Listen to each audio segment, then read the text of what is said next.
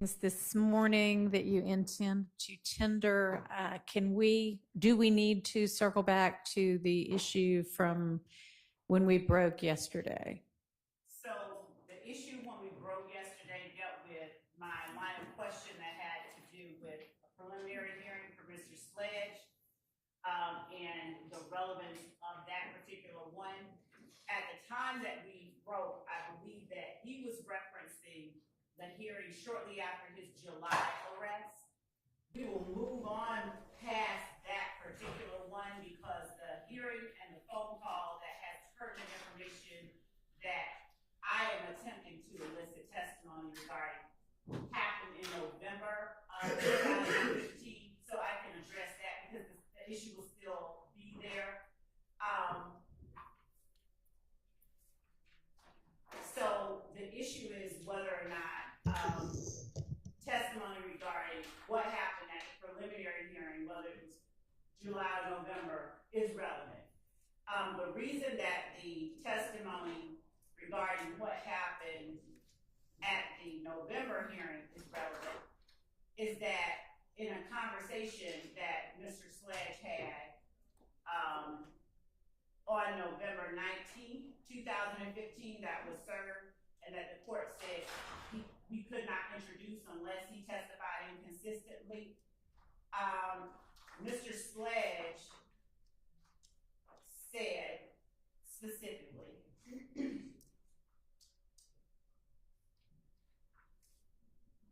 after talking about getting money for a bond, which is not what we want to get into, at 3 minutes and 18 seconds into the phone call, he says, "Them folks threw Shannon under the bus, man. That in Summer D ain't right either, boy." And the girl said, "You're lying." And Sledge says, "Man, he told on that boy, man." The young person with whom he is speaking says, he said, 2 people wrote a statement on you. She's talking about the detective, I believe, and the girl says, "Woody." And Mr. Sledge says, "Nobody wrote a statement on me. One dude wrote a number." And the girl says, one witness saw you there.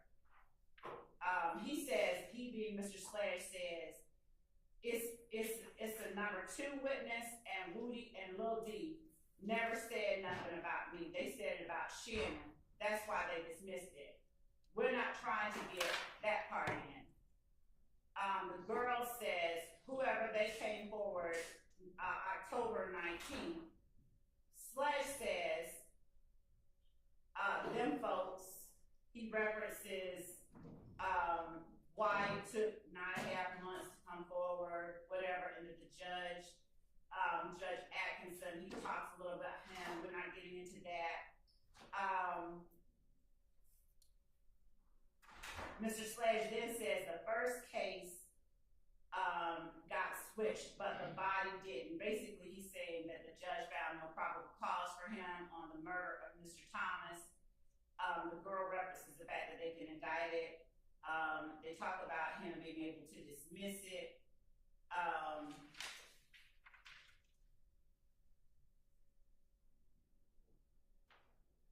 The young woman asked, what did they say about Shannon and 30 Deep? 30 D, meaning Mr. Garlington. Mr. Sledge says, man, 30 D brought his name up. Booty brought his name up. I knew YSL D.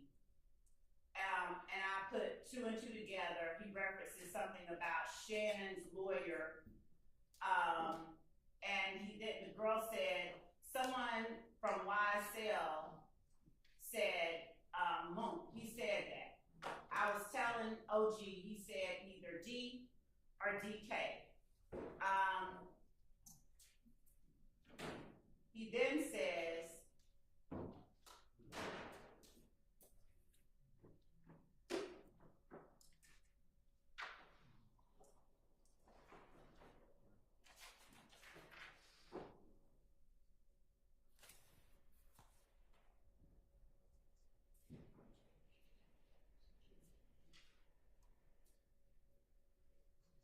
I'm looking for the literal quote, but I'm going to summarize it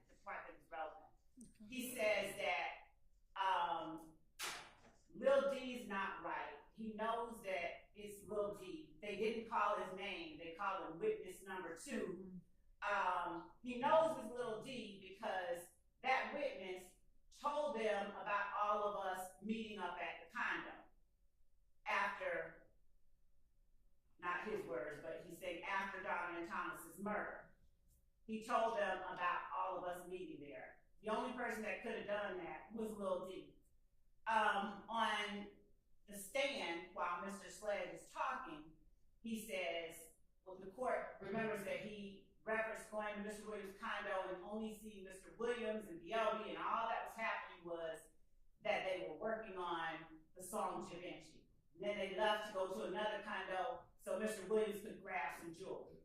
And then maybe while he was there, he got a call from Mr. Copeland. Mr. Copeland came over, he can't remember, but he doesn't remember who all was there or what, who all might have been there. But there really wasn't a meeting up there. And on the phone call, the reason that he surmises that it was Quindarius Zachary who told police the information they were able to share at his preliminary hearing is because the details that Quindarius Zachary gave were details that only Quindarius Zachary would have known, because drawing the inference from what he is saying, Quindarius Zachary was there, he was there, the rest of them were there. Nobody else would have known. They were all there but Quindarius Zachary. So him saying, hearing what he heard at his preliminary hearing is what led him to surmise that it was Quindarius Zachary who had told. And Quindarius Zachary had not told him, Antonio Sledge, anything about what he told the police. He just told the police. And then the police, trying to protect Quindarius Zachary, uses witness number 2. So those links are necessary in order for me to be able to put before the jury the fact that, one, Mr. Sledge and other people that they will later hear about were in fact meeting up. They did meet up at the condo, just like Mr. Sledge said in his factual acknowledgments.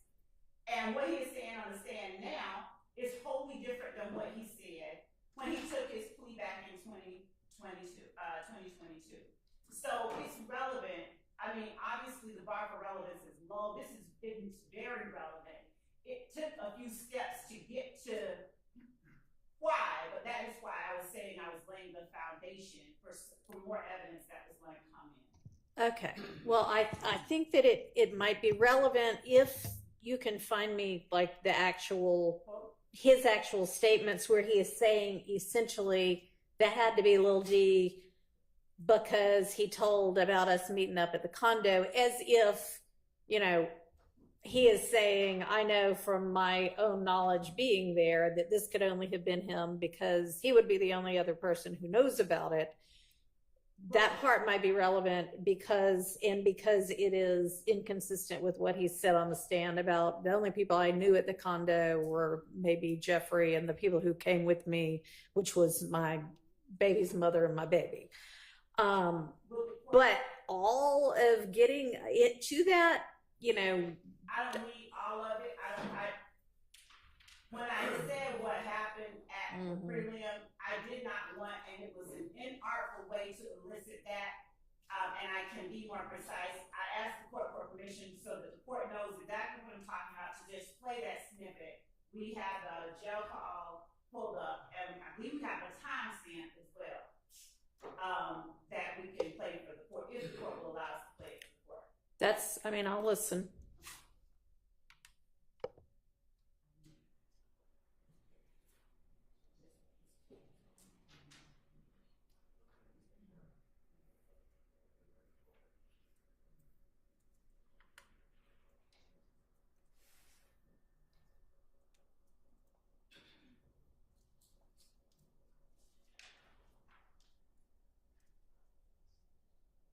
And as well, Mr. Sledge denied having any knowledge of any members of YSL speaking to the police. That is something else that he talked about yesterday.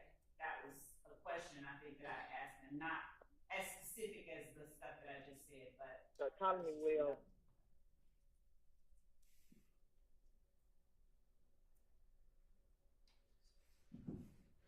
And also, in this part that the court is gonna hear, he says he put it together because that witness that they did not name was buying guns for people within YSL.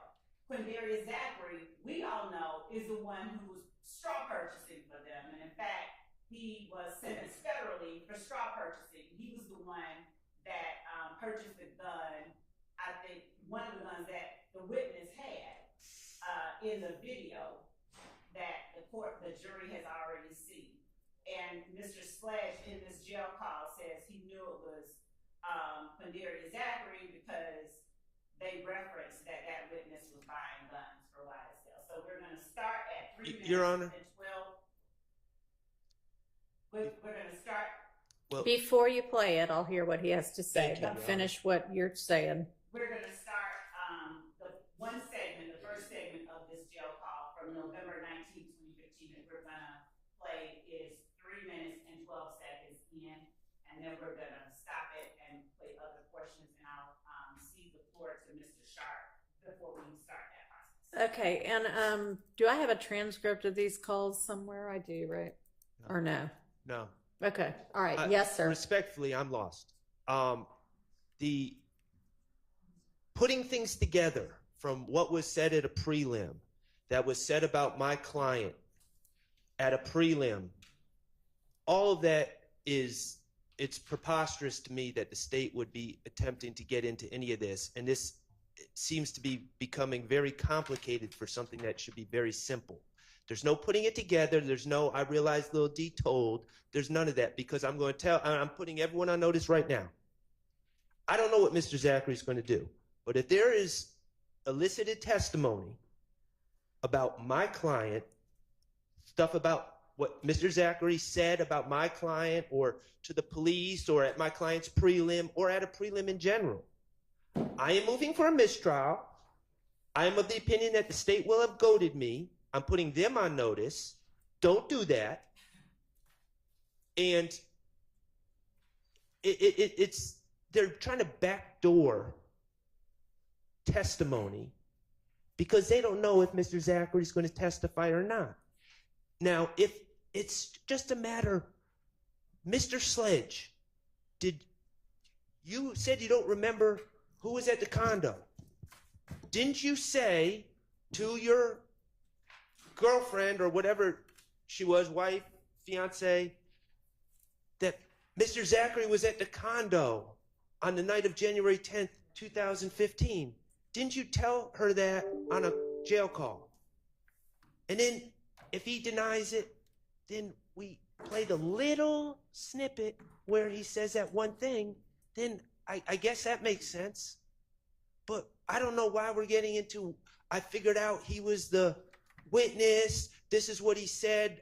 This is what he said about me. This is what he said about Shannon. He must have known these details. Why are we doing this? May I respond, Your Honor? Yeah. Two things. One, this notion of goading into a mistrial and don't do something is not anything that I can respond to, because that is wholly wrong. The fact is, every defendant knows that the state has a good faith basis for putting forth the knowledge that Mr. Sledge had regarding what Mr. Zachary said.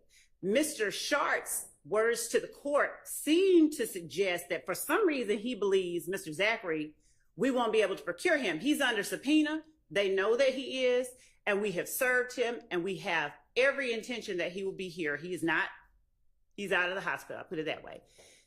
We have the statement that Mr. Zachary has given to the police. We have served it. They know what he said. Mr. Sharp is well aware what Mr. Zachary said about his client. The reason that what Mr. Sledge tells his girlfriend is relevant, and the reason that there are those steps that have to be taken, is that Mr. Sledge, as I stated earlier, surmises, he realizes who it is because of the facts that Mr. Zachary shared with police, that police then told about under the label of witness number 2 at the preliminary hearing. Mr. Sledge doesn't say Zachary lied. Mr. Sledge was there. Mr. Sledge has actually said he was there. Mr. Sledge is the one that gave the state, and unfortunately, we may have to impeach him on that with other evidence. He's the one that gave us the statement, we met up and Thug gave us money to lay low. All of that aside, I have no words for the whole goading stuff because that's not what we're doing. We would object if Mr. Short even makes Okay, one. let's just get to what it is that and I don't know why the part about guns is relevant if you are telling me that he essentially says, I know that's little D because of what he said about us meeting up that only he could have said. That's the part I'd like to hear. And that's the part that might be admissible as a prior inconsistent statement. So let's hear that part. Right. Move to the part where he said he knew it was little G. And I guess the guns part, I mean, I guess he did say he never sold. He doesn't know if Zachary's selling anybody guns. So, you know, I guess that could be a second prior inconsistent statement. Yes. I don't know. I'm not in Mr. Sledge's mind. I don't know his reasons for it, but that was an inartful question from the state because I don't think the truth is that Mr. Zachary has sold guns to different alleged members of YSL. I think the allegation is that Mr. Zachary was a straw purchaser. I wouldn't call that selling a gun. Yeah. So, I mean, it may be that if you want to get that in, you need to ask different, more specific questions. But let me hear the part about the meeting up, Yes, whatever he says about that. We're going to start at 1321.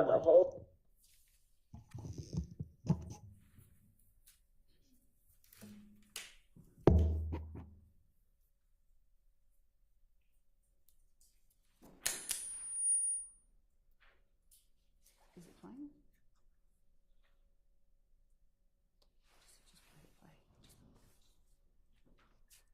We're starting a little bit before. About the whole situation, I really they told them, they said Noah was there. Oh, girl said it, though. Oh, girl said he went, well, you know what's going on. Yeah, you know what I'm saying? The whole situation, whoever witness number one is, they thought Noah did. Cause he say, you remember when we talked on the phone, he's like, boy, you didn't know nothing about it. You was in the blind. They told them folks did. After Lud got killed, all of them met up together and went down Old Boy house. Them made that word. That's how you know it's deep. Which so when y'all got that, what Shannon said. But that, cause they sent me back before Shannon, cause Shannon was still up, so they.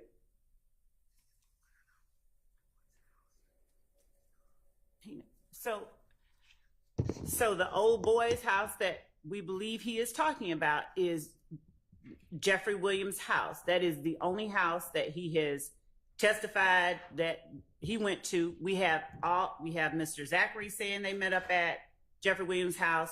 We have other people. It's not like we do not have a good faith basis for knowing and realizing that's who they're talking about because Mr. Copeland. Okay. Anyway, that's witness one, not witness two. My apologies. Anyway. Why is my client's name coming up in that conversation? There's no inconsistent statement that would lead to admissibility. Why is that in the courtroom anyway? Is that somebody, what? Is that somebody who has a Rule 22? Go back up.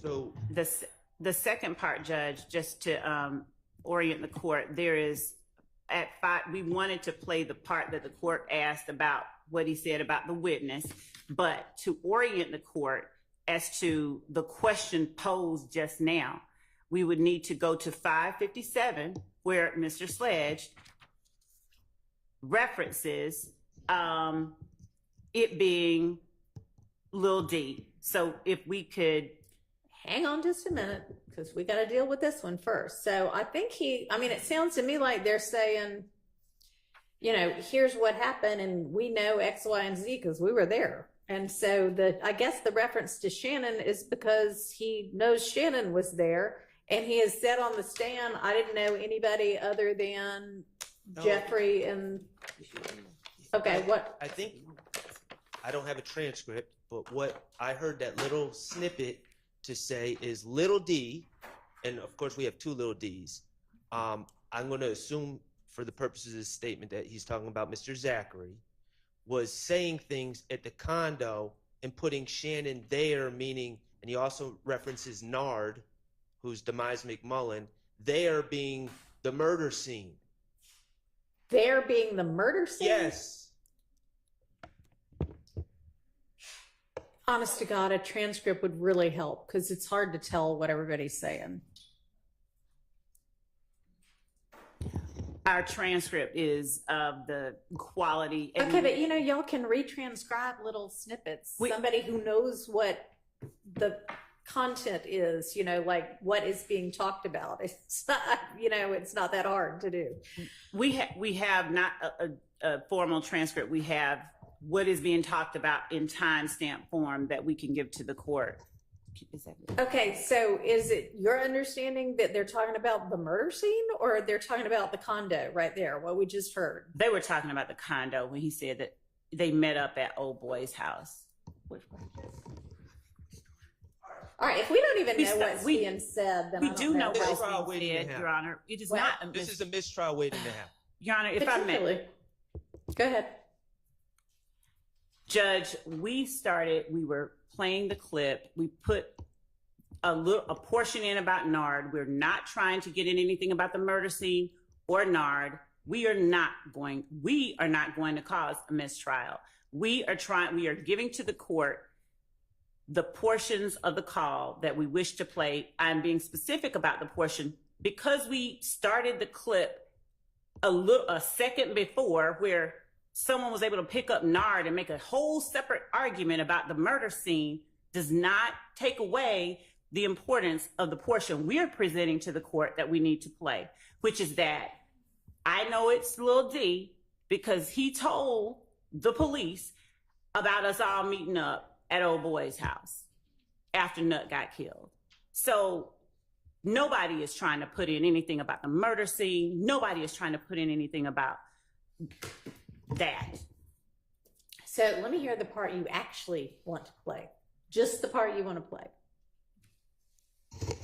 So, Your Honor, is it at this time that we're allowed to play the portion I told you that gave some context to we had a specific part the court just asked us to play that we played.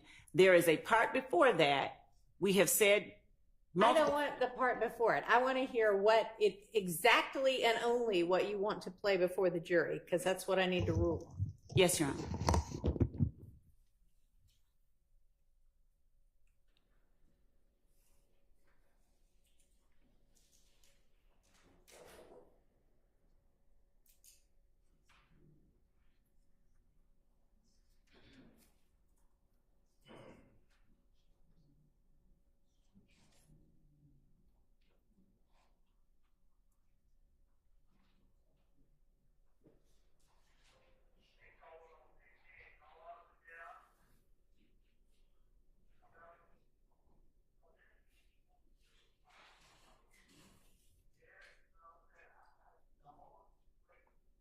Nobody can hear it. Okay, they're just trying to figure out where to start.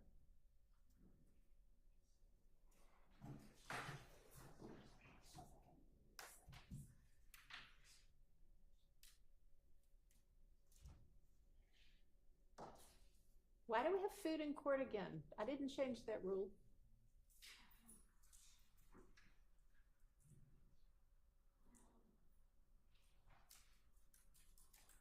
No food in court. Somebody please retrieve the banana and take it back to the back.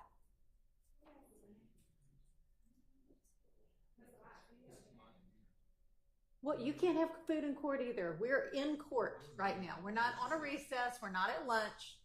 Put it back in your briefcase.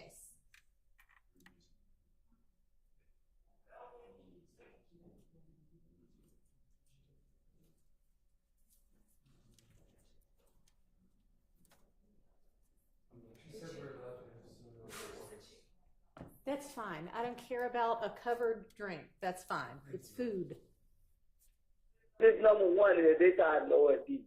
Cause he say, you remember when we talked on the phone, he's like, boy, you ain't know nothing about it. You was in the blind. Mm-hmm. They told them folks deep. After Lud got killed, all of us met up together and went down over house. Them made that word. That's how you know it's deep.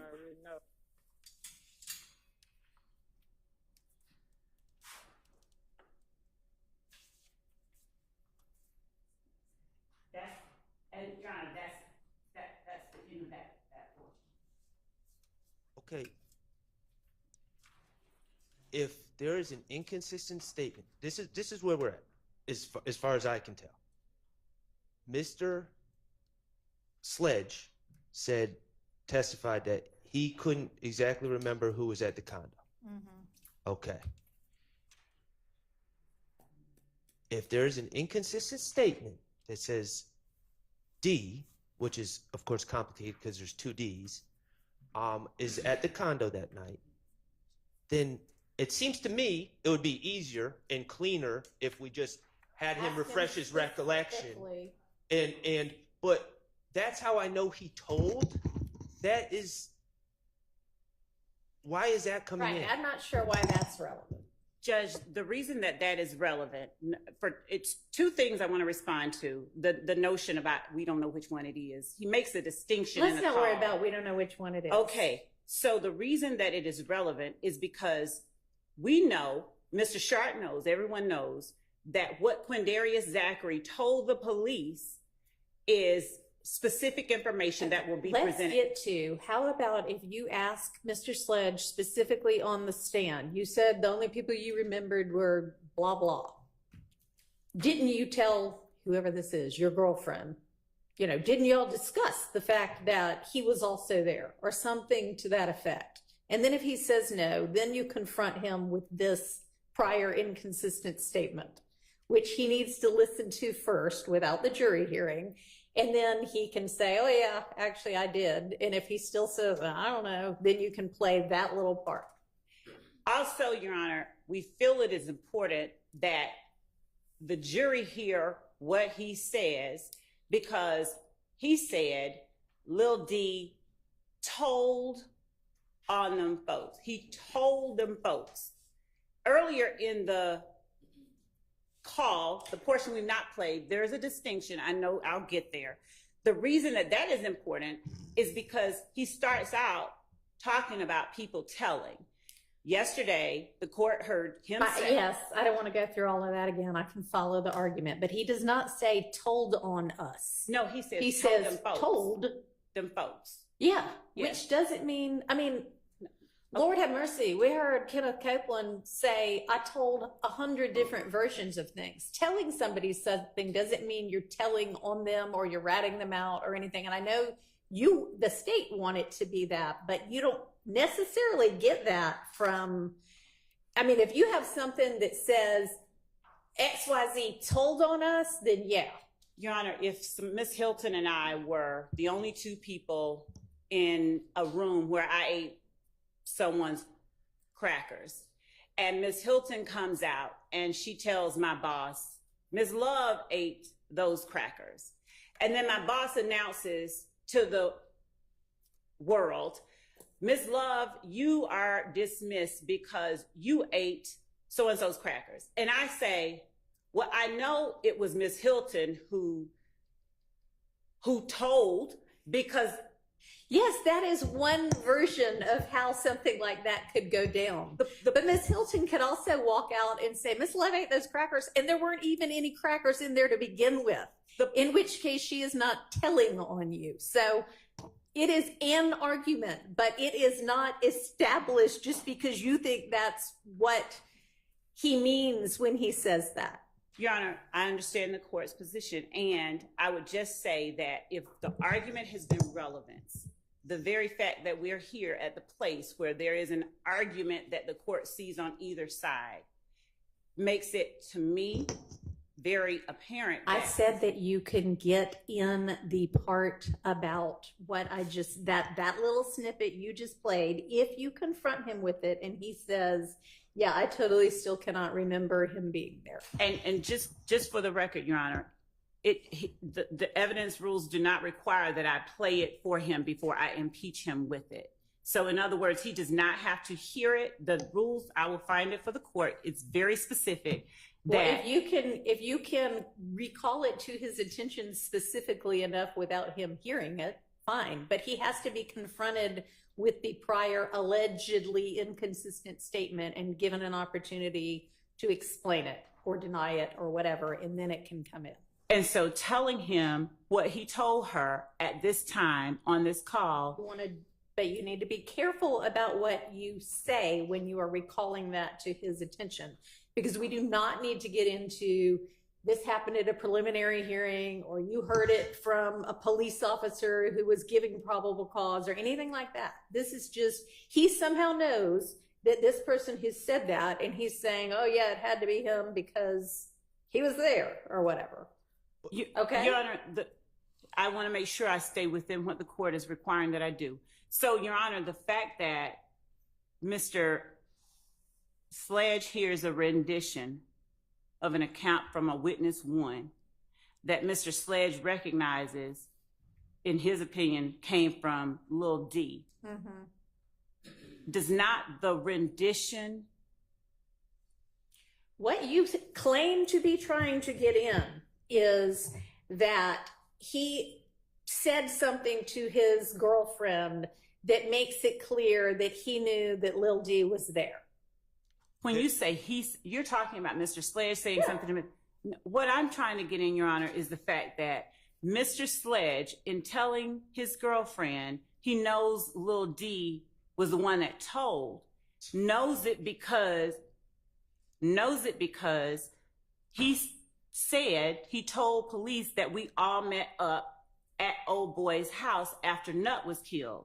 That part, we all met up at Old Boy's house after Nut was killed, is the part that I'm talking about. And earlier in the call, and we don't even have to, I won't even touch the call before whatever break the court has, if it is not resolved, obviously. But earlier, he is talking about defendant Stillwell, and he is talking about at 5 minutes and... This is the part we haven't gotten to yet. Because I'm willing to listen to that also. I'm just trying to resolve this one first. Your Honor. Yes, Your Honor. The state began this whole discussion saying that they want to impeach Mr. Sledge with a prior statement because he said that he didn't recall who was there. So that's what this whole thing was about. Now we're talking about he told. And I'm going to go back to the same thing because I don't understand what's confusing about this. He was at the whole part about yesterday where Mr. Sledge said, no one told me what they told the police. Right. Mr. Sledge was at a prelim. I know, which is why I'm saying she can't get into that part. But it's not the prelim itself. It's also clear that he got this information from the officer testifying at a prelim. Right, which is not inconsistent with him saying, nobody talked to me about what they said to the police. I said that yesterday. Okay, I got you. I got you too. I mean, I understand what the issues are. Well, all right, so let's listen to the second one.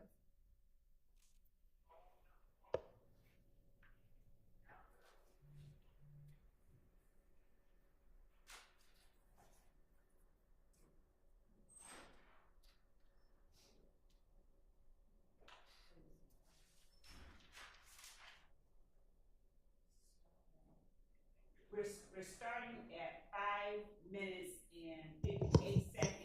There's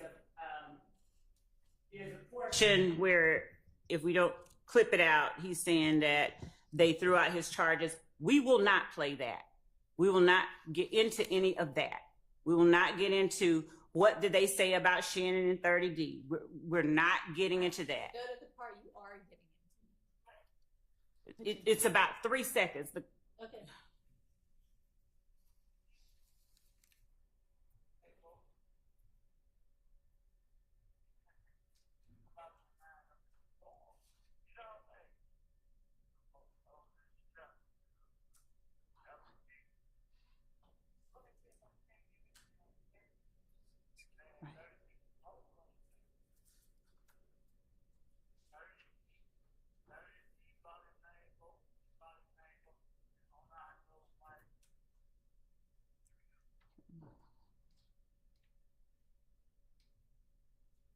We might have to go back.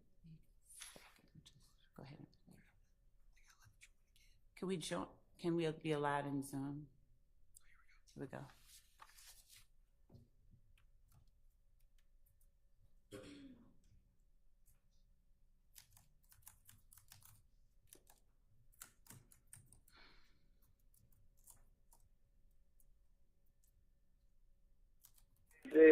Because I put 2 and 2 together. Because Shannon lawyer. So then when he said somebody from YSL they stood that. I mean, he said they saved Moon. He said they had another person they saved Moon. He said that, and I was telling the OG. He said either D or DK. I was like, I don't think it's DK. It's D. It's D, man. Because they said, you know, Shannon got a paid lawyer. So Shannon lawyer like, yeah. So Shannon lawyer like, how could a person that they saying is buying guns from the YSL make a statement on? See, they were trying to hide these names, but he said that, and that's how I know it. No. Okay, we don't have a problem with that. Okay, so I guess next issue real fast is the portions of the plea presentation that Ms. Love forwarded and Mr. Atkins forwarded this morning. And there's one more as well. All right, any issue with the parts that she intends to play? All right, well, she gives a description kind of I don't know that we, as long as it's just walking through those factual assertions, I don't know that you need, I think you can probably tell from just the description of where she's picking up, what she's talking about, but what's the other portion? No, not another portion of the videos. What? Oh, another issue. thing to raise. Okay. Correct. So State's Exhibit 425Y, when we presented them on our, I think, admin day, I believe that the request was made to remove commentary, and there was a phone number on State's Exhibit 425Y that the court said the court did not find relevance, I think, in the post until it became apparent how it was relevant and so forth. Yesterday, when presented with State's 425Y with just the phone number and none of the context, the witness testified, I don't know what that was, but I'd like the court to see the full exhibit with all of it. So the first portion of this post, to make the record clear, this is a post with Mr. Sledge taking a selfie, literally looking up at the camera, holding his apparently recently born child in his arms. The first post by the real Toonk, which the witness has said was his name, says, "I woke up like this." And then the real Toonk tags AK2 Success and says, "My baby." Then the real Toonk says to AK2 Success, "Thank you, sis." And then Katini says, "Such a good father. Keep up the good work, brother," at YSL Toonk. Okay. Then the real, you can publish it, I need the record to reflect it. The real Toonk then says, at Kahenti, "Thanks, sis." And then he thanks someone else. Okay. after another person congratulates at YSL Toon, Pizzle Dope says, "Say Slime, what's your math?" Then the real Toon says, at Pizzle effing baby, "What the move, Slime?" And Pizzle Dope then says, "Trying to see now, send your number." And then the real Toon tags Pixel effing baby and gives his phone number. Okay. So the context is key. Okay. So Because he said, I have no idea what any of my Yes. phone numbers were, and you need to establish that this phone number is clearly his phone number because he's the one sending it. yes. All right, there shouldn't be an issue with that now now he said he doesn't know his phone number. Anybody have an issue with that whole thing coming in? Or you could just try to refresh his recollection with it first. That's what I was going to I'll suggest, try. Your Honor. I'll try again. Okay. And I then know I if that did. I still did. doesn't work, And to be clear, we obviously did try to refresh his recollection with the phone number, but we'll see Right. if the context okay. further Okay, refreshes. that should be fine. All right. Have y'all had a chance to look at the portions of the? They have the original, but I can pass it over. Okay. Coming back to the factual assertions, plea colloquy. I have not. I didn't even realize there was an email sent until Okay. just Well, now. So if I could. how far into how much longer do you think you have with Mr. Sledge? I expect it to be through probably within no under 2 hours, probably an hour Okay. and change. So by lunchtime. yes. All right, so maybe you'd be doing all of this before we break again, so we need to go ahead and sort it out now. Do y'all need, what, 5 minutes? And I can Okay, all right. Yeah, we'll recess and let y'all watch it.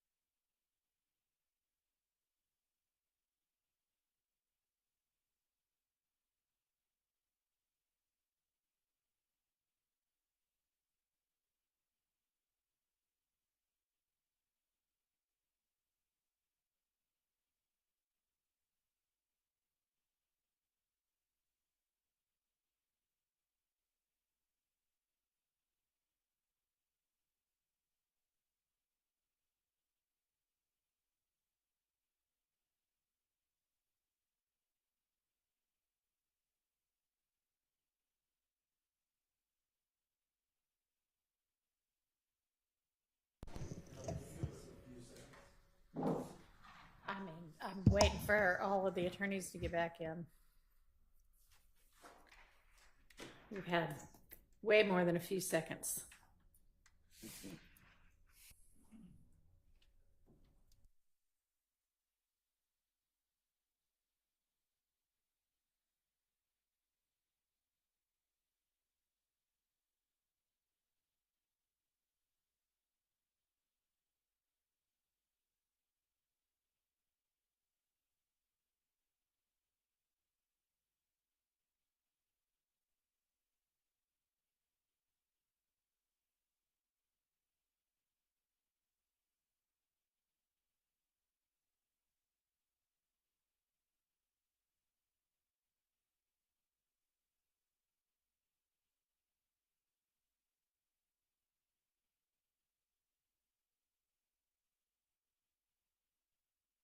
This colloquy. So Your Honor, the state has now sent to counsel for the defendants and to the court, I believe you did something, the edited version so that there is no starting, stopping, or muting. It has the portions we referenced that we intended to tender as either a prior inconsistent statement, contradiction. It has what we referenced. Okay, well, I wasn't able to access it because I don't have the permissions, but I mean, I can tell what Did you send that? parts, I think. Is there an objection to that? So, Your Honor, we have not reviewed the edited version. So, because we were. All right, well, I'm going to assume that what Ms. Love says is in there and out is what's in there and what's out. So let's just take her at her word as an officer of the court. Okay. And we, as I understand it, the state's attempting to introduce this as prior inconsistent statements. My response would be twofold. First of all, I don't believe that they're inconsistent with the testimony. Secondly, to the extent they are inconsistent with the testimony, Ms. Love has already read the factual acknowledgments and confronted him with them during her direct, is my recollection. she actually hasn't. She's gone through, I think, some of number one, but the ones that like 7, 8, 9, and 16, she hasn't read those out. Okay, well, that my recollection is, and I'm not. Have you, saying I'm Ms. right. Love?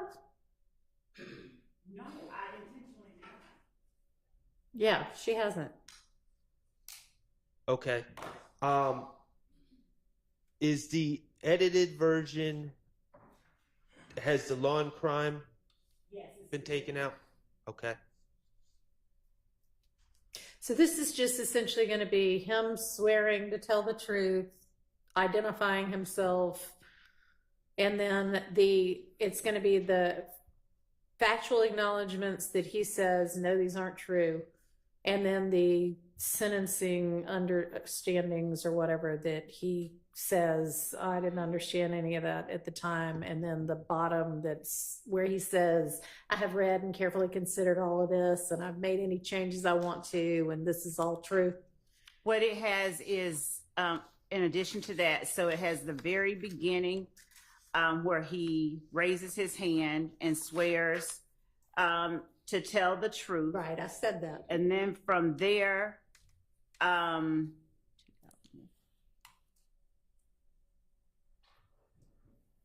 I asked him if he understands the charges. It's basically from there, I'm reading and asking whether he understands his charges, the sentence, and the special conditions of his sentence.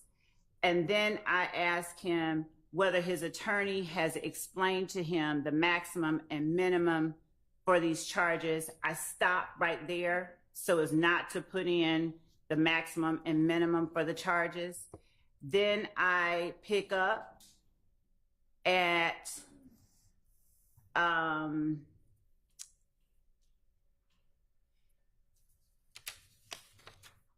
Your Honor. asking, Yeah. who, While I we're- mean, it's essentially what you sent and described in the first email of this morning, right? yes, Okay. yes. in Your Honor, I just want to be clear, to the extent, and you haven't ruled yet, and to the extent that this is allowed in on cross-examination, the state is keeping out the maximum minimums. Gets a little complicated because we need to, through cross, talk about what he has over his head, his bias, his motivation to work with the state. Okay, well, I don't think he's working with the state from his testimony, but Well, he sure, you can. on December yeah. 28th of 2022. Yep, And at one point, and the state drafted this document, not us, yep. they said the state will be asking for the maximum. So at that point, the maximum, at least for the gun charge, is going to be revealed. I know that sometimes we don't like to say what charges carry that our clients are Right. facing, but the state said that they're going to ask for the maximum, and we need to articulate what the maximum is. I just wanted to be All right. clear. That's y'all's choice. Okay. Okay. All right. So is there objection to the portions that Ms. Love is proposing to play? We just have an objection to the extent that we don't feel that they are prior inconsistent All right. statements, but we're going to. All right. go Well, with the I'm juror ruling rule. that they are prior inconsistent statements. So this is in when tendered. And Your Honor, I do want to make clear so that there is no confusion for any record later on. The special conditions of his sentence are not portions that were asked about, but they are portions that give context to what he is saying he understands. So when I read the charges, for instance, his current charges, his negotiated sentence, and the special conditions that he shall abide by, all of that, it gives context to the fact that he said he didn't understand it. So I did not ask him, hey, is this a special condition? Is this a special condition? But I included that in there for context for the rest. So I need to be abundantly clear. What I am saying I am playing is exactly what I have indicated in my email to the court and counsel. And the reasons for it have not changed, but I needed the court to hear that part.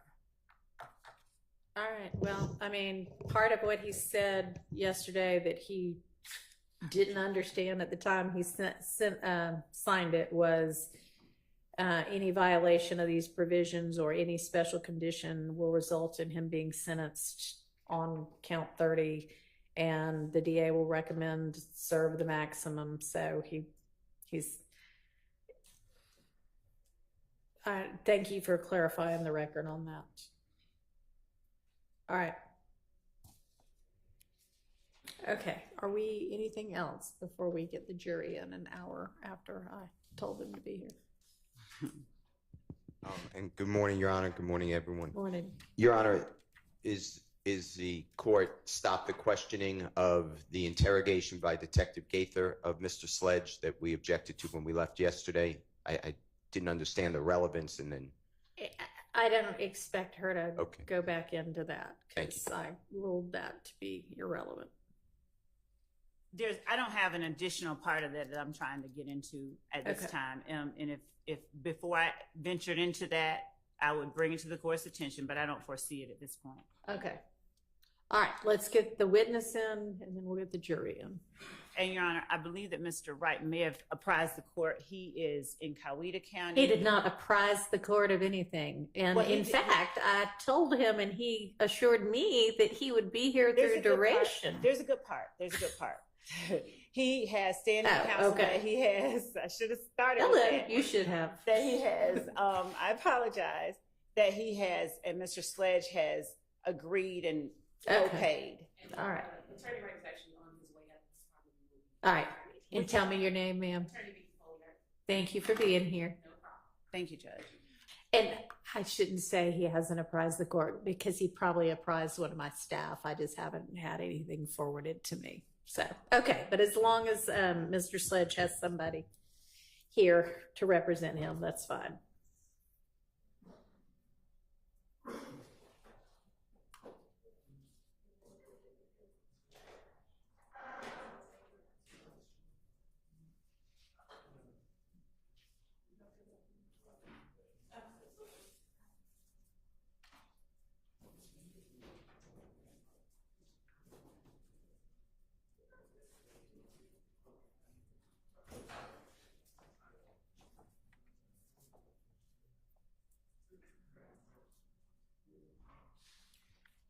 I will go ahead and get the jury, please. You can come on up and take a seat.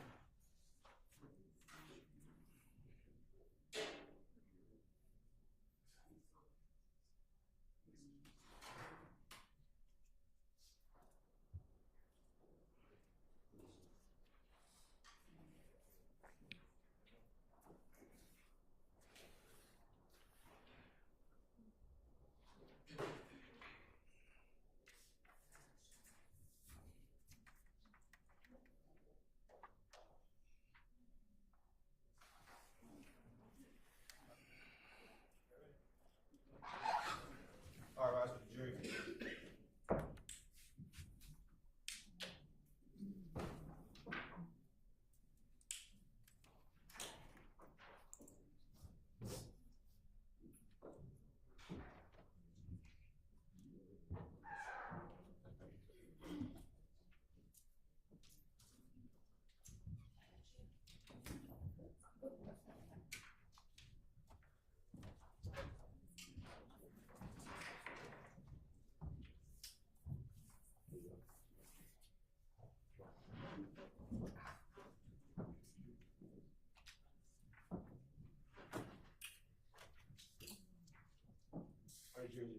Thank you. Good morning, ladies and gentlemen. Thank you for your patience this morning. We started before y'all again, but we weren't able to get through everything. So that's just, you know, how it happens in trials sometimes is we have to deal with issues that require y'all to be patient. So thank you for continuing to be patient. And we're ready to continue now with Mr. Sledge's testimony. Ms. Love, go ahead. Thank you, Your Honor. And good morning, Mr. Sledge. Good morning. Mr. Sledge, yesterday I showed you an exhibit, 425Y, to see if it refreshed your recollection. I'm going to show you what I will label as 425 Yankee Alpha and see if this exhibit refreshes your recollection regarding your phone number back on December of 2014 and in 2015. Okay? Yes. May I approach? You may. And don't read it out loud, but is the photograph depicted in 425 Yankee Alpha the same photograph that was depicted in the exhibit you saw yesterday? Yes. And is that you and your child in that photograph? Yes. Do you recall how old your child was in that photograph, approximately? No, I believe he was just born. I don't. He was just born? Yes, I don't exactly know how old he was on that photo. That's fair. When was that baby born? Ms. Love, if what you want is the phone number, let's cut to the phone number, okay? I'm asking for Let's get a move on it.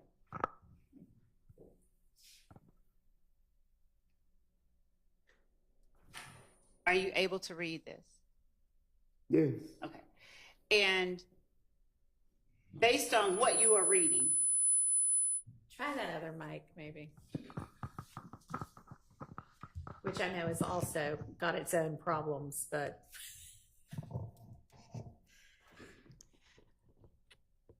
do you recall making the posts that you see in the sidelines of this photograph?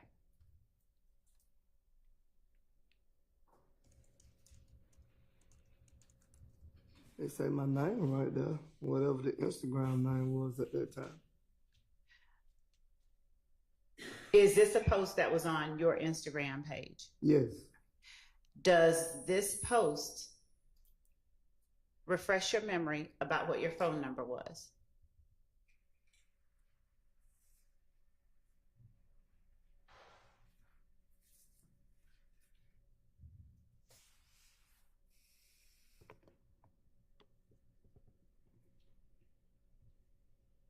Yeah, it looked like something I wrote.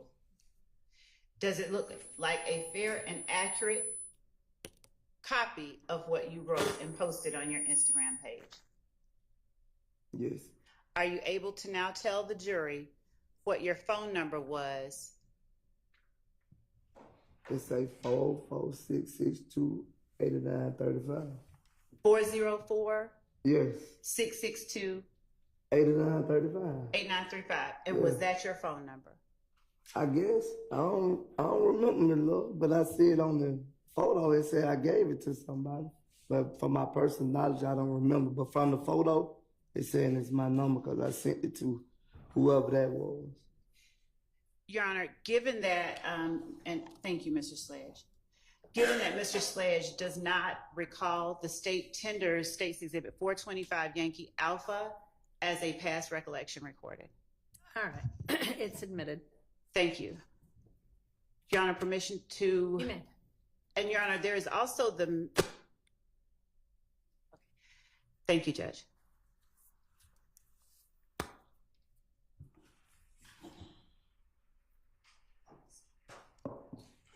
Could you zoom in? All right. Mr. Sledge, would you read the first post that you made? It said I woke up like this. And then what's the next one? My baby. And are you responding to someone, tagging someone, saying that? Yeah, it said thank you, sis. All right. And is that at K2 Success that you're telling that it's your baby? Yeah, it do. It say thank you, sis. All right. And what's the next line? Such a good father. Keep up the good work, bro. And then who is that person talking? It said thank you, sis. Is that person writing to at YSL _ Tunk? Yes. And is that Kahenti, Kahenti, that made that post? Yes. In response, do you then tell at Kahenti, thanks, sis? Yes. And then do you tell someone else thank you? Yes. Does MDBNELL congratulate at YSL _ Tunk? Yes. After that, does Pizzle.dope ask, say slime, what's your math? That's a number thing. I don't know. I see the pound sign number for a number Do on you my see? side. Okay. If you pay Right here, do you see say slime, what's your math? oh, okay. I see it on now, but it don't show right here. You don't see say slime, what's your math? Oh, okay, right there. Okay. Okay, I was looking right there. that's okay. And then, do you respond to at Pixel effing baby, what's the move, slime? Yes. And then does Pixel.dope respond, trying to see now, send your number? They Yes. use a hashtag. Yes. And then do you respond to at Pixel effing baby 404-662-8935? Yes, but yes, go ahead. Yes, I respond to that. You're able to say whatever No, you need to go. explain. I respond to that. Okay. And was this post made around the time that your child was born? Yes. All right. Now, can you tell us when your child was born? I just remember December, around December or something. December, what year? 2014, I want to say. Thank you.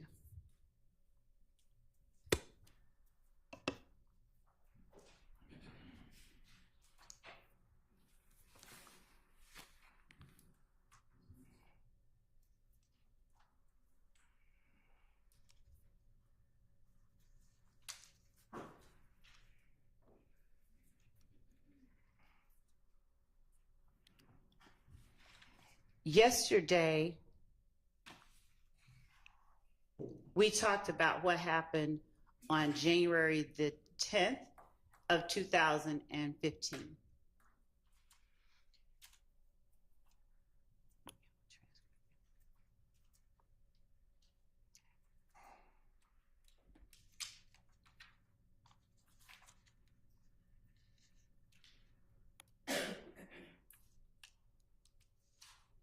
Has any part of what you told the jury yesterday changed regarding what you recall happening January 10th, 2015, after you learned about the murder of Donovan Thomas? You gotta refresh my memory. I don't remember. Do you remember what happened after you learned about the murder of Donovan Thomas? No, could you refresh my memory? So is it your testimony you do not remember what you told the jury yesterday? I'm not saying that. I'm just saying I don't remember right now. If you could show me, then I can. I don't remember right now. Did you testify yesterday that you got a call around 10 something p.m. or you got a DM Yes. that indicated you and someone else were responsible for the murder of Donovan Thomas? Yes. Do you now remember what you did after you got that DM? No, I don't think I said. I remember saying that I went to Mr. Jeffery's house.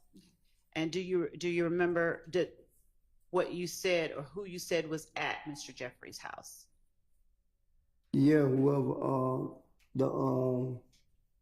I don't know if he's the cameraman or he just do the videos. I'm not for sure about that. All right. And is it still your recollection that only Mr. Bean, you, your child's mother, your child, are the people that you recall being at that house on 10th Street? I told you it was other people there, but I don't know the other people. Did you also testify that none of the defendants in this courtroom were there? I said, I don't remember seeing none of them. Now, that's what I said. Okay. And thank you for clarifying. You said that yesterday. Is that still your memory today? If you have anything to refresh my memory, Ms. Love, you can show me and then. I appreciate that. But I don't remember. Okay, so that's still your memory today? Yeah, that's my memory today. I don't remember. And what about when you went to Mr. Williams' second residence? Today, do you have any further memory about who all was at that residence? No, if you have anything that can refresh my memory, you can show it to me, but I don't remember. Okay. And do you not remember any of the defendants in the courtroom here being at that residence? I don't remember. Objection asked and answered. Okay.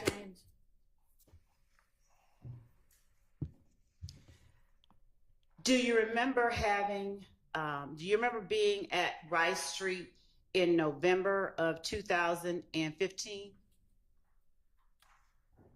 November, yes. And while you were at Rice Street in November of 2015, do you remember calling and speaking with your child's mother at various times? I talked to her a lot of times, so you have to refresh my memory. Would showing you a rough transcript of that call refresh your memory about what was said during, or let me ask you this, do you recall talking to your child's mother on November 19th, 2015 at 8:03 p.m.? I don't remember the dates, man, love. I talk to her most every day, so I don't remember the exact dates. Would showing you a rough transcript of a call refresh your memory? Maybe if you show it to me, yeah. All right. Your Honor, we will label this states 448 Yankee, and it will not be for the purposes of admitting for the jury, just to refresh his recollection.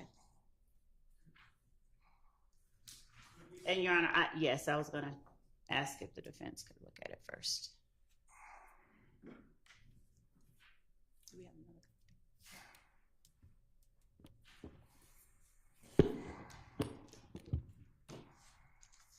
You got it?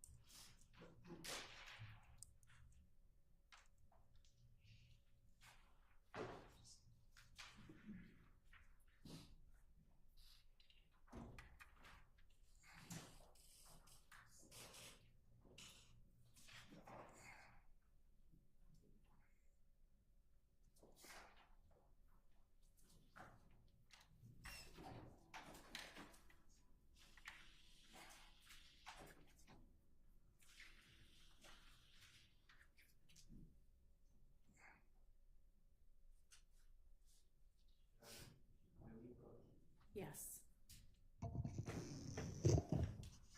You want to witness to swear?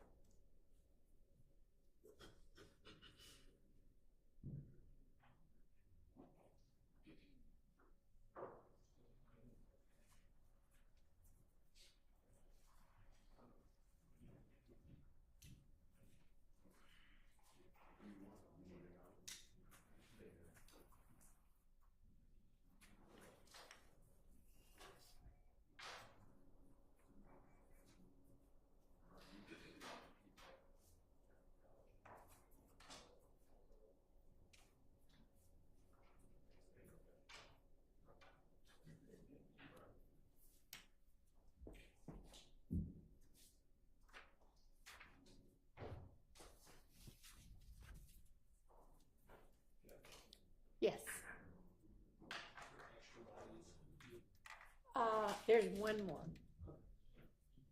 Your Honor, Ms. Matthews, there's an extra one on our table.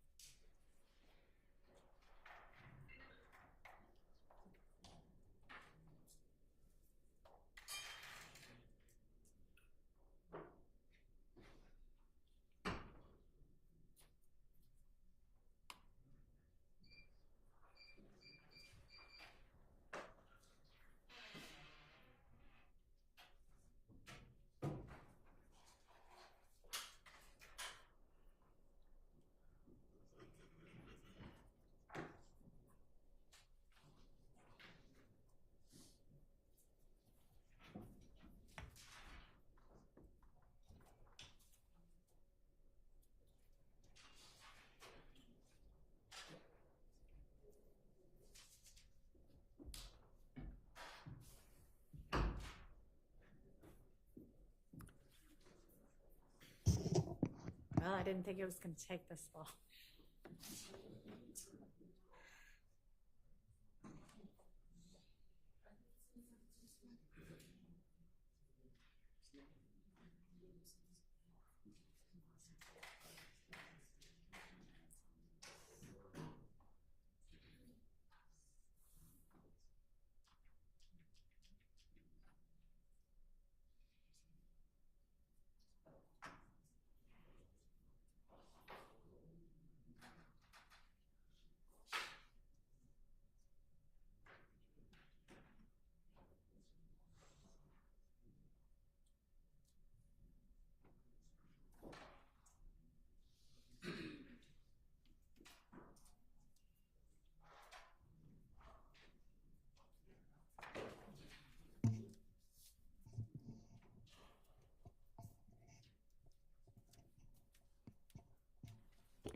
Your Honor, Mr. Sledge asked if he could have a moment to read that with his attorney. All right.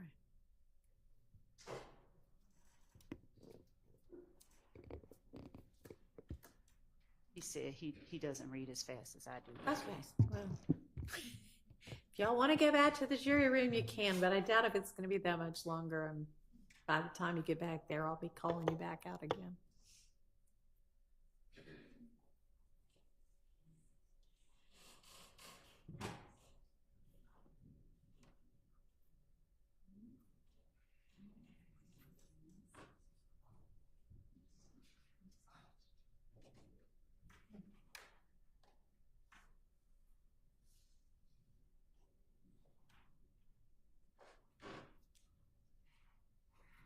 Your Honor, may we approach with a member of the defense about a correlated matter?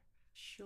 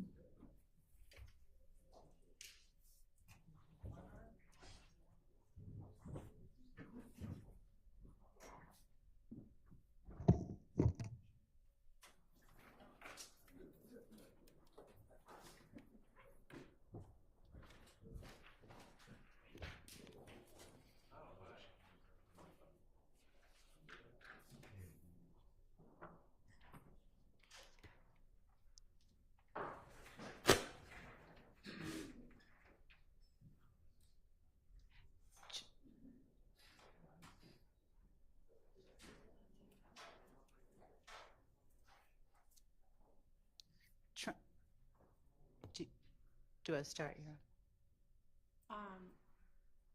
Yeah. Trying to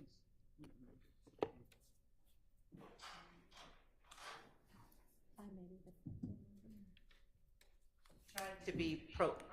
I think that's because I have this guy.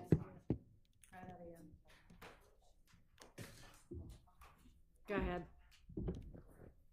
Trying to be proactive, Your Honor, based on our outside of the jury conference earlier this morning regarding that jail call.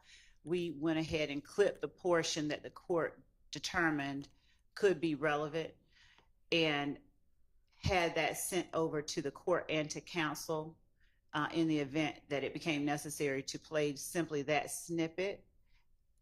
We sent that so that if there was any disagreement that that was the portion the court acknowledged may be relevant, counsel could let us know. We were offering it at this time. I don't know whether the transcript we've provided is going to refresh Mr. Sledge's memory or not. He's having a conversation with his attorney. Okay. I was under the impression that we litigated this morning and that the state, and then you asked the state to play it, and the clip they played was talking about what Shannon's paid lawyer said. Right. I don't think that's this. I think what she has just sent us is that first part we talked about. That is the transcript that he's looking at now. Okay. I don't know how that could be 28 seconds, but I don't think it should be 28 seconds either. So I'd like for us to. Can we play it for the court?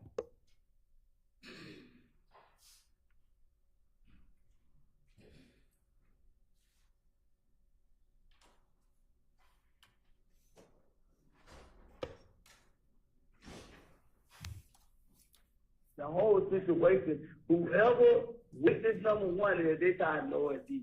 Cause he say, you remember when we talked on the phone, he's like, boy, you ain't know nothing about it, you was in the blind. Mm-hmm. They told them folks D. After Lud got killed, all of them met up together and went down old boy house. Them made that's what. That's how you know it's deep.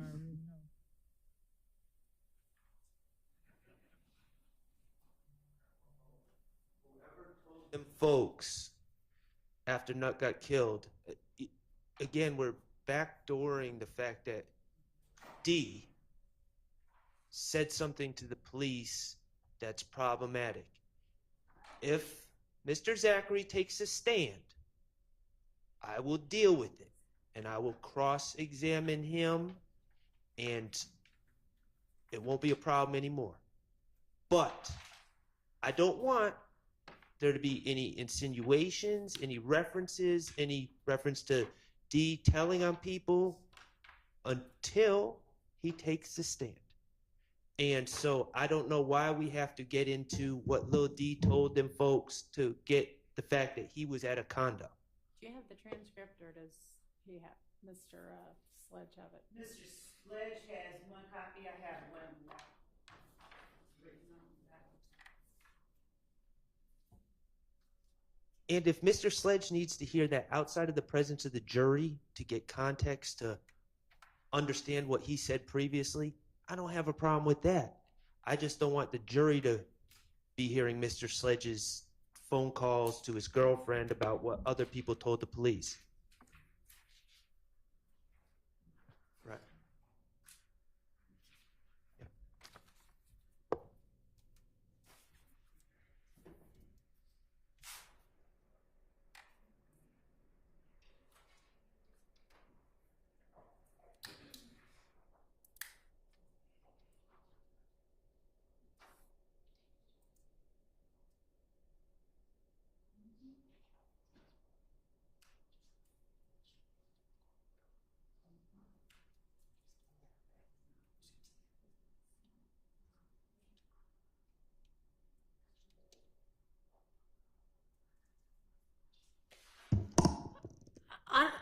I think you could accomplish the same thing if you just cut out the witness one because part. I mean, what you're asserting that you want to get in is, I heard that he said these things, and we know it's him because of exactly what he's saying.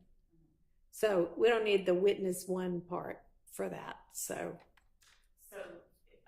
we will have Mr. Makins take out witness one. and just start with he say.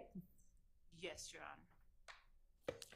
And I don't have the transcript in front of me. I don't have the call memorized, but I did hear we can play it again. He's telling them folk what he told them folks. Yeah. The whole point of this is just, was Mr. Zachary at the condo that night or not?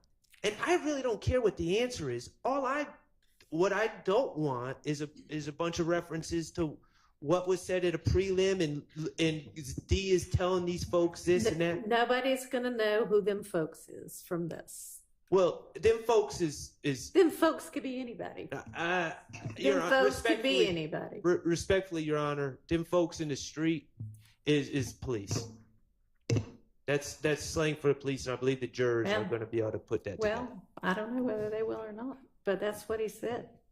Well, I understand that's what he said, but I don't believe that just because he said it, it's admissible, him talking about what Lil D did, respectfully. If Lil D takes a stand, we'll deal with it. Okay, well, maybe he'll just remember that Zachary was there after all. And Your Honor, again, we gave that to him to refresh his memory about who all was there. What I started the questioning with today was, do you have any different I memories? understand. I was here. All right, I'm going to hand this back to you. But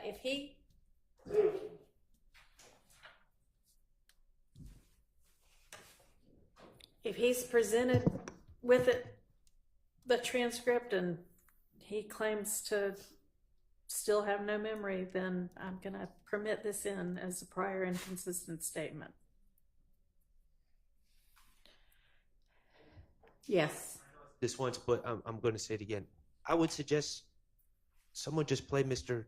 Sledge's recording and then see if that refreshes his recollection outside the presence of the jury. I asked him, I asked him, do you want me to play it for you? You want to take the transcript? He said, I just like to read it. I just need more time. That's what just happened back there in the presence of his lawyer and chief investigator, Long. Anybody want to ask? Okay, can I go talk to the witness and ask if he wants to hear the I recording? appreciate it if the witness would be allowed to talk to his own attorneys. Oh, I guess only the state gets to talk to him. Okay. Well, you are the one, Mr. Shard, in fairness, that asked for a bench conference. You're right. And suggested that Mr. Sledge be apprised and that his lawyer be apprised as to maybe what should and shouldn't be said from that transcript. And that is why Ms. Love went out and gave them that transcript. And Your Honor, I was under the impression that this whole thing about the call had been settled. Apparently I was wrong about that, but if he needs to listen to the call to refresh his recollection, I don't have a problem. I'm just Well, you know what? If he comes in and he says, yeah, that still doesn't help me, but if I could hear myself say it, then maybe that would, then we'll take it from there. Okay, thank you. Do we think maybe he's ready, or is somebody gonna let us know, or? I told him to come back in, but I'll send someone out to see. Or, I mean, his co-counsel could do it. She's still here. That way there's no kind of, one side gets to see Mr. Wright more often than the other side.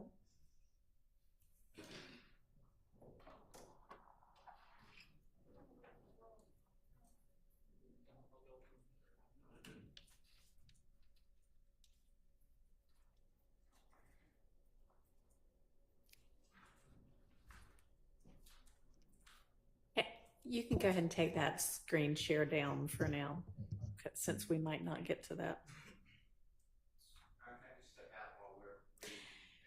Yes. 5 more minutes. Anybody else need to use the bathroom? Okay, can you do it quickly, because I don't want it to turn into another 20-minute recess. And there was not any. We've had about, 5 minutes of actual trial time today so far? There was no objection to the plea video, right? Hmm? There was not an objection to the plea video, right? No one has voiced one.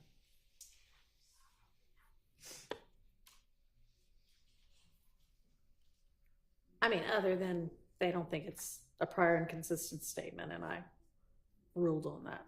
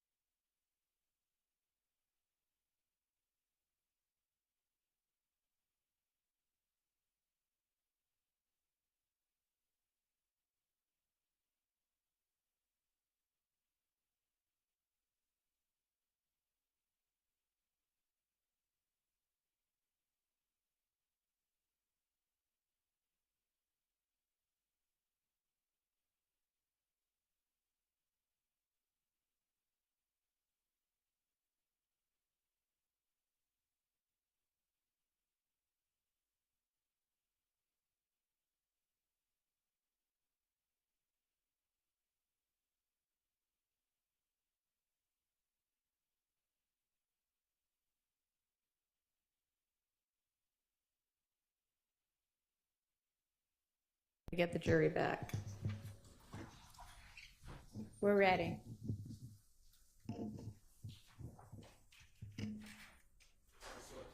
Yes, sir.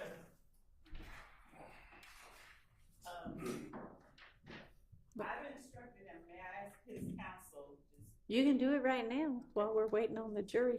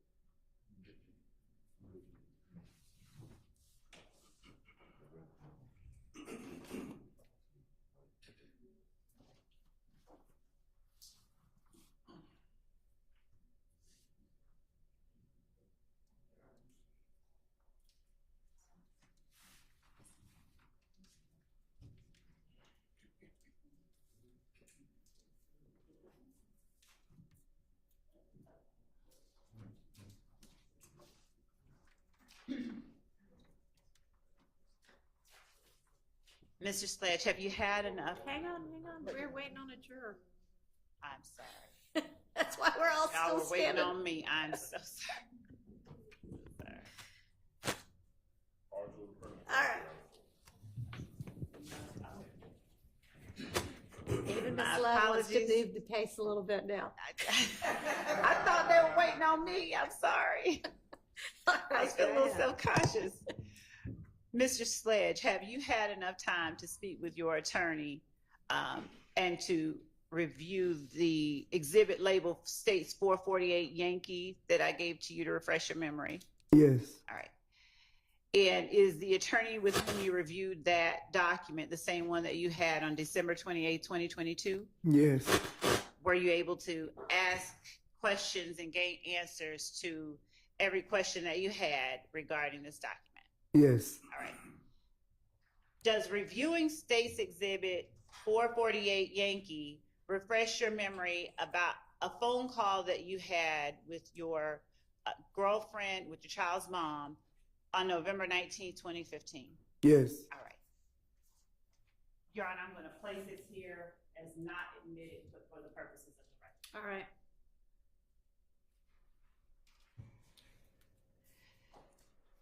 Mr. Sledge, having read States 448, do you have any more memory about who all was at Mr. Williams' condo,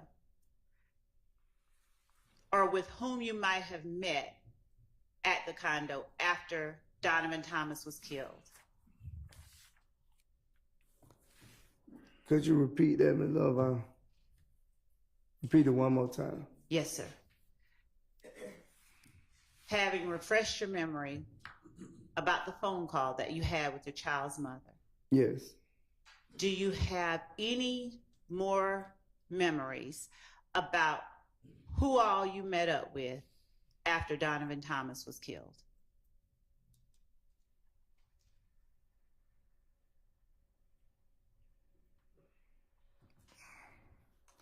Yes, I think. All right. When you say you think, who is it that you think you remember you met up with after Donovan Thomas was killed?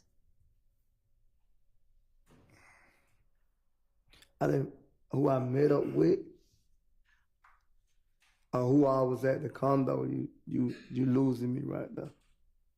Let's go with the way you first said it, or the last said it. Who all was at the condo?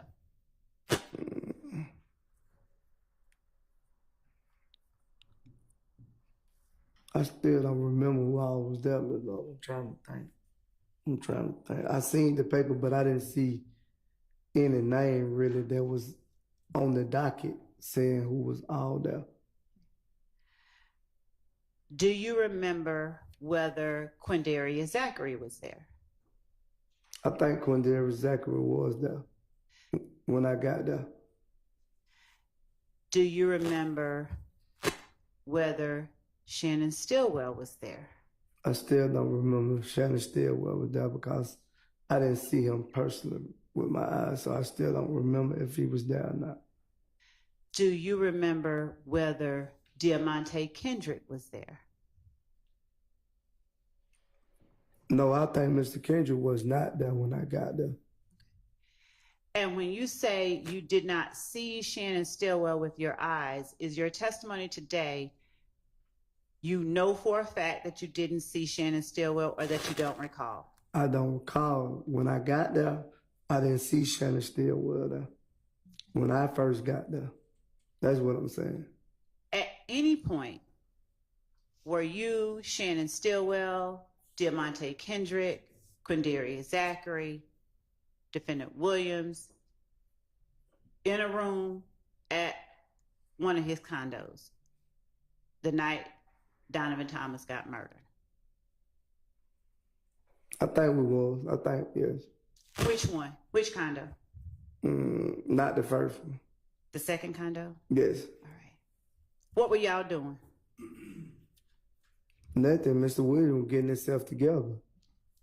At what point did, and let me back up and ask you this.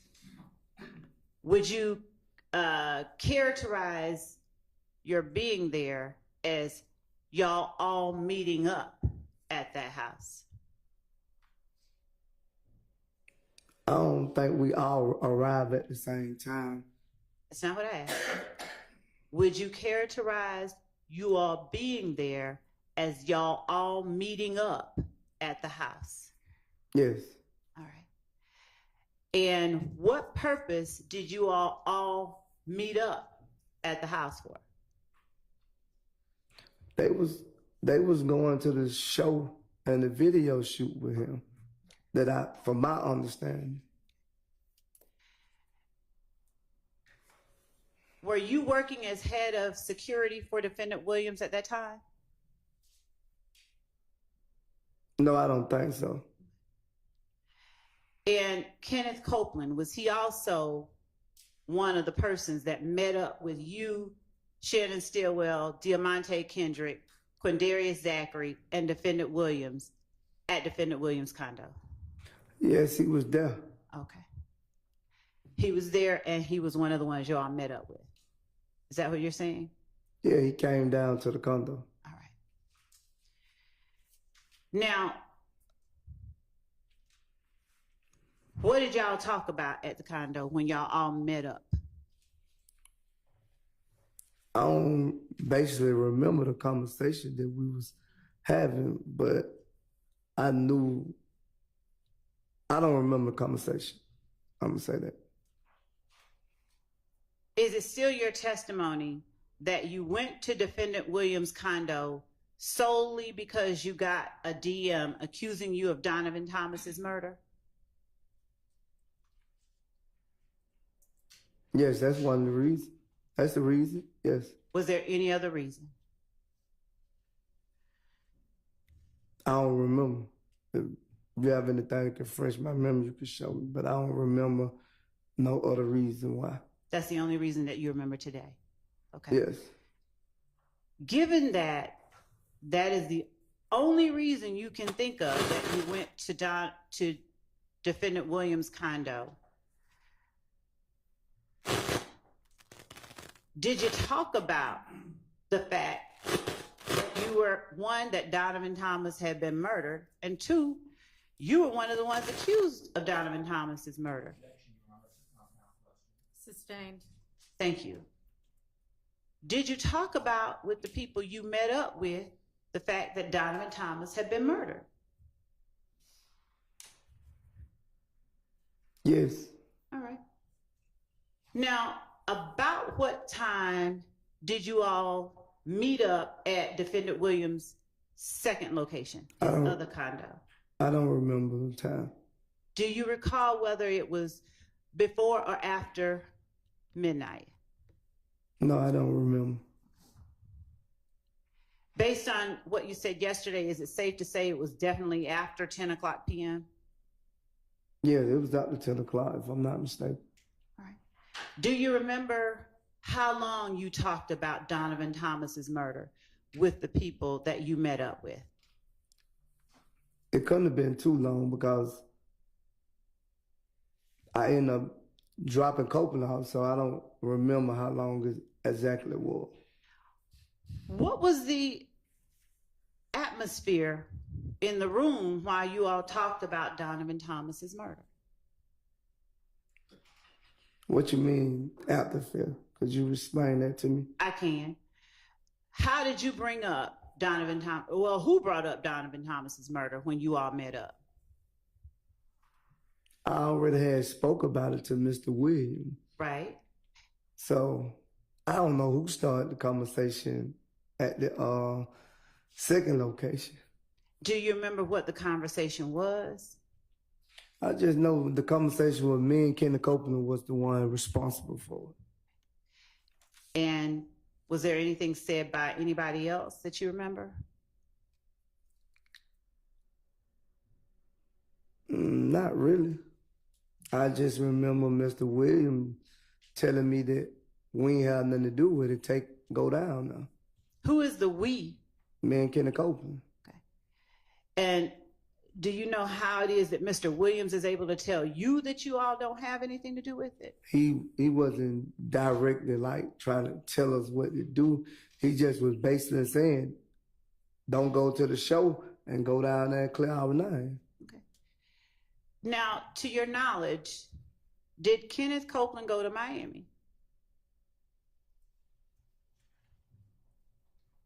I don't know. I think he called me and told me he was in Miami, but I don't personally know, was he in Miami? And is it your testimony that you didn't go to the show because, well, you wanted to stay and make sure your family was safe? Yes. All right. But is it also fair to say that you weren't trying to clear your name? You did not go to the Did you, I'll rephrase. Did you stay back from the show in order to clear your name? Sustained. Did you make any efforts to clear your name? Sustained. Your Honor, I'm not suggesting the answer. I'm just asking one that's yes or no. But Ask it a different way. yes, Your Honor. Did you take Mr. Williams' advice that you say he gave? Sustained.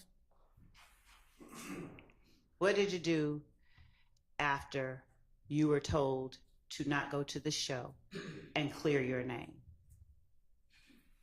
I dropped Copeland off and I went on about my business. Okay. Do you make or recall anything else anyone else in that room said about the murder of Donovan Thomas? Objection asked and answered. I'm asking if he recalls anything else. He seemed to remember something. Go ahead. Do you recall anything else anyone else in that room said about the murder of Donovan Thomas? No.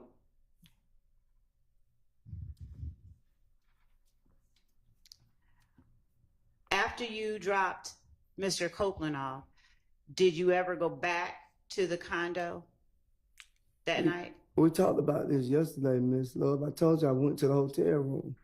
I understand. Did you leave the hotel at any time and go back to the condo? No. Did you see either Defendant Williams? We'll start with him. Did you see Defendant Williams any more before he left for Miami? You said that night? Between the time you said you left his condo and the time that he left for Miami, did you see him at any other time? No. Did you see Defendant Stillwell at any time after you left Defendant Williams' condo? No, Ms. Love. Do you know whether Defendant Stillwell went to Miami? No, I don't know that neither. Do you know whether Defendant Kendrick went to Miami? Well, I think Mr. Kendrick was going because he's supposed to be in the video or something like that, if I'm not mistaken. He was going to help perform that night. Do you know whether he went? I don't know personally because I didn't see it, so I can't say personally that he went. Do you know whether Mr. Zachary went to Miami? No.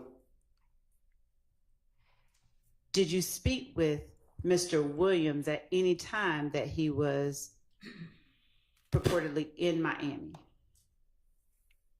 I think he called and checked on me. I'm not for sure. I don't remember that. I think he called and checked on me, but I don't remember. Did you speak with Kenneth Copeland at any time that he was in Miami? Well, he told me him, his daughter, and himself or something went down there, if I'm mistaken. Is that a yes? Yes, I guess yes. Did you speak with Defendant Stillwell at any time during a point where he was in Miami? No. Did you speak with Defendant Kendrick at any time while he was purportedly in Miami? No. Now, when you spoke with these gentlemen that you love that are YSL members, did you always talk with them either in person or on a telephone line, or did you have any other ways that you communicated with them? We never really talked on the phone that much. Me and Mr. Stillwell probably talked on the phone more than anybody. And do you count FaceTime as talking on the phone? Yes. All right. How often would you say that you FaceTimed with Kenneth Copeland? I can't answer. I don't know.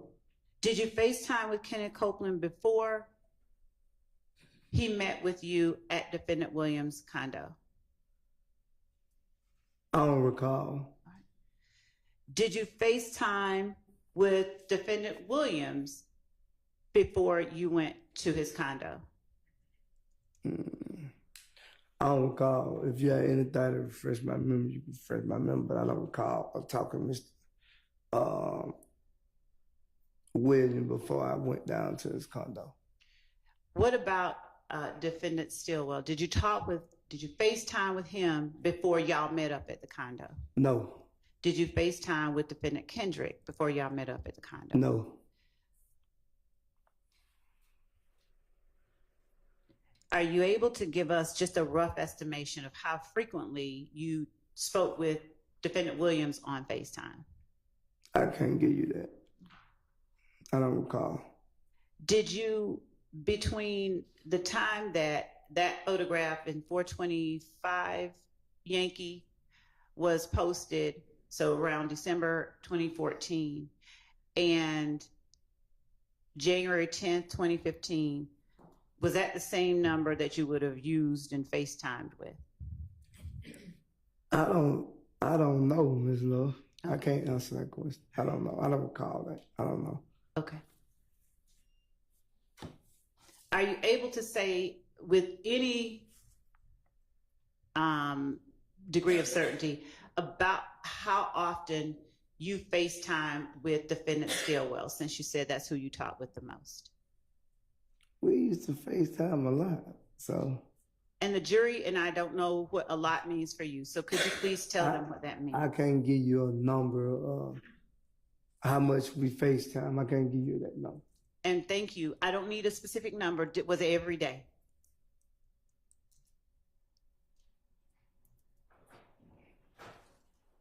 I say yes, probably yes. Was it multiple times a day or just once a day? We talked like big brothers, little brothers, so I don't know how many times a day that me and him talked on the phone, but we talked a lot on the phone every day. Defendant Williams and you, how often did y'all talk on FaceTime? Me and Mr. Williams didn't talk on the phone as much as me and Mr. Stillwell did. All right.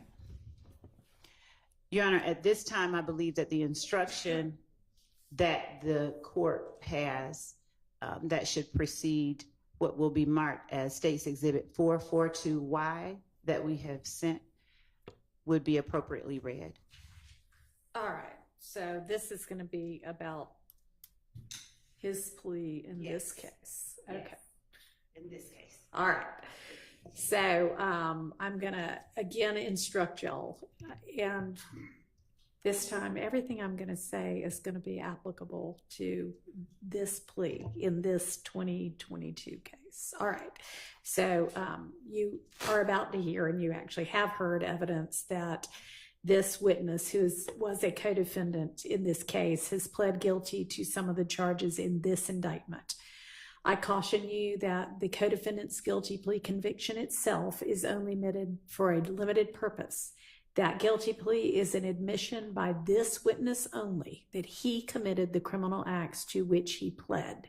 You are not to consider this co-defendant witness's guilty plea as evidence that any other defendant is guilty of committing any of the criminal acts alleged against them in this indictment.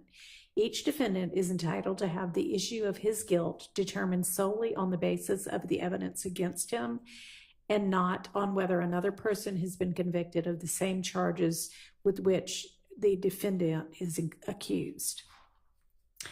If you find that the co-defendant witness provided testimony on the stand that is inconsistent with his guilty plea admissions, and they are going to be admissions in this case, this wasn't an Alfred plea, this was a regular guilty plea, you may consider the witness's prior inconsistent statement, that is his guilty plea admissions, including to the allegations in the charges to which he pled guilty, as substantive evidence, which you may consider against any defendant currently on trial for whatever bearing it may have to the issues on trial. Thank you, Judge. And we are going to play that. I wanted to ask Mr. Sledge a few more questions. Mr. Sledge, yesterday, you, am I correct that you testified that you know of an Antonio Sumlin? Yeah, I know of him. Okay. And did you testify that that's the person that you called Obama? You never asked me, did I call him Obama? Not. Okay. Did you call him Obama? Yes. All right. And how well would you say you know him? You said you know of him. How well? Yeah, I used to see him around, but me and him never really hung out together. To your knowledge, did he ever claim YSL? Yes, I heard, yes. Okay. And when is the last time that you talked with Obama? I don't know, Ms. Love. Did you talk with him in 2022? Yes, probably. Yeah, I probably talked to him in 2022. Do you know how often? Generally speaking, I don't need a No, exact number. when I seen him, I talked to him. Okay. Did you ever FaceTime with him? No, I never been on the phone with him. All right. Was the last time that you saw him in 2022? Yeah, in person. Okay. And do you recall if you ever spoke with him around April 2022? April 2022? Yes, sir. No, I don't recall that. Do you recall speaking with him around the time that this indictment came out? I don't remember talking to him when the indictment came out. Okay. Did you ever share any bills with Obama?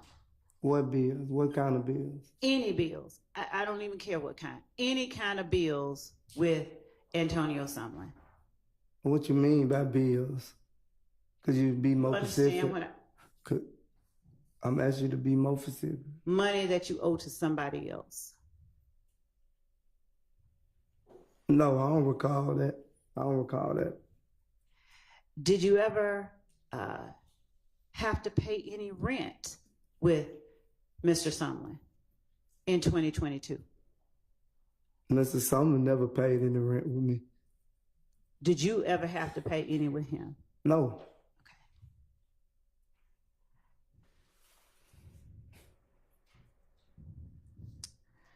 Do you know of anyone else within YSL who is referred to as Mooktum? No. Have you ever had any reason to charge money at a door for a light bill? Now that I know her, he never gave me no money for no light bill. That's not what I asked. Have you, Mr. Sledge, ever had any reason to charge money at a door for a light bill? No, overruled. Go ahead. Could you repeat it? Have you, Mr. Sledge, ever had any reason to charge money at a door for a light bill? I don't recall, I don't remember, Ms. Love, but I know if you came to my house and stayed for weeks and months, eventually I want some money for you staying there. I imagine so. Have you ever had any I take it back.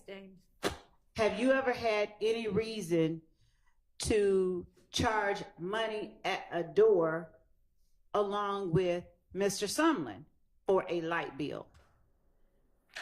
You already asked that question, Ms. Love. I'm going to object to relevance at this point. Your Honor, I have a very good faith basis for asking this question. Okay. Well, you're asking him, basically, has he ever charged money at a door for a light bill? Charged anybody money at a door for a light bill, right? Just maybe ask Yes. that and then. Yes. Yes. Because if he has no recollection, then he has no recollection whether he was with himself or somebody else. So Yes. if you want to make sure that he understands the entire universe of people, have you ever charged them? Go ahead and ask that. But then if he doesn't recall, let's move on. Thank you. Have you ever been upset that people were hanging out with you or at you and a spot you may have shared with Mr. Sumlin and not paid bills? I didn't share with him. He just probably stayed a couple of nights, and when the bill came, I told him to give me money on the bill. That ain't. Okay. And when you say stayed a couple of nights, where would it have been that he stayed? He probably stayed in my room because I went home. Okay. And was that your room on Boulevard or somewhere else? Somewhere else. All right. Was it a house that you lived at? I stayed there when I wanted to. What street was that house on? I think it was off Brown Mill. I'm not for sure. I think it was off Brown Mill, though. I'm not for sure. Did you have a nickname for that house? No, I didn't have a nickname for no house.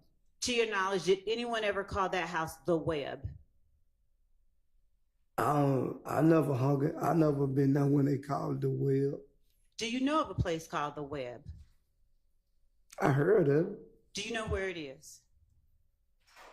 It was off Brown Mill somewhere, but I never been to it. I just knew it was off Brown Mill. Have you ever seen it? I didn't know exactly what house it was whenever they was calling the Web, but I never been to it at that time, so I don't know. Who is the they that you're referring to that called it the Web? The streets. I heard people like at the gas station, like, I'm about to go to the Web. So I don't know. Were those people YSL? I guess. Did you ever hear anybody other than YSL members talk about going to the Web? Yes, I done heard females say they was going to the Web. All right. Do you know or have any idea how far the Web was from the place you said that you were at off Browns Mill Road? No, I don't know exactly. Do you know the last time that you talked to Kenneth Copeland? I can't tell you the last time I talked to Kenny Cole. Do you recall whether you talked to him in 2022?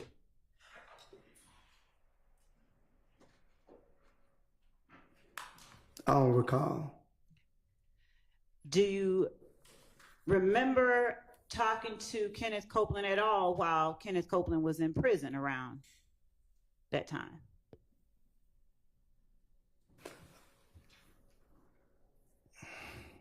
That time being 2022.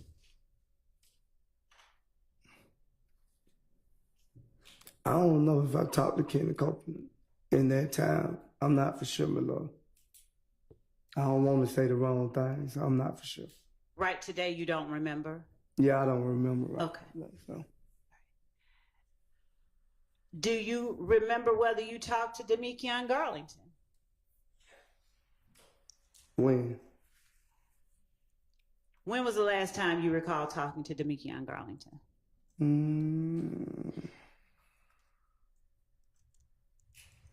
I'd probably say 2022. Okay. Did you ever talk to Kenneth Copeland or Demekion Garlington, either of them, about a RICO indictment? You said, did I ever talk to them about it? Yes, sir. I don't remember, so if you have anything, you can refresh my memory. Yeah. Do you have any memory of having conversations about a potential RICO indictment before this indictment or its predecessor was ever brought forward? I don't remember, Ms. Love. I'm being honest with you. I don't remember. Thank you. I appreciate that. Your Honor, at this time, the state asks permission to publish 442 Yankee.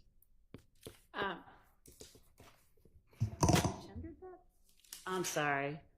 We tender 442 Yankee as evidence. All right, that is admitted and you may publish. Thank you, Judge.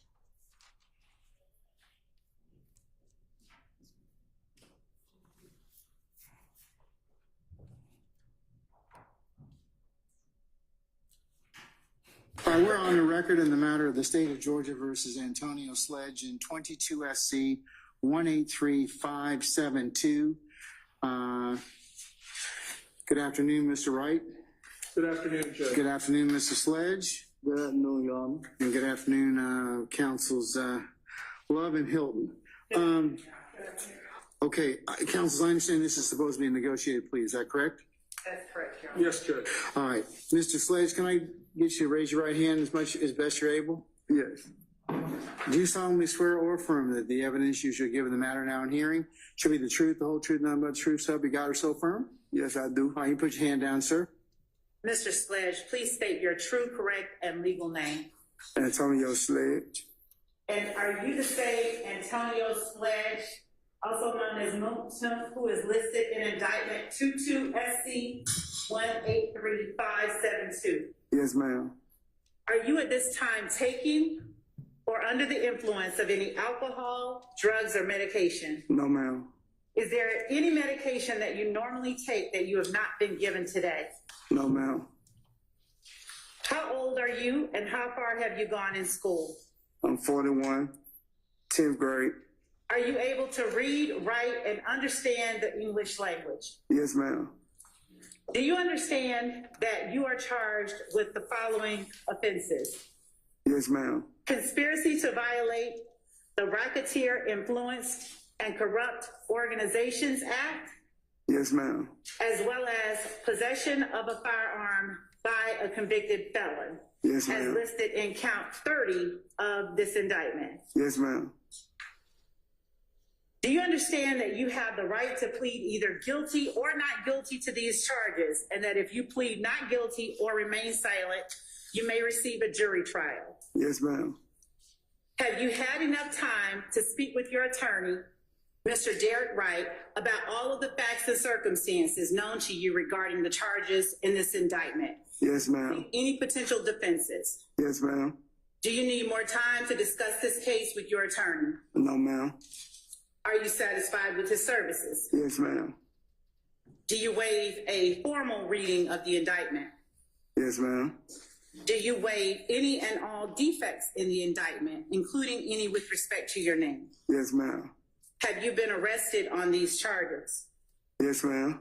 The state is unaware of any outstanding warrants related to these charges. Do you, Mr. Wright, know of any outstanding warrants that are related to these charges? I do not. Mr. Sledge, has your attorney advised you of the minimum and maximum sentence for each charge that you are pleading guilty to Yes, today? ma'am. Yes, ma'am.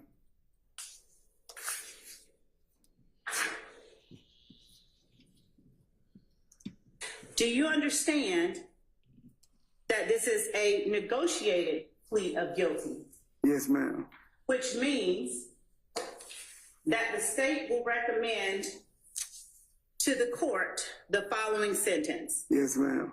As to count 1, 15 years to serve on probation subject to the special conditions contained in the plea agreement that I have in my hand that I will show you in just a moment. And on count 30, although you are pleading guilty, sentencing will be withheld until the completion of the initial trial of this case. After the initial trial of this case, provided defendant you have complied with the special conditions outlined in sections B, C, D, F, and I of section 3 special conditions of sentence of this plea agreement, the state agrees that the defendant shall be allowed to withdraw his guilty plea on count 30, and the state shall agree to null pros count 30. Do you understand that the court does not have to accept that recommendation? And we will read into the record the terms of the plea agreement in a moment. Do you understand that? Yes, ma'am. Do you understand that the court can sentence you to the maximum on each charge and can run those sentences consecutively or one after the other if the court does not accept that negotiated plea? Yes, ma'am.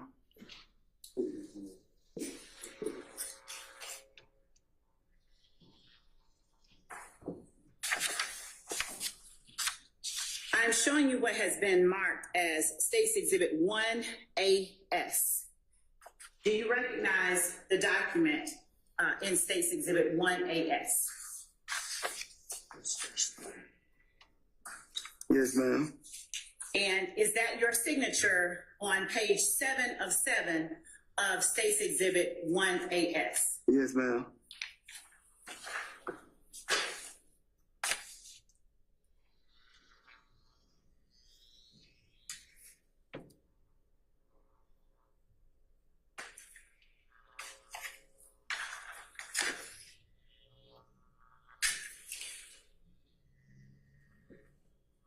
Your Honor, at this time, actually, and Mr. Sledge, have you had an opportunity to review each and every provision within State's Exhibit 1AS? Yes, ma'am. As reflected on State's Exhibit 1AS, the current charges that you face are count 1, conspiracy to violate the Racketeer Influenced and Corrupt Organizations Act, and count 30, possession of a firearm by a convicted felon previously convicted of a felony involving the use or possession of a firearm, OCGA 16-11-133. The negotiated sentence as outlined in State's 1AS is count 1, 15 years on probation, and count 30, sentencing withheld until years on probation, and count 30, sentencing withheld until years on probation, and count 30, sentencing withheld until years on probation, and count 30, sentencing. We might need to skip forward 2 seconds.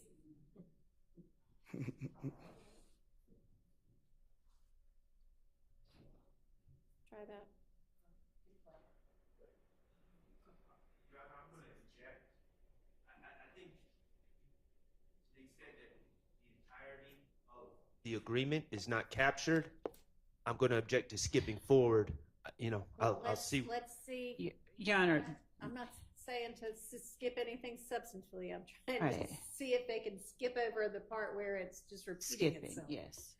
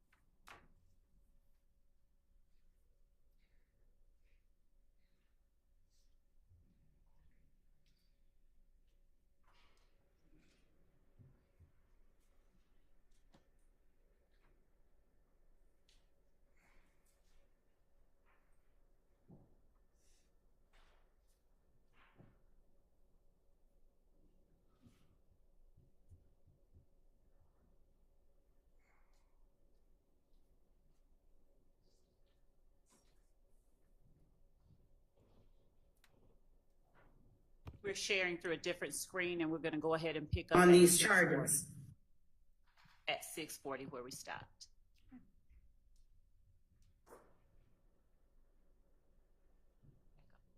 It has complied with the special conditions outlined in section B as in boy, C as in Charlie, D as in Delta, F as in Frank, I as in Indigo of section 3 special conditions of sentence of this plea agreement.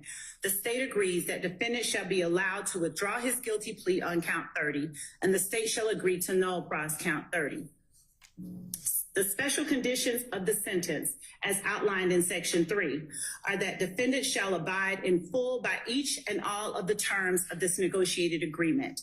Defendant's failure to abide by any term of this agreement shall constitute a violation of the agreement. Defendant shall testify truthfully about all matters relating to this case upon which he is questioned at any trial or judicial proceeding stemming from the facts alleged in this indictment. In accordance with testifying truthfully about all matters relating to this case, defendant acknowledges that each and all of the statements contained within the defendant's factual acknowledgments section of this agreement are true. Defendant shall testify truthfully about each statement contained within defendant's factual acknowledgments and any matters related to this case when asked to do so in any proceeding related to the facts alleged in this indictment. Defendant shall possess no guns unless his right to do so is restored. Defendant shall commit no criminal acts. Defendant shall submit to random drug screenings by the Department of Community Supervision and any agency designated by the court in this case. Should the defendant test positive for any Schedule 1, 2, or 3 drug, defendant shall within 30 days of said positive test undergo drug rehabilitation as designated by the court or the Department of Community Supervision and shall successfully complete said rehabilitation program. Defendant relinquishes any Fifth Amendment right related to any statement contained within defendant's factual acknowledgments contained within this plea agreement. Section 4, defendant's factual acknowledgments. Have you initialed each and all of the defendant's factual acknowledgments contained within section 4 of this document? Yes, ma'am. And is that initial AS your initial? Yes, ma'am. The factual acknowledgments are as follows. Number 3, while associated with YSL and to support and express loyalty to YSL, defendant and co-defendant Demekion Garlington and Quindarius Zachary appeared in a video with another person, AS, where defendant brandished a weapon used in a drive-by shooting, and where on behalf of YSL, defendant threatened to harm a person named Kel, a rival gang member who had begun a relationship with defendant's ex-girlfriend. Number 4, on or about April 28, 2015, as reflected in Fulton County Indictment 15SC 138994, defendant and fellow YSL associates Demekion Garlington and Quindarius Zachary committed a drive-by shooting using the firearm defendant wielded in the video referenced in Part 3 of this section, targeting family members of a rival gang. Number 5, defendant and his fellow YSL associates committed the drive-by shooting referenced in sections 3 and 4 above on behalf of YSL and to increase the notoriety, reputation, and fear of YSL. Number 6, defendant admitted committing and was convicted of aggravated assault and participation in criminal street gang activity, among other charges, for his participation in the drive-by shooting referenced in sections 3, 4, and 5 above. Number 7, defendant was told by another YSL associate that immediately after the murder of Donovan Thomas Jr., YSL associates met at the McDonald's on Cleveland Avenue in Atlanta, Georgia, to discuss the murder. Number 8, defendant personally knows that one or more YSL associates committed the murder of Donovan Thomas Jr. on behalf of YSL. Number 9, on January the 10th, 2015, after the murder of Donovan Thomas Jr., defendant and other YSL associates gathered at the home of Jeffery Williams, aka Young Thug, who gave defendant and other YSL associates cash money to lay low. Number 16, defendant has personal knowledge that he and other members or associates of YSL have either participated in or directly committed at least one of the following crimes in order to increase the notoriety and reputation of YSL: murder, armed robbery, aggravated assault, attempted murder, theft, illegal gun possession, and illegal drug possession and sales. Mr. Sledge, have you had an opportunity to go over each one of the defendant's factual acknowledgments and make corrections where necessary? Yes. And do you now acknowledge under oath that each of the factual acknowledgments that you have initialed in this section are true and correct and accurate to the best of your ability? Yes, ma'am. Part 5 of this plea agreement, Your Honor, states that defendant's sentencing acknowledgments are as follows.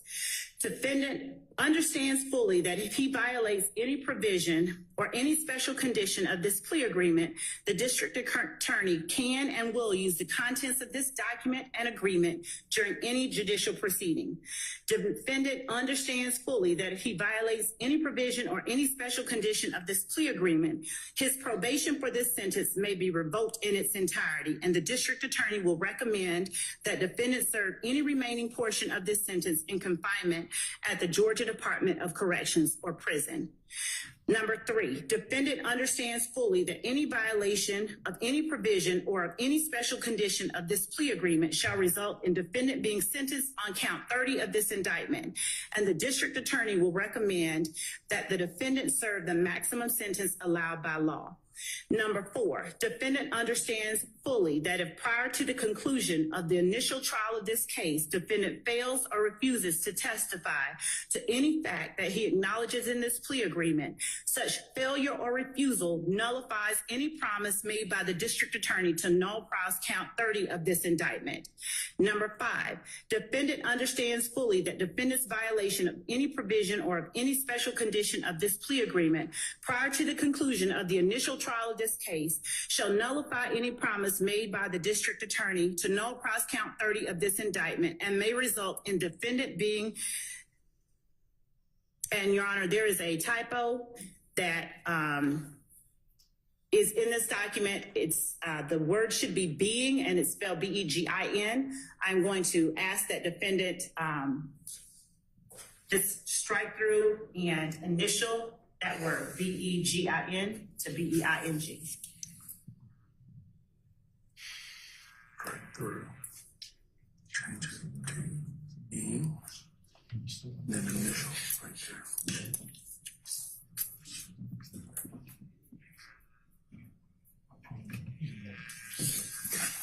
And Mr. Sledge, is that your initial above the strike through of the word began to change it to being? Yes, ma'am. Okay. And may result in defendant being sentenced to serve as much as 35 years of confinement in the Georgia Department of Corrections or prison. Number 6, defendant understands fully that no promises, agreements, or conditions have been made other than those set forth in this document. Mr. Sledge, are these your initials on each section under defendant's sentencing acknowledgments? Yes, ma'am.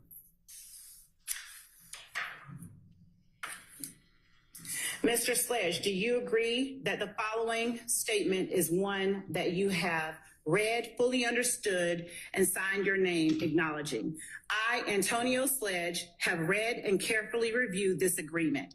I have reviewed and corrected where necessary for accuracy each statement contained in defendant's factual acknowledgments, and I acknowledge the truth and accuracy of each and every statement listed therein. I fully understand this agreement, and I've had an opportunity to discuss this agreement and each of its provisions with my attorney, Mr. Derek Wright.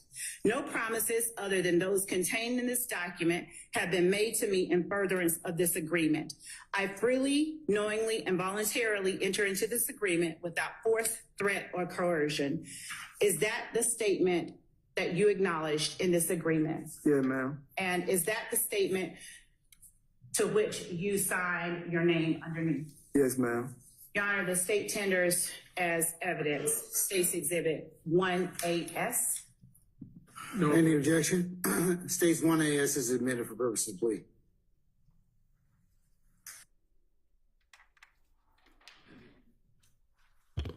Mr. Sledge, I'm showing you, and Your Honor, I'll show defense before I present it to him, what was admitted during that session as 1AS. If anyone wants to see it, if not, I'll go ahead and approach the witness.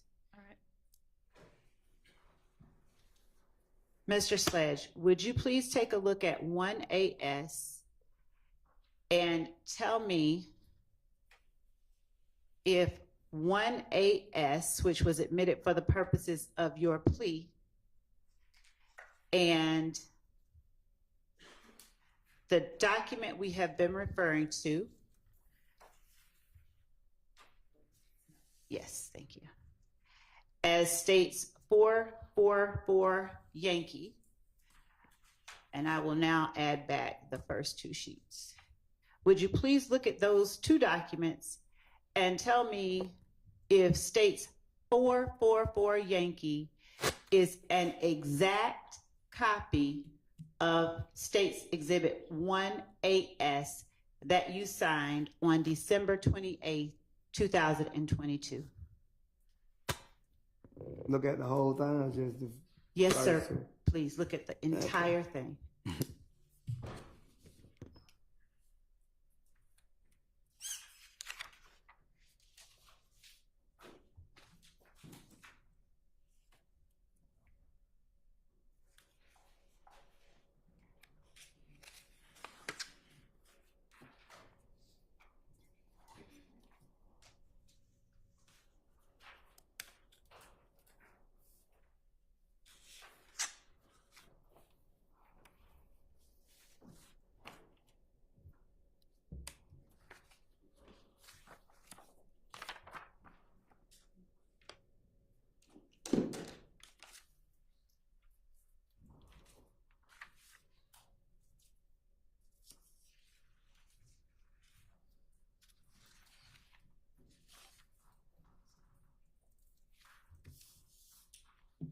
Yes, I remember this, Lord.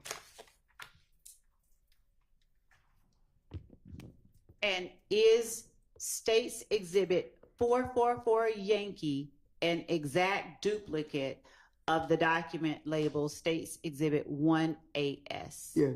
All right.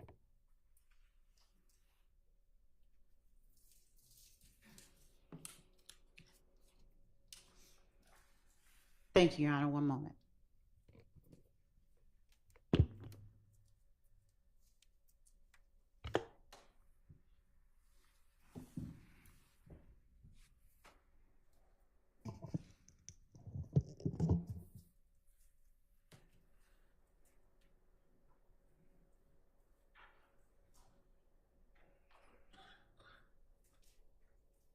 That's all the state has for now. All right, is there a cross-examination of Mr. Sludge? All right, go ahead, Mr. Sharp.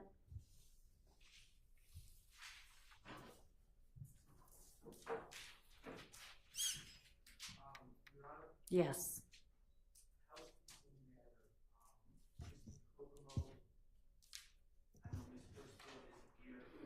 Mr. Kokomo's in need of the Zoom link. It's the same it's been all week. Can you look at maybe a prior day's email? Or the state will forward it. Thank you.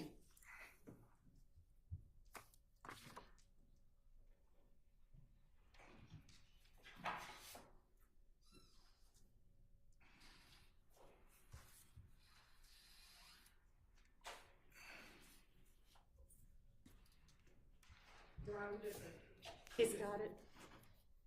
He's in.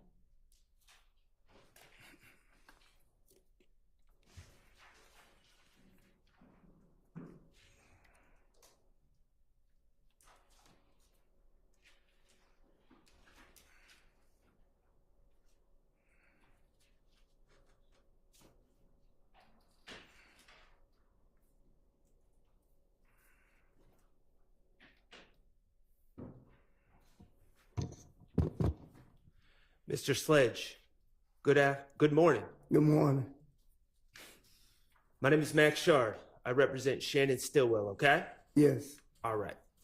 I'm going to be asking you some questions about that document that you were just reviewing, do you have that up there with you? No, she took it. Okay.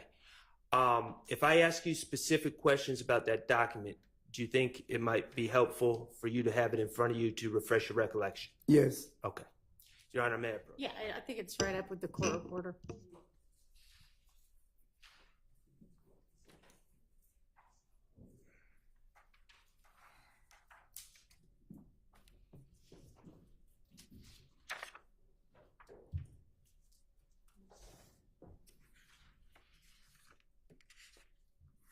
Okay.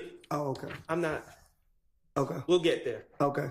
And just please listen to my questions and then answer truthfully, okay?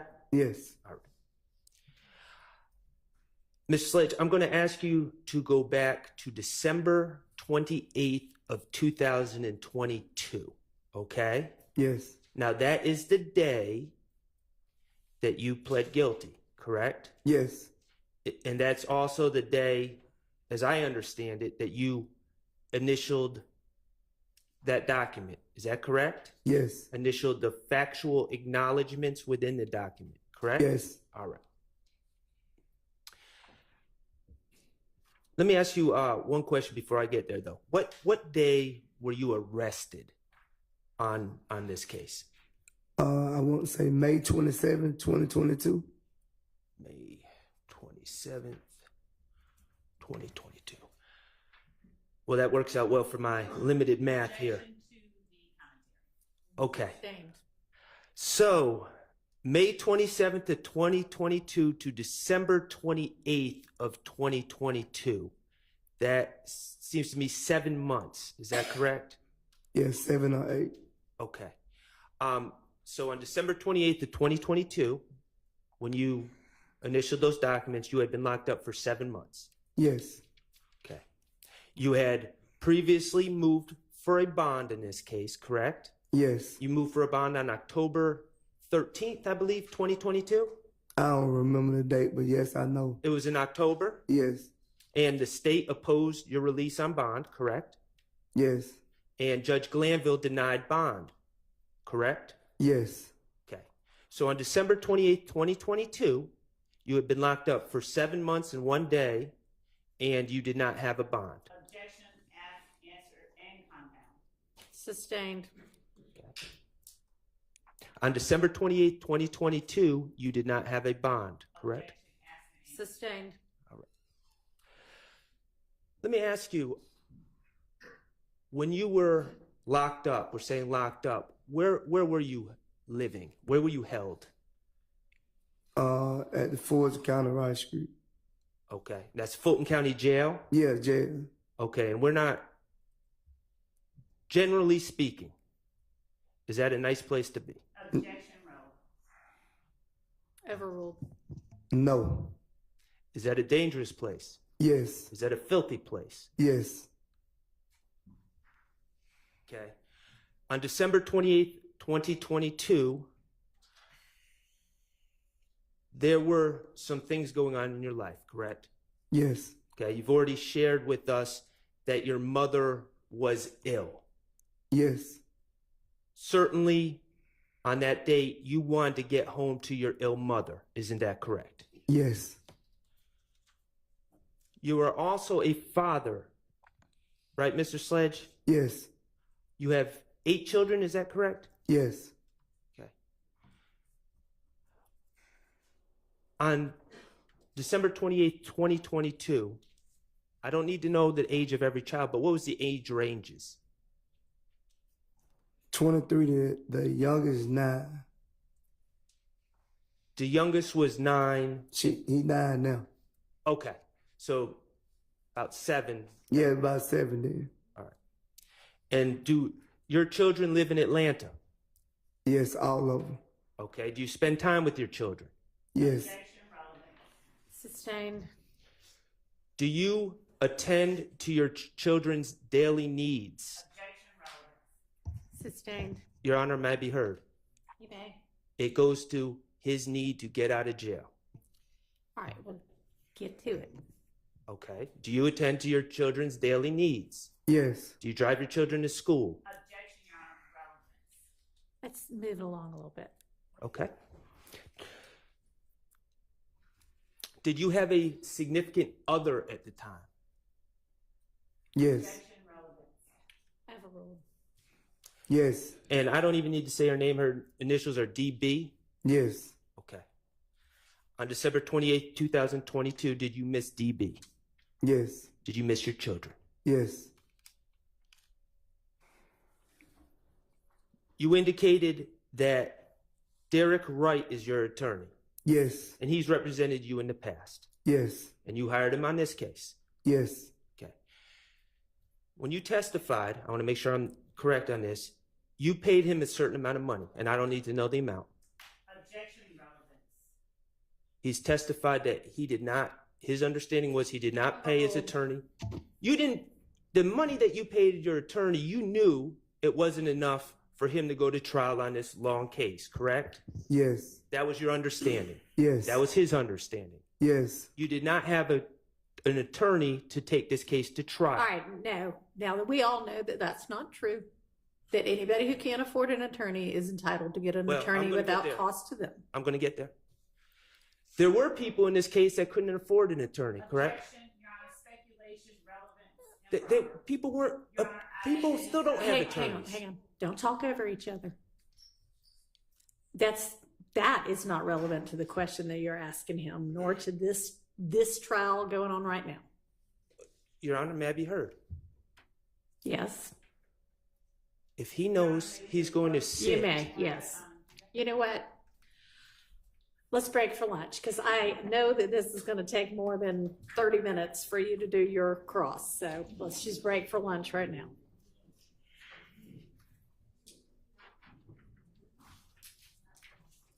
Huh? Time? Oh, right. Well, I've got some, we have to deal with some other matters. Let's say 1:30.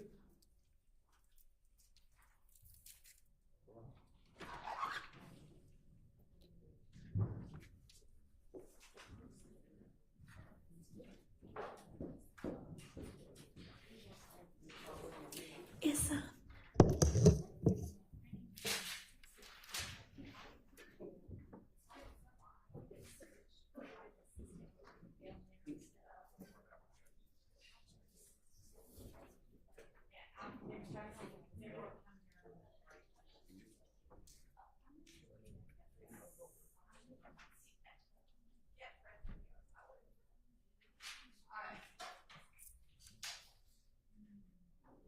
Let's take up this objection.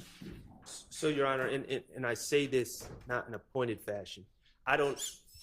You weren't here in the beginning of this case. Yeah. And I know that you're not presiding on the case with the other individuals.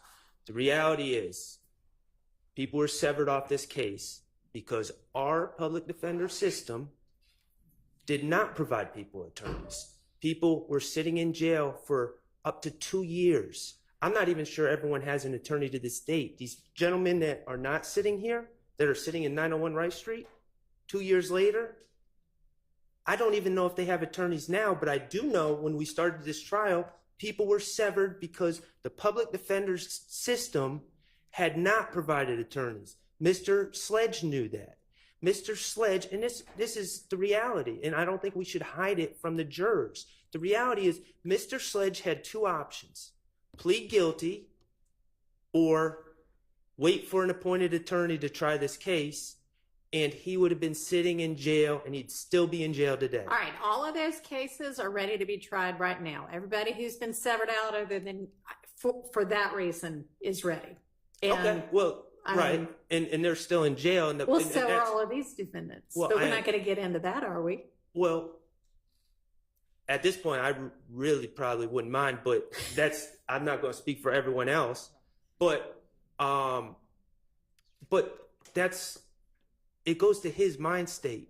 He had two options: either take this plea or end up in the same bucket that Demekion Garlington and Demise McMullen and other people were in, which was be unrepresented, sit in Rice Street until the state gets about. So when we say we know people are appointed attorneys, yes, I know theoretically, under the Supreme Court precedents and under our Constitution, appointed indigent individuals are supposed to be appointed attorneys, but in reality, that did not happen here. That may not have happened immediately, but It it didn't just happen. happened, and It didn't happen until very recently. I mean, Your Honor. that does not need to be what is the, I mean, there are so many collateral issues in this case.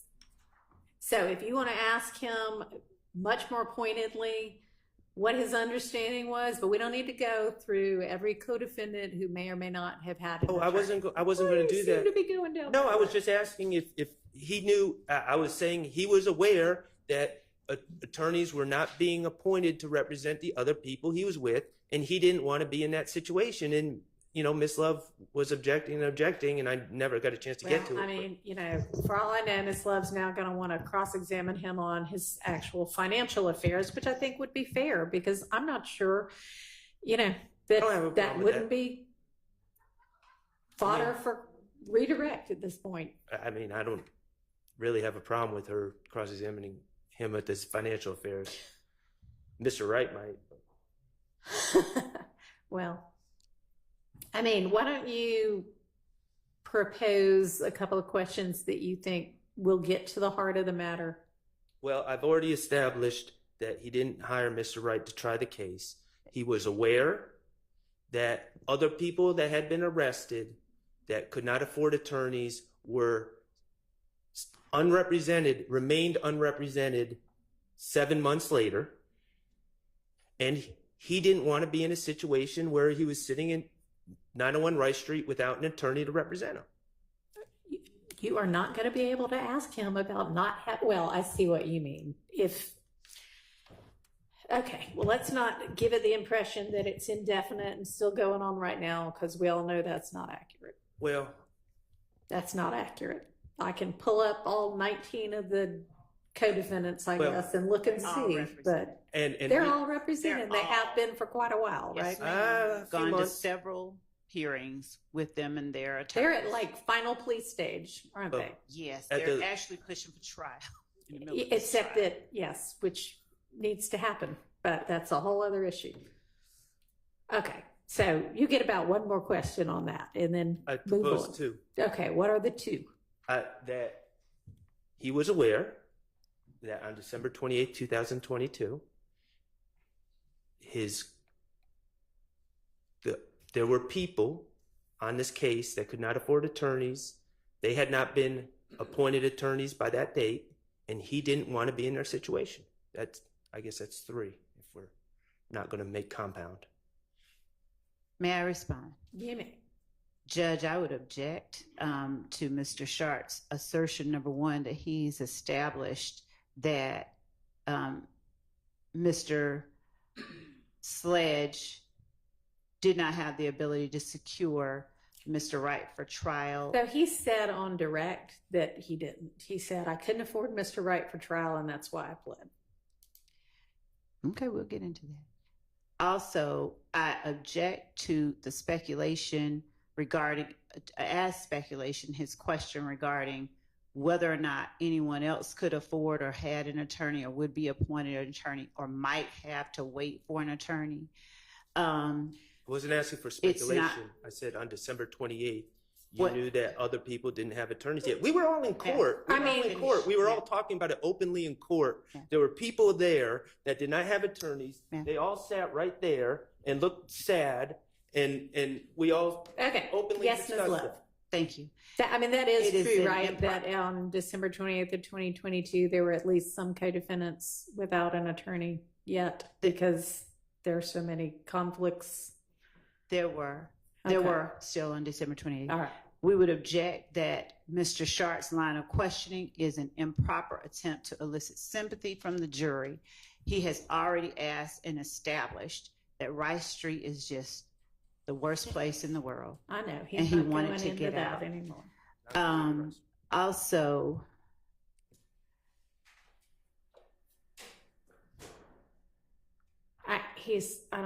He may be trying to establish sympathy, but I think what he's legally trying to do is establish motivations for testifying, and that he's allowed to do. motivations for you mean For entering whatever court? he's doing, for whatever this witness is doing. Okay. That's a legitimate. Would the court indulge and ask Mr. Sharp just to repeat so that I can write it down exactly what those questions are that he intends to ask and that the court is about to rule on? Do you mind repeating those? I'm going to try to do it as consistently as possible. Okay. I was kind of making them up off the cuff. Off the cuff. You were aware that other people arrested on this case had not hired attorneys on by December 28, 2022. On December 28, 2022, you were aware that other people arrested on this case had not hired attorneys. Okay.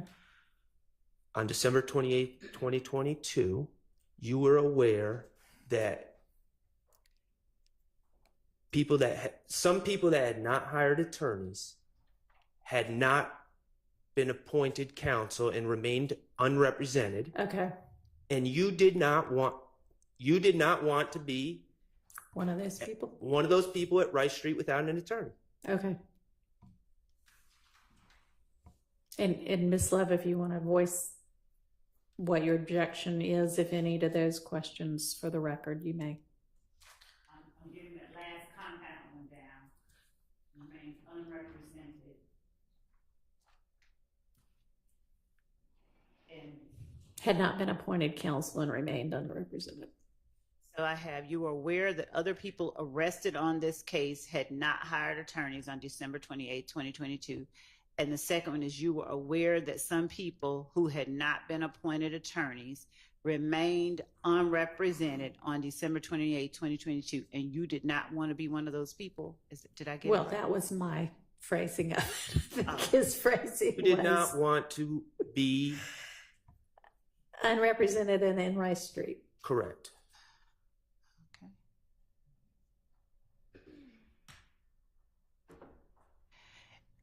So, Your Honor, I believe that the second question, in as much as he did not want to be unrepresented and in Rice Street, is fair to establish that point. But I believe that Mr. Sledge's awareness of other people or lack thereof or speculation about whatever their status was, it would amount to speculation, number one. It would amount to hearsay. Wasn't Mr. Sledge a defendant in this case? He was. I don't know if Ms. So that's not speculation. I don't know if Ms. Love was here, but we had court hearings where unrepresented I'm going to people permit. also- So is that a relevance objection or? It is there is a relevance objection to it. Yes, there is a relevance objection as well. All right, I'm going to permit all of those over objection. Thank you. Anything else you think we're going to need to hash out outside of the presence of the jury? It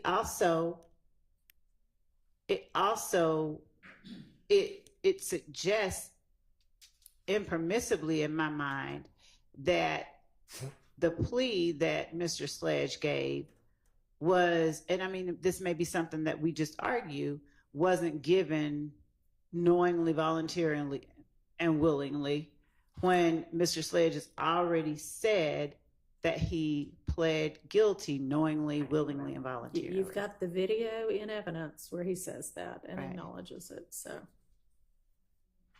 all right. So, are there any other issues we think are going to need to be taken up outside the presence of the jury while we're doing this? Mr. Steele just sent over a Dropbox link, and we don't know what's in it yet, so we have to review it, and we don't know yet whether there's something else. Ms. Steele, is that your potential cross?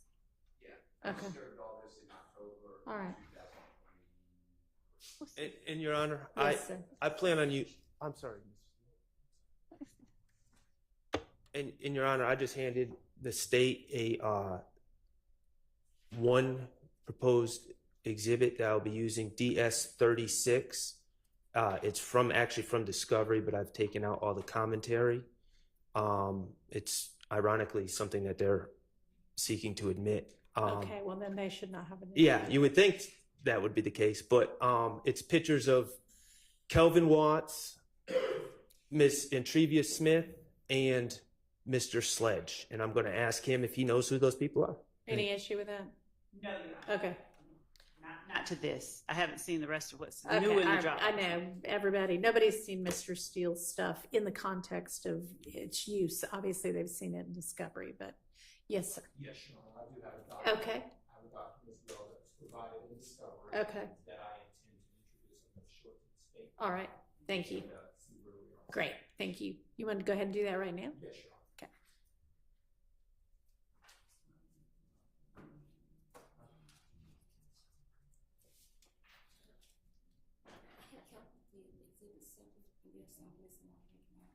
Yeah. Yeah. Mhm. Yeah. All those signs for Mr. Sledge exhibits, and there's several missing out.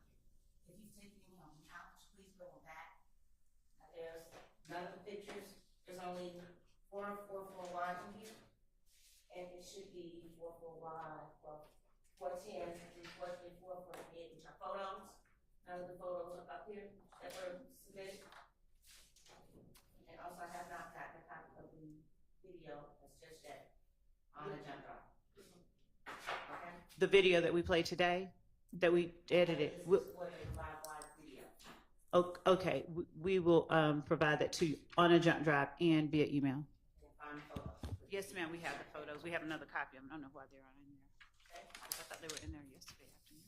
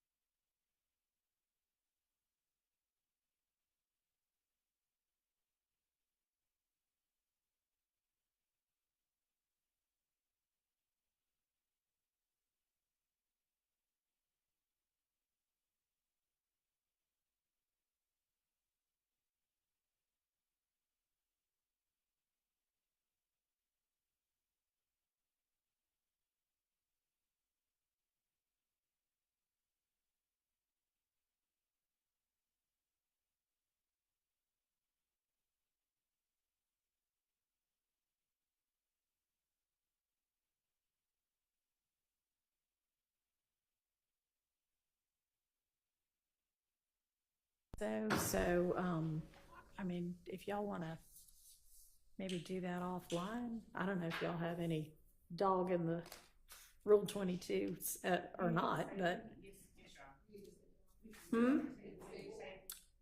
I don't know. Is there a Jason Whitaker here? He was one of the people that, if not, then we won't bother with that part of it. If he can't show up for it, then. Okay. They're what? In the hallway. Okay. Well, they can come in here beforehand. Are you Jason Whitaker? I am. All right. Hello. How are you? Come on up to the podium.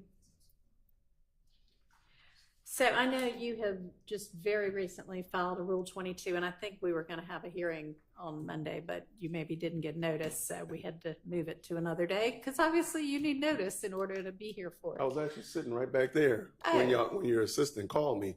I was sitting there. Okay. Well, anyway, we tried to reach you, and that's why it wasn't earlier is because I will we let thought that you didn't have notice. So sorry. Maybe I thought I even asked out loud. But anyway, It's perfect. here we are now. We're here. And I know that you want to film in some way. Here's the thing, is that we have already got a whole lot of people filming, and I'm going to have Sylvia Parks in just a minute. I don't know if she's here right now.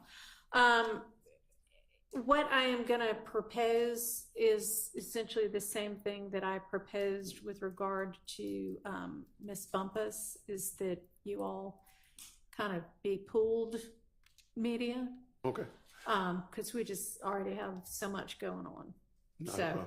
that work for you? Can I express what I was seeking to do? Sure. I actually didn't want to. Well, first of all, my name is Jason Whitaker. Hello.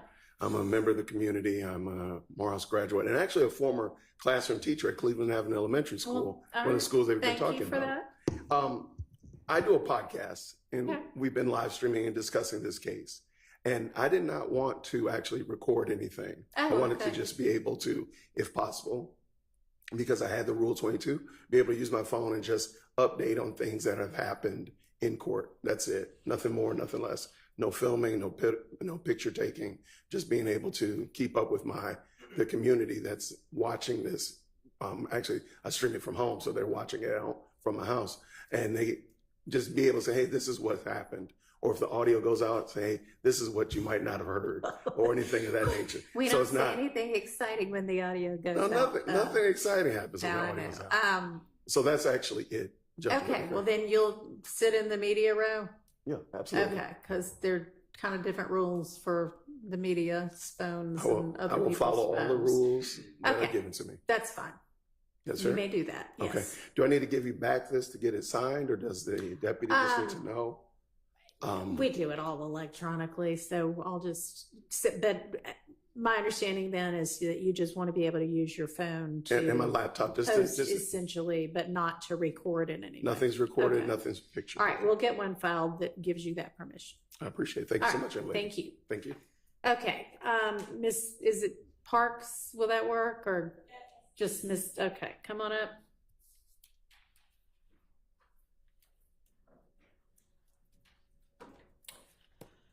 All right, so I know that you have been live streaming pretty much this entire trial, and I'm sure probably the pretrial proceedings as well. And it came to both the court's attention and defense counsel's attention recently that you had been on your, what do you call those things that you do? It's not a podcast, or is it? Do you still call it that? It is a podcast, Okay. but it's A video podcast. Video Okay. podcast. Anyway, we'll call it a podcast.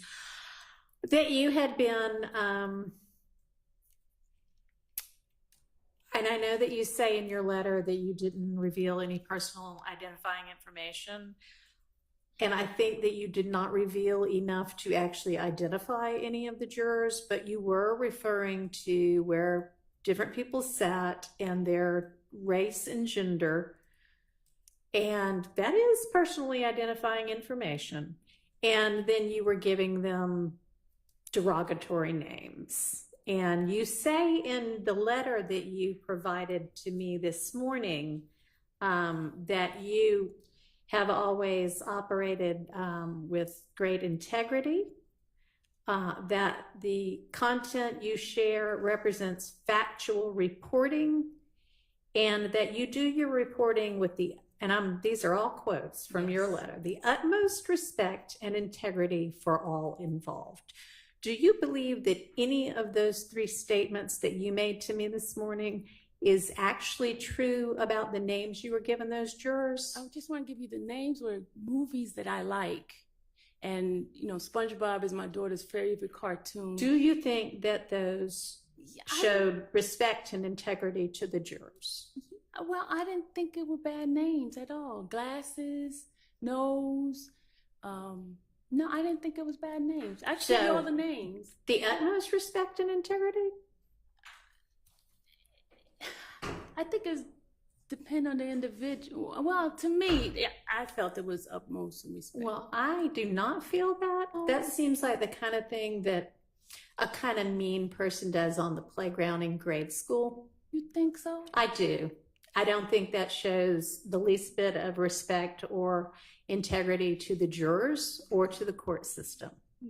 So if you are going to, and let me ask you this, you talked in your letter about being media and freedom of the press. Do you consider yourself to be press and media and journalism? I consider myself being a content creator. I create content for the community and give information. As far as journalism, I didn't go to school. I've taken some classes and things like that. But I mean, the information I believe is very vital for the community. I don't disagree. I mean, this is court. It's one of the most important things we do in our country. But you say my role is to deliver news and information. Mm-hmm. So, I mean, do you, to that extent, and you say you want to represent factual reporting. So do you, to that extent, consider yourself to be media, even if it's non-traditional media? Yeah, I would think I would, because I've taken courses of like etiquette and things like that.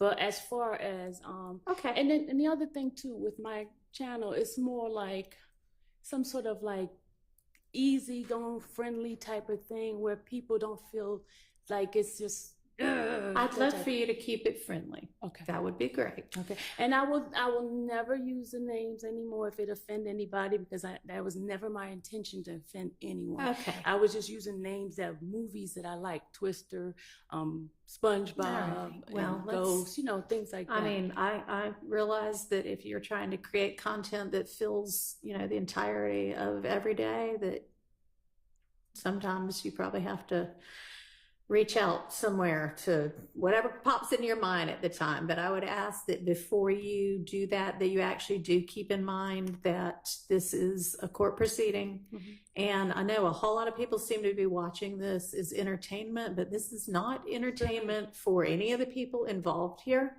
This is very serious. And it does a disservice, I think, to everybody. Mm-hmm. When the coverage is flippant in the way that I think that was, okay? Mm-hmm. And I know you've got every right to do that if you want to. I would just prefer that you not. I won't. And I am going to give you this, it's a code of ethics that the Society of Professional Journalists follows as a guideline. Okay. And I mean, you're not required to abide by it. It's not the law. But it might be helpful for you to take a look at it and just, use it as a guideline. I definitely will. Okay. So if you can do that for me and try to be respectful and treat this with integrity, then you may come back in and continue to live stream. Definitely. All right. I appreciate it. Thank you, Anna. Hand this up to you. Okay. All right, I don't know if y'all have had an opportunity now. We can get back to our issues with, or potential issues with some of the exhibits that may be used during the cross. Yes, Your Honor. All right. The court's permission, may I maintain my seat because I'm looking at. You may. So in the Dropbox that we received from Defendant Williams, included are what appear to be, and I'll just take them in turn, exhibit number 15 alpha for Defendant Williams appears to be a video of LeBron James dapping up someone and wiping his nose and saying slime. Okay. We object to that. On what basis? Relevance grounds. I suspect the relevance is going to, well, I don't want to speak for you, Mr. Steele. What's the relevance? It just shows that this is not unique to YSL. Okay, well, or in a gang. Also, Your Honor, it's already in evidence. It's already in evidence anyway? It's already in evidence. That's possible. It It's probably already may in have evidence. gotten that may have been the case, and if Yeah, that's if the case, it's not, I I'm can so- see. Okay. I'm going to overrule the relevance objection to the extent it's not in evidence. All right. Any others? And yes, there are apparently, so I'll name them again. 16 Alpha from Defendant Williams is a person unknown to the state, a random person in what appears to be a TikTok video. And this person is, they're singing. Okay. Apparently they're singing Defendant Williams' song. Okay. And they're saying, and he's saying slat, slat, slat, slat, slat. They're lip syncing to it. It's a young female wearing a skull cap, lip syncing to Defendant Williams' song. Which number is this?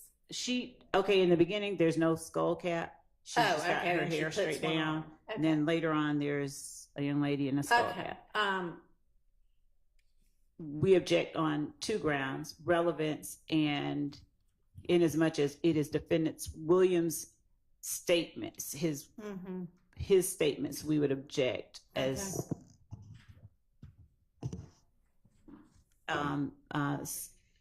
self quotations. I don't understand the There is no Right. objection Or- that is evidentiary objection that is self-quotation. Self-serving hearsay. It's hearsay, Your Honor, and there's no exception for it. So I'll leave it at that. It's non-hearsay. I'm not using for the truth. I'm just showing what exactly. Now, Mr. Sledge said that slime is just used, slat is just used. He said it's used by people all over the world. He said people can say YSL, they're YSL. There's no initiation. I don't know, though, Your Honor, if he has seen these before. So I'm just. The what? You don't know what? I don't know if I could lay a foundation. I don't know if he's seen these before, so I would show it to him beforehand. So, I mean, if this is an exhibit that's showing somebody lip syncing to one of your client's videos where he uses whatever this terminology is, that doesn't establish anything other than he put these things in a song and people sing his songs. That doesn't establish that she or anybody else would have used that terminology otherwise. So I'm going to exclude that. That does not show what you allege it to show. I think that goes to potentially weight, but I understand the court's ruling. Additionally, Your Honor, 16 Bravo from Defendant Williams is a video that I think it's safe to say has not been tendered previously. And it is, as it's loading, it's a young man whom we don't know the identity of, who is, I think, either singing or lip syncing. He's lip syncing Defendant's song. All right, let me say that anybody who is just some random person lip syncing or singing a song that Mr. Williams put out does not establish anything other than once he puts out these songs, people like the lyrics and sing the lyrics, and that doesn't establish anything other than that. That it is now in common parlance in the music business is probably not even an issue. So I think that is the case for 16 Alpha, 16 Beta, 16 Charlie, 16 Delta, 17 Alpha, 17 Beta, 17 Charlie, 17 Delta. No, that's wrong. So it would be under 16 A through F would be consistent with this honorable court's ruling. I will not attempt to introduce it. 17 A through E, some of them have already been admitted. Other ones are similar. It's just people who are using the nose wipe, if you know what I'm talking about, the finger across the nose. Okay. And that's what those are. And those are already in or no? No, not all of them, but some of them. And do we know when these came into existence? Yes. Mr. Trontavious Stevens and Jeffery Williams exhibit, or JW exhibit number 17A, is already in evidence, and it's already marked 7 through E. Judge, can we confirm that? Because I don't have that same memory of 17 Sure. And I guess at some point we really do need to sit down and sort out the evidence that came before me. But yes. All right. So we do not have that same memory. And to the extent that it is not, if it is not, we would object on relevance grounds. It is an unknown person. All right. Do you know when it came into existence, roughly? We have the exact date. It's also 15. I think I said 17. You 15A. 15A is LeBron James, right? 30 in, and Mr. Kumo is getting the date, if that's okay. So you already talked about 15. If it's so 15A is not LeBron James lip syncing, is it? It's LeBron January James. 2nd, 22nd, 2024. It was admitted into evidence. Yes, January 22.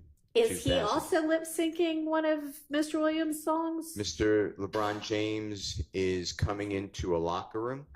He has teammates. He's a basketball player. Yep. I know you know that. But, I know you're setting up for the record.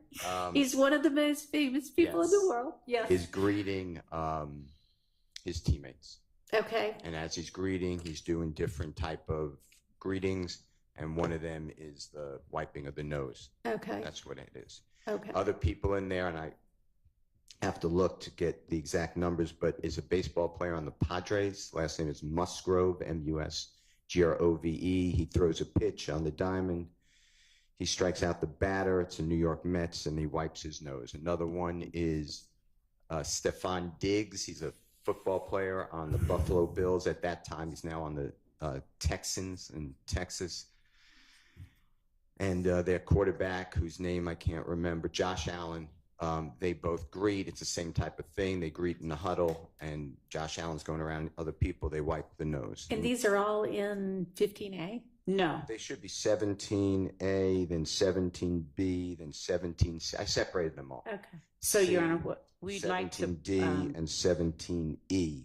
And they just go consecutive. And the next one is C.D. Lamb. He's a football player on the Dallas Cowboys. Well, we're it's probably getting cumulative at this point. But so are these all from like the 2023, 2024 era?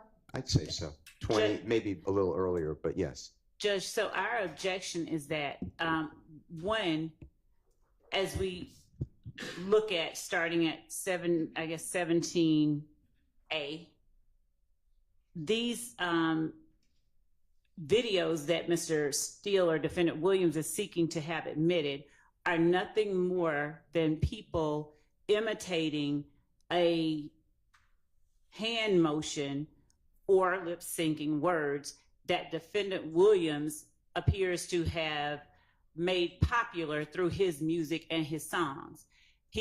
Defendant Williams has SLAT tattooed on his index finger as he wipes his nose, and is photographed in pictures and publications with that index finger, nose wipe, and word SLAT. The fact that his music that he has circulated that people have taken to it and emulated it has absolutely no bearing whatsoever on whether or not either defendant in this case, and specifically Defendant Williams, committed any crime alleged in this indictment.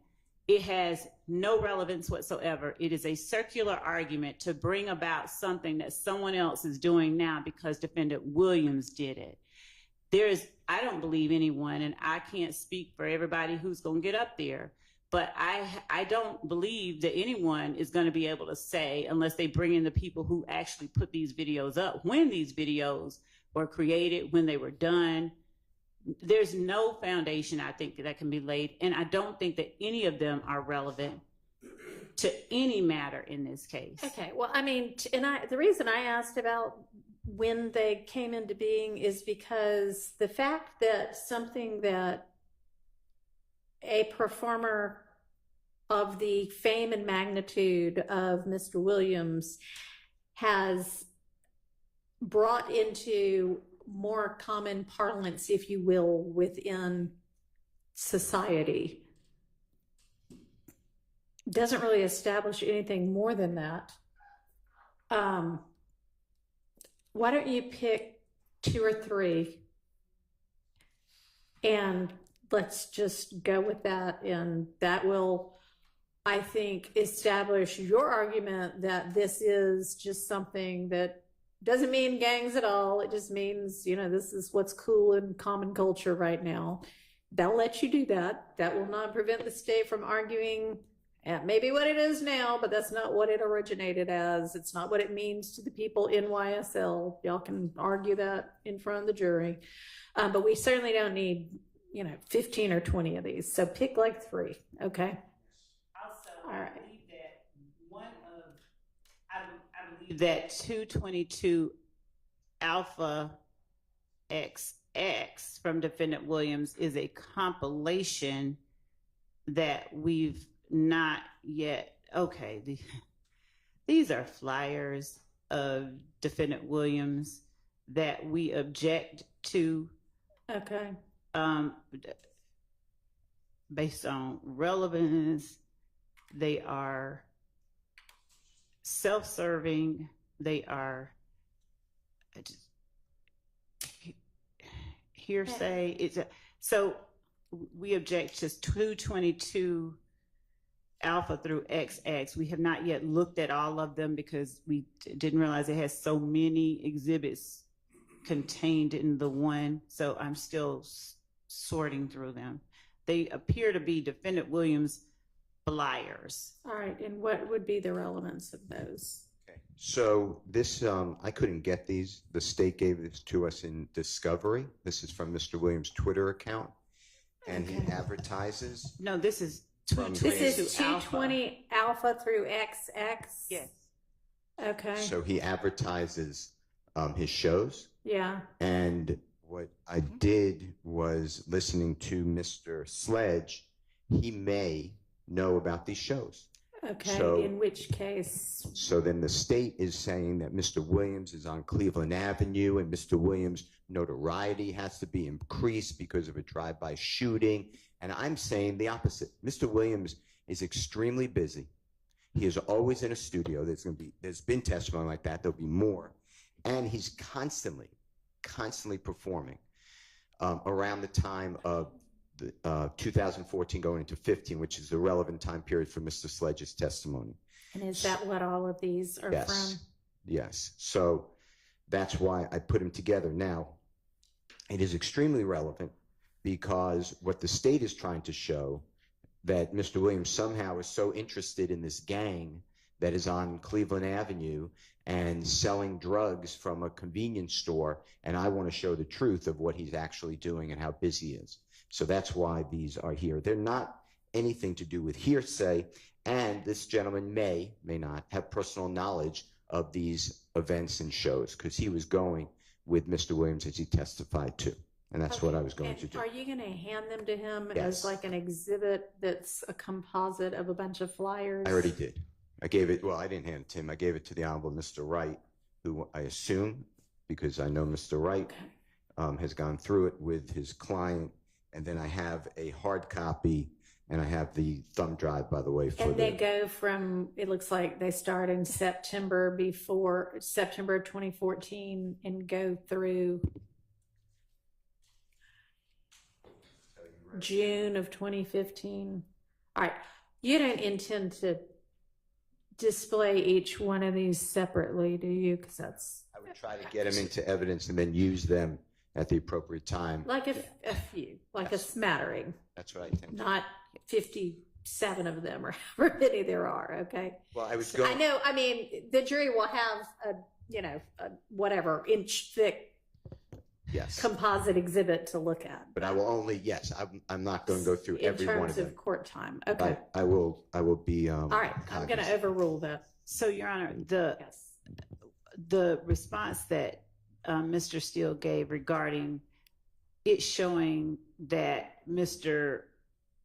Williams has a show or he's busy at shows, and he can't be on the corner selling drugs. One, these are flyers that he created. These are not photographs of Mr. Williams at the show. It doesn't even say that he went to the show. He should. Okay. Well, I mean, then I guess maybe you can make that argument, but he's got all of these things lined up on his schedule. And then as to Defendant Williams' exhibit, and of course that would be, I guess, as the court says, subject to a proper foundation being laid, assuming he can even talk about these, but Exhibit 255 Bravo, Your Honor, all right, is so we're going to a different exhibit now? Yes. Okay. It is. And would the court give us a number? Like, I know the court said a smattering, but is there a number? All of these flyers? No, if you feel like he's getting beyond what's reasonable and that it's getting to be a waste of time, then you can make that objection and I will rule on it. Yes, Your Honor. Okay, let's look at 255. What's our issue with that? So, Your Honor, 255 Bravo appears to be a collection of tweets from people that we do not know and have no knowledge of the identity of, saying and lie to their sister, baby mama and granny, and get on the stand and tell the God's honest truth. I just don't get it. These appear to be tweets from 2023, yeah, which are after Defendant Williams put his they look to me like they're from 2013. I'm looking. I don't see. Okay. So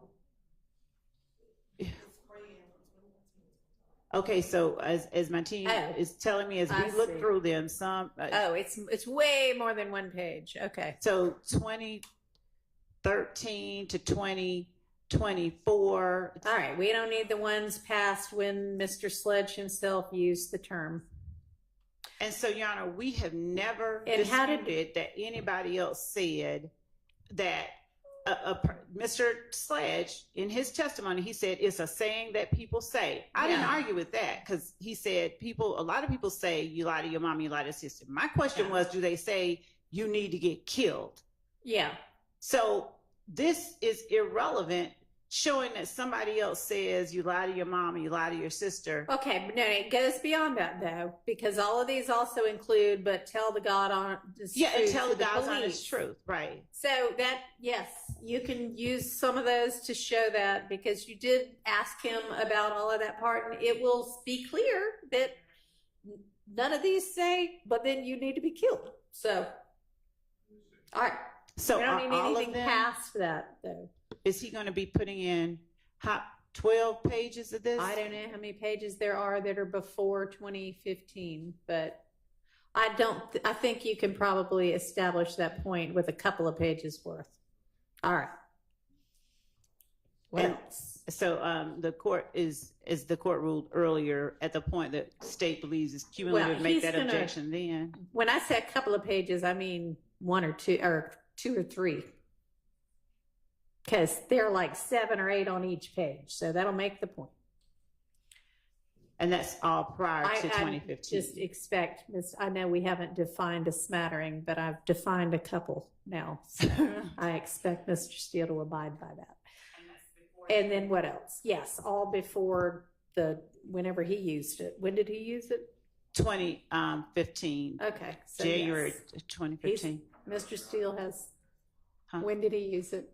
July 2015, Mr. Sledge. That's what Mr. Sledge used. Yeah, that's what I'm asking. Okay. So what you use to demonstrate that it's in common parlance needs to all be before that.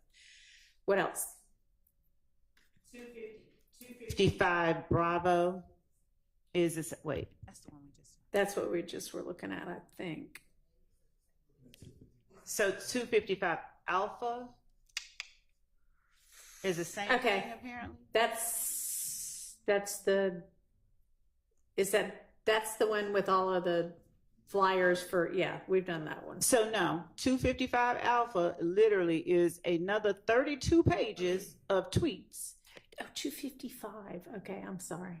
Is a PDF, a 32-page PDF. We don't need that, right? Of the same thing. The same. All right, Mr. Steele. We don't need 255 Alpha and Bravo, right? No, I understand the court for a little bit. Okay. I'm going to go through July 2015. I got a couple of pages through there. With 2 or 3 pages showing that. Okay. All right, what's next? Is the same ruling in effect with respect to, and I think the court said it's smattering, I don't remember which one that applied to, with the wiping of the nose? The smattering was the flyers showing his shows. Okay, so he's going to pick 2 or 3 from his Exhibit A. I don't, or wherever they are, 15, whomever it is. I don't know whether you want to use famous people or non-famous people, but the ruling about singing the songs, those are just out. But people using the same kind of hand gestures, pick 3. I don't care what they are. Okay, so what else?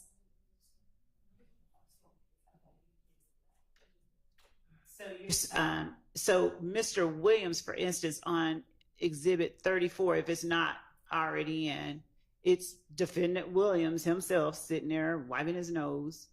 And I think that might already be in. So I'm not sure if that's one that is being offered now. But for the ones that are not already in evidence, is the court's ruling that 2 or 3 other people that are not him who are wiping their nose are what will be allowed?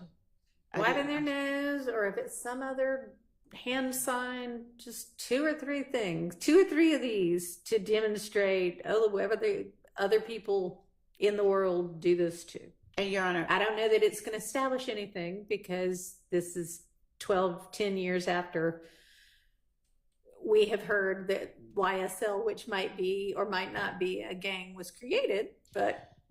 So, Your Honor, and we would ask as well, because I've seen, I'm not saying anyone in particular, but we would ask that reference to what is contained in the picture. For instance, do you recognize LeBron James wiping his nose? Not be made until it is established whether the witness on the stand, who is supposed to be the witness through whom it is entered, can establish whether they've seen it, know what it is. It's not, do you recognize LeBron James wiping his nose? It's, are you familiar with this? Have you seen this before in your life? And given that Mr. Steele has already given Mr. Wright the exhibits, the answer will be, yeah, I've seen it. Well, the fact that I think Mr. Steele probably knows how to handle a witness well enough to lay the foundation properly. I'm just asking based on if what you has want to then so get far. up and ask, never mind, I'm not even going to suggest that. Okay, so are we clear on that? He can ask before today. What else?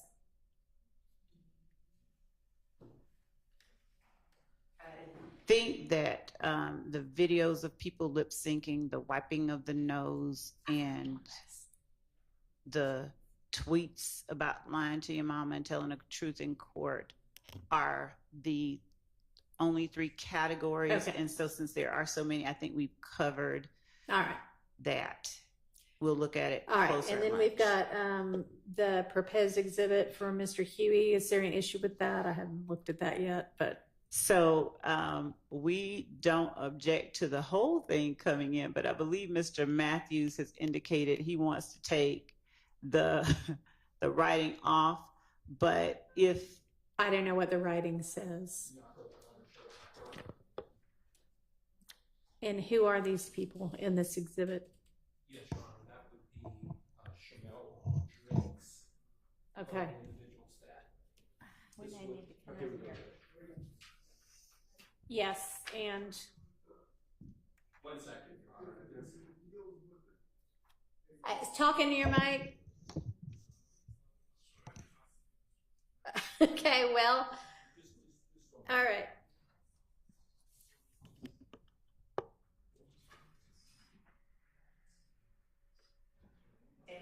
To be fair, let's let them finish whatever, and then get back on the same page all at the same time.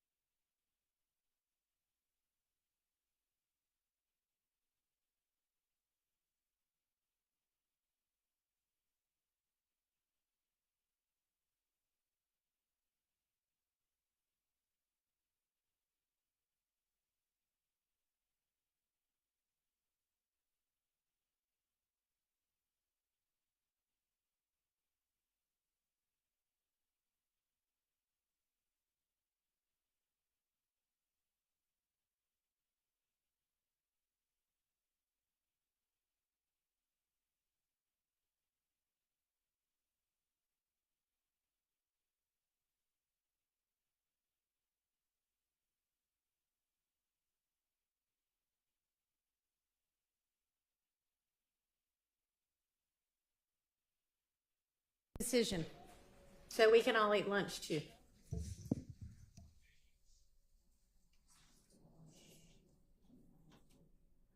And so that your clients can eat lunch. Well, then we're going to need to come back early. So that's fine. But let's come, I'm going to give us a half an hour and we'll be back at 1:15, okay? So that we don't keep the jury waiting any longer than we already have today.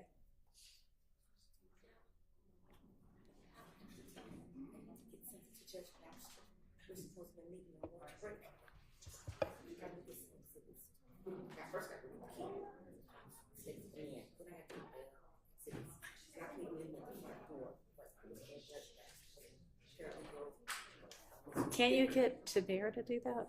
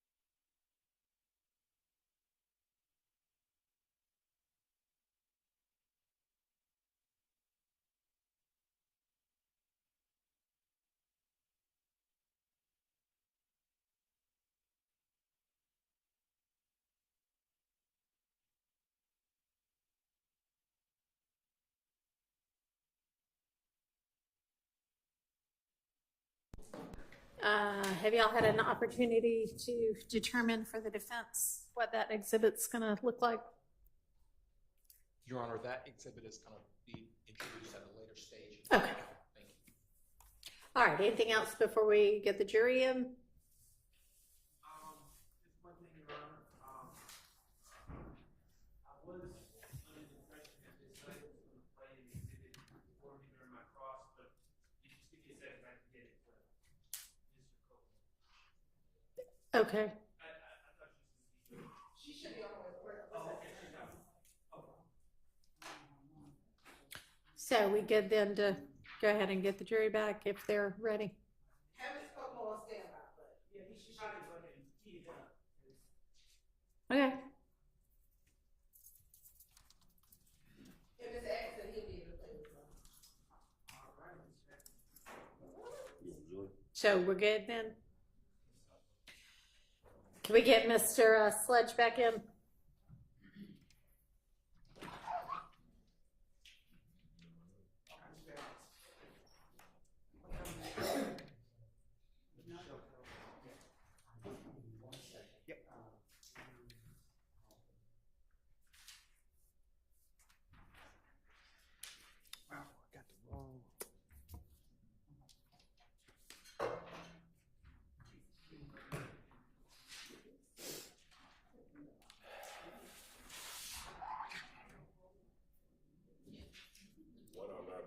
All right.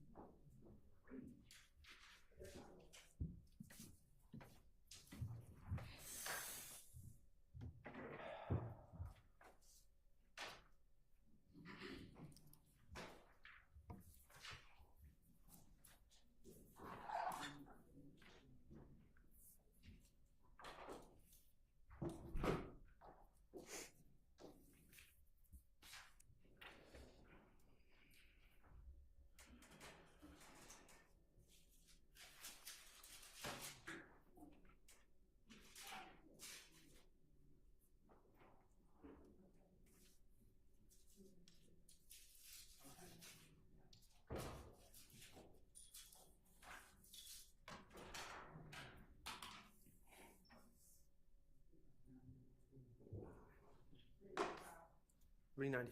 Thank you.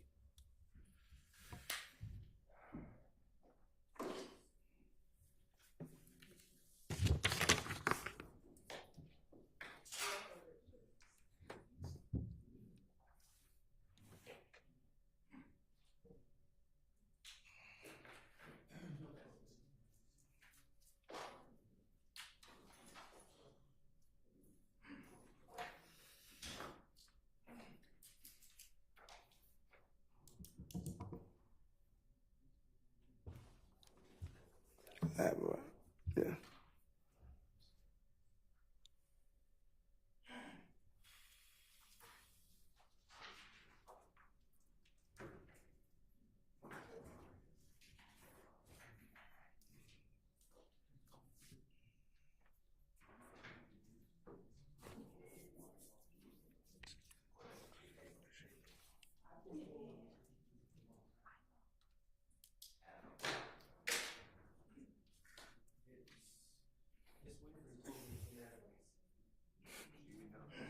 Mr. Sledge, not just sit for 1 second.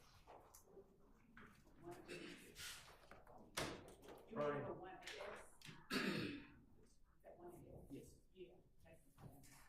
That's what's in evidence for the purpose of the plea. Is it in evidence for this trial? Which? And I'll tender it as evidence if nobody has used it. Which are we talking about? One AS. I've been trying to. Your Honor, I was under the impression that this plea agreement, Mr. Sledge's plea agreement, had been admitted in evidence. But I think I was just basing on the fact that it had a exhibit sticker, which That now says what? A 1A? No, that's no. It's neither that or Correct. 444Y is in evidence. That has an exhibit sticker because that's the exhibit sticker from Previously. the actual plea Okay. proceedings. Okay. All right. And it has the AS because it was for Antonio Right, Sledge. it hadn't been tendered. Okay. Neither of those, neither it nor the 444Y has been tendered for admission here. 440Y Was it 444Y? 444Y, right? That's It what was not she was tendered. using before, and she had him compare the two. Right. But it's not in either. Okay. It's a copy. What of- is the video? The video is 442Y. Thank you. And that's the one that's just the portions. Right. And that's Yeah. been admitted. Yes. We're ready. I'm catching up. It's a lot of numbers.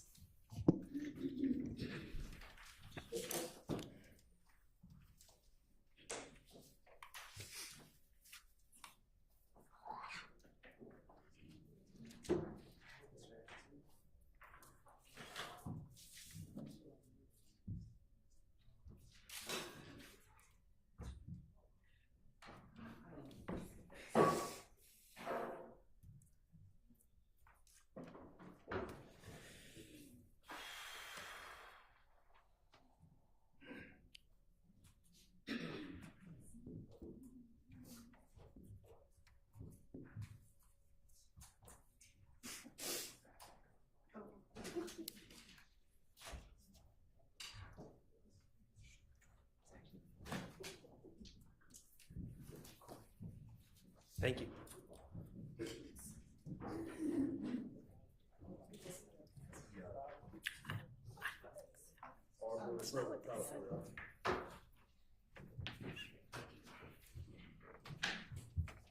You're talking about the numbers, John? Okay. We'll figure it out later. Okay. Thank you. All right, go ahead, Mr. Sharp. Thank you, Your Honor. May it please the court. Good afternoon, Mr. Sledge. Good afternoon, Mr. Sharp. All right. We had just, last thing I asked you was about your representation. Do you recall? Yes. Okay, and that you had not hired Mr. Wright for trial. No.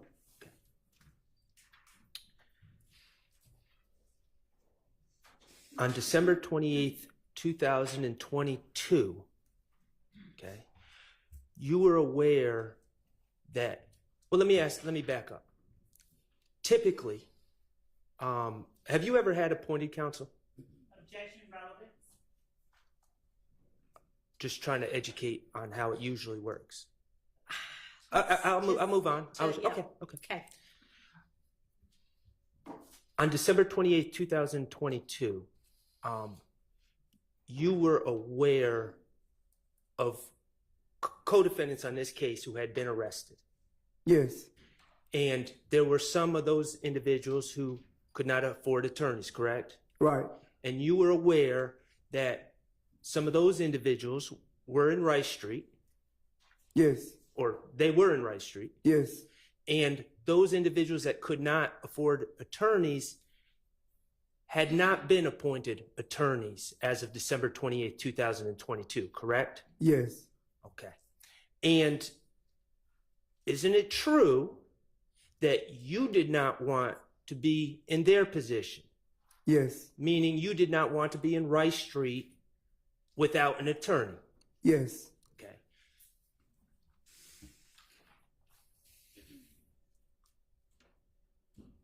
You believed, for the purposes of having representation, it was in your best interest to resolve your case via plea on December 28, 2022. Yes. Okay.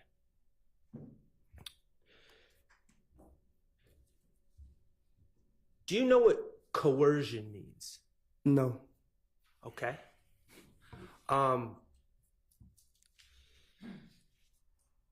What about pressure? Yes, I know what pressure means. Okay. Being in, and this is your truth, I'm not asking for a legal definition, okay? Yes. Okay. Being in Rice Street for 7 months prior to your plea, did that put pressure on you to accept this deal? Yes, a lot. Okay. Being separated from your sick mother and your children. I object. This line of questioning is already been, so ask me. Your Honor, he testified for 3 days already. I've been going for 10 minutes. Yeah, but you did already ask him that. Well, I'm just trying to conclude this line of questioning, then I'll move on. Okay. I haven't asked him about pressure yet. No. He wanted to go home, and now I'm asking about pressure. Being separated from your sick mother and your children, did that create pressure to plead guilty on December 28, 2015? Yes. Excuse me, December 28, 2022. Yes. Okay. And the fact that you did not have a lawyer for trial, did that create pressure on you? Yes. Fact. Asked and answered. Relatives go beyond. How about facts not in evidence too? Facts not in evidence. The fact that you had not hired an attorney for trial, did that create pressure on you to plead guilty? Object. That assumes facts not in evidence, and it also calls for speculation. Overruled. The fact that you had not hired an attorney for trial, did that create pressure on you to plead guilty on December 28, 2022? Yes. Okay. All right. I want to talk to you about the plea offer. And when you need to, you can refer to it, but I want you to listen to my questions, and if you can answer without, that's fine. Yes. Okay. At some point in late December 2022, you became aware that the state was making a plea offer in your case. Yes. Okay. And the state's plea offer was an offer for probation. Yes. Okay. And probation, I know we know what it is, but for the jury, probation is you don't have to be in custody, right? You're released. Yes. Okay. And you have to check in with a probation officer. Yes. In your mind, that's preferable to prison. Yes. That's preferable to sitting in Rice Street jail, correct? Yes. Okay. Probation would get you back to your family. Yes. Get you back to your ill mother. Yes. And that would solve your issues as far as hiring an attorney to try the case. Yes.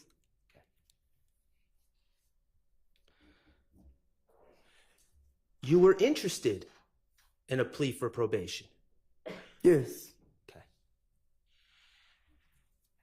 Now, as it turned out, there were factual acknowledgments that you would have to initial to receive that offer of probation, correct? Yes. Okay, when you first learned about probation, did you realize that there would be factual acknowledgments that you had to initial?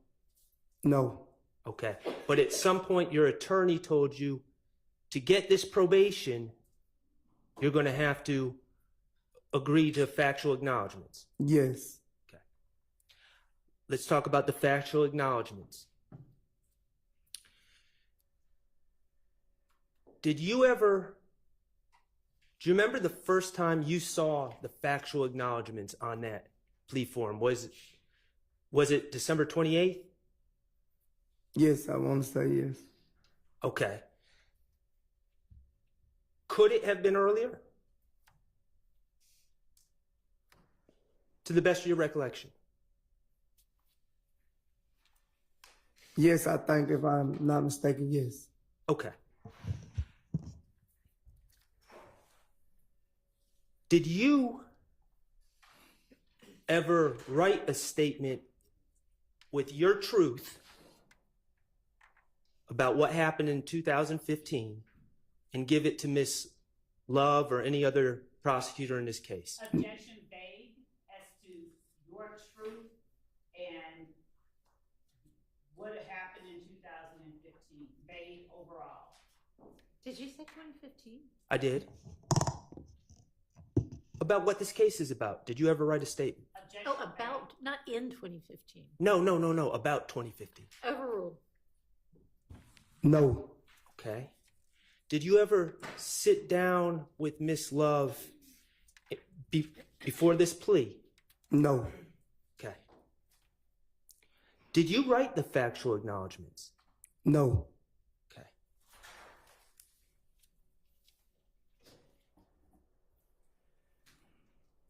On that sheet of paper in front of you, I believe it has, do you know what letterhead is? I think it's the stamp, something like that. Okay, on the top of the paper. Yes. Is there letterhead that indicates whose office that paper is from? It say Fannie Williams. That what you talking about, right? Yes. Yes. Okay, from the Fulton County District Attorney's Office? Yes. Okay. Do you know who wrote the factual acknowledgments? No. Okay. Who presented the factual acknowledgments to you? Was it Miss Love? Yes. Okay. Did you know Miss Love back in 2015? No. Was she hanging out with you in 2015? No. Okay.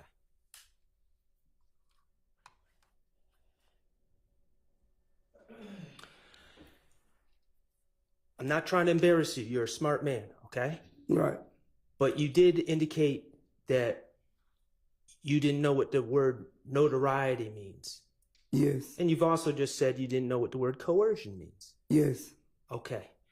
Could you look on that in that document with the factual acknowledgments? Should be page 3. I'm going to ask you to look at factual acknowledgement 1.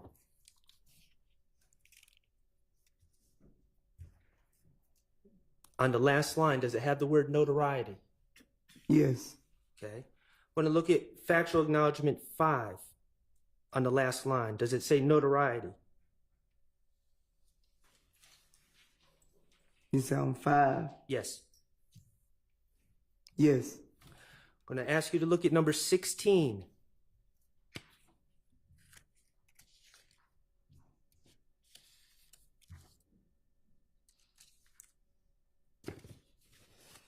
On the third line down, on 16, does that say notoriety?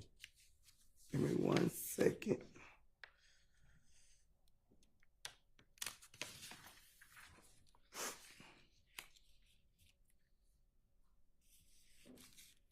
You sound what line?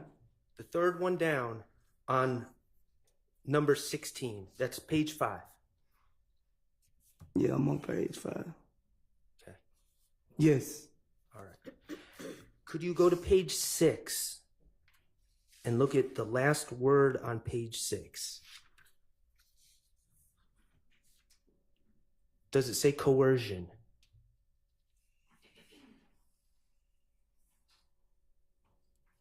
Yes. And those are words to this day, I guess before this trial maybe, that you never knew the meaning of. Still don't know the meaning of them. Okay.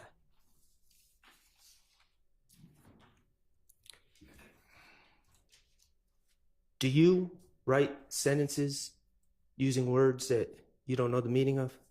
Objection, Your Honor. Relevance. Sustained.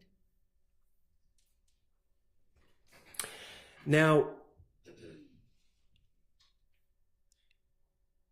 in preparation of your plea, whether it was on December 28th or before that,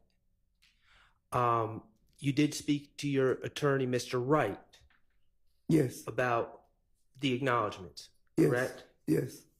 And you brought certain acknowledgments that are on that sheet to the attention of Mr. Wright and told him you don't agree with those. Yes. Okay. And were you present for discussions that Mr. Wright had with Ms. Love or the state? No. Okay. But to your understanding, some of the acknowledgments that you did not agree with, the state refused to change, correct? Yes. Okay. And you wanted to go home? Yes. Would you have let did you let a disagreement with those acknowledgments stop you from getting home to your sick mother? Objection, speculation, and. I said, did you let? Objection as to the form of the question, whether did you let that? Objection. Can you rephrase your question? Those disagreements with the acknowledgments, did you let those disagreements get in the way of you getting home to your sick mother? No. Objection, Your Honor. I mean, you basically asked the same thing, the same way. You just moved the the phrasing around. I don't really know. Can you rephrase it again? Okay. Can I break it up? You Okay. can try. You disagreed with some of the factual acknowledgments that Miss Love presented to you, correct? Yes. Okay. And you brought that to your attorney's attention. Yes. And you were told that the state was not going to change those factual acknowledgments. Yes. Okay. On December 28th, 2022, did you let your disagreement with the factual acknowledgments stop you from entering that plea? No. Why not? Because I wanted to go home to my sick mother. You have, during direct testimony, when Ms. Love was asking you questions, you've stated that you disagree with several of the factual acknowledgments in this plea agreement that you signed, correct? Yes. Okay.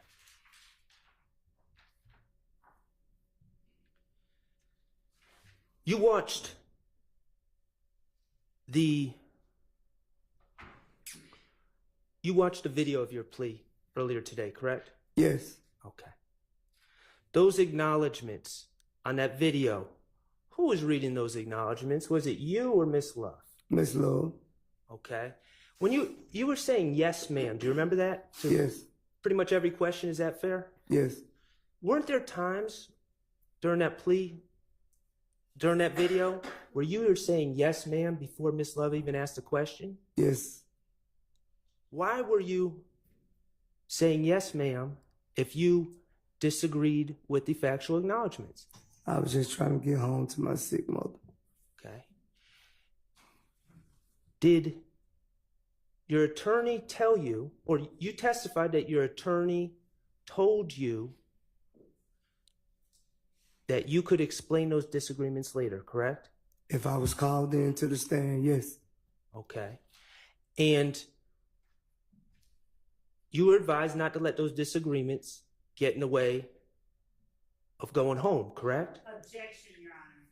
Objection as to attorney-client privilege. Objection as to hearsay. Objection as to an improper line of questioning to an improper topic. Okay. Sustained on facts not in evidence. Okay. When you came to testify in front of this jury, you were under the impression that you would be able to explain what you disagreed with, correct? Yes.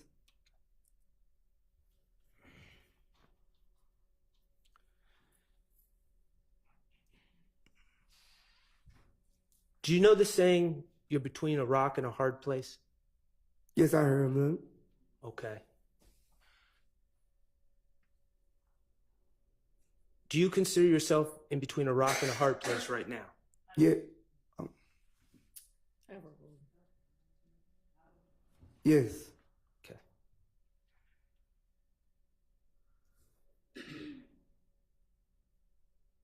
The rock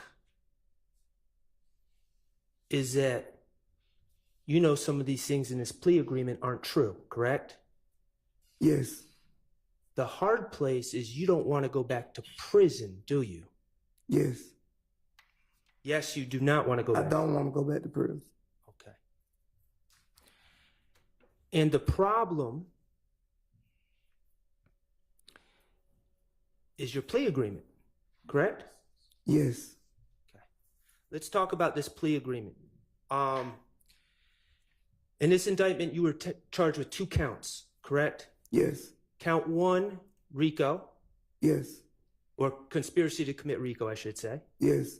And count 30 was a gun charge, correct? Yes. Specifically, possession of a firearm by a convicted felon. Yes. For count 1, let's talk about that, what the plea agreement was, okay? Yes. The agreement, if you initialed the factual acknowledgments and entered a plea, the agreement was that the state was going to recommend 15 years of probation. Yes. And that meant that you would get out of jail immediately. Yes. Okay.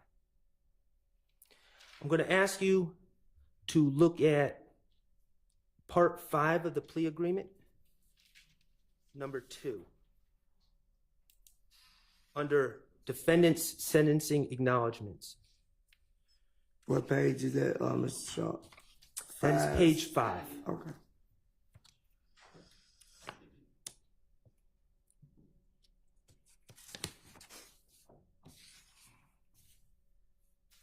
And what number? It's number 2 under section 5. Yes, I'm looking at it. Okay. Your agreement states that defendant, that's you, right? Yes. Okay. Defendant understands fully that if he violates any provision or any special condition of the plea agreement, his probation for this sentence may be revoked in its entirety, and the district attorney will recommend that defendant serve any remaining portion of this sentence in confinement at the Georgia Department of Corrections. And in parentheses, it says prison. Is that accurate? Yes.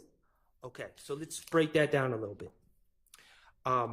You're aware that a condition of your plea is to testify consistently with the factual acknowledgments you signed. Yes. That you say are not true. Yes.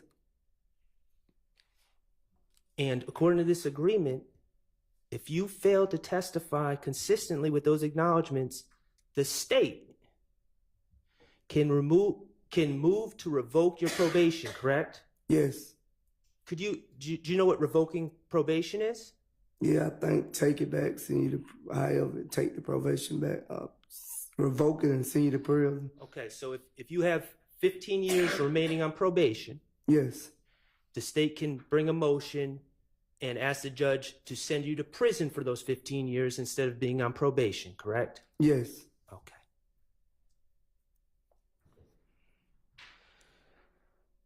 Let's talk about the agreement for count 30, possession of a firearm by a convicted felon. Okay.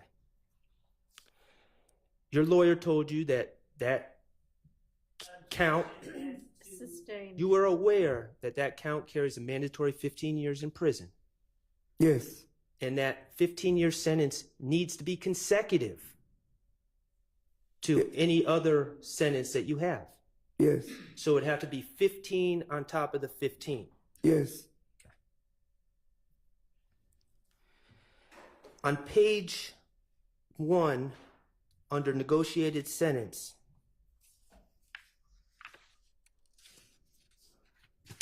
it says, where it says count 30,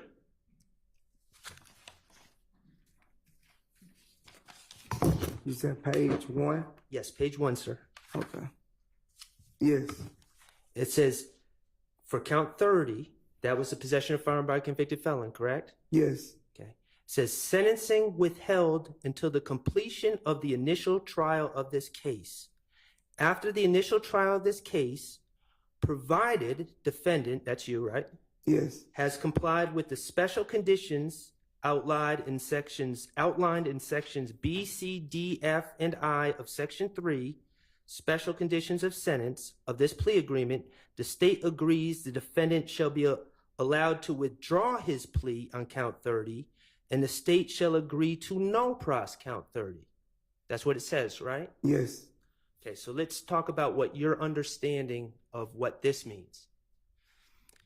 On December 28, 2022, you pled guilty to possession of a firearm by a convicted felon. Yes. Okay. And under normal circumstances, that would be 15 years in prison consecutive. Yes. Okay. But the state in this agreement allowed sentencing was withheld, correct? Yes. So you weren't, even though you pled guilty to count 30, you were not given a sentence. Yes. You were not given 15 years to serve in prison. Yes. And sentencing was withheld until after this trial. Yes. Okay. And your understanding is if you testify in accordance with this plea agreement, the state will dismiss that case. Yes. Even though you've already pled guilty to it, the state will go back, let you withdraw your guilty plea, and dismiss the case. Yes. You've been in trouble before, right? Yes. Okay. You ever have an agreement, a situation like this in any of your other cases? Sustained. I'm going to ask you to look at Part 5, Number 4. Okay, and that's under defendant's sentencing acknowledgments.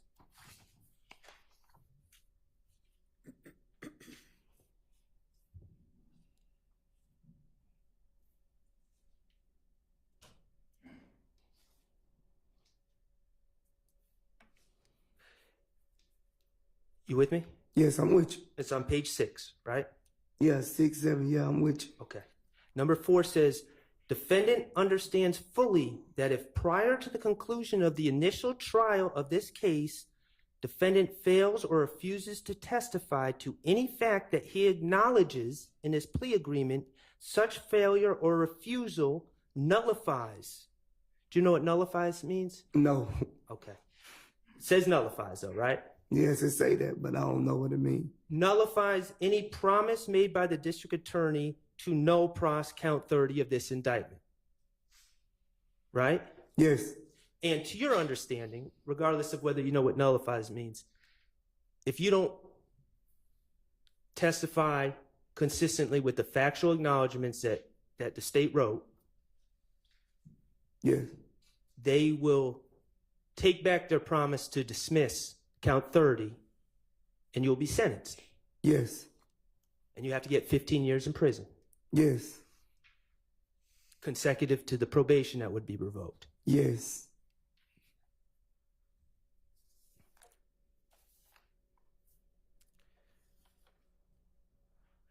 Can you look at number 3 under section 5? So I'm on page 5 now, going into page 6.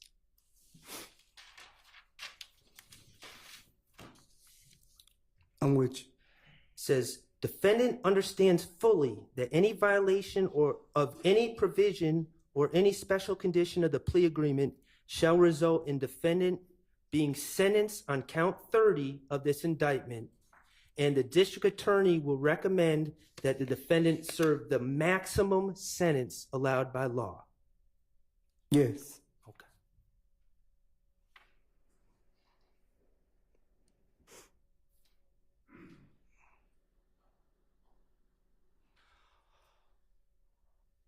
All that on that video talking about he has to testify truthfully.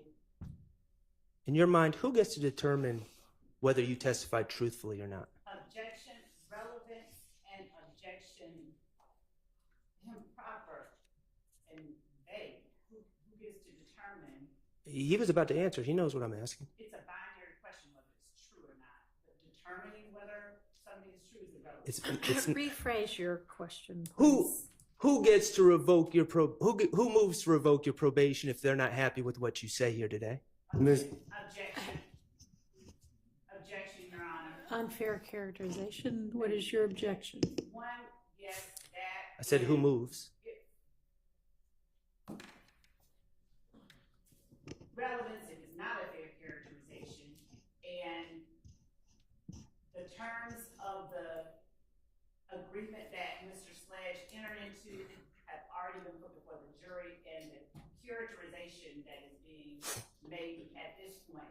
is improper and not relevant. Sustained on the improper part. You wanna, if you wanna try to rephrase it. Have you, in your life, have you ever seen a defense attorney try to revoke someone's probation? Sustained.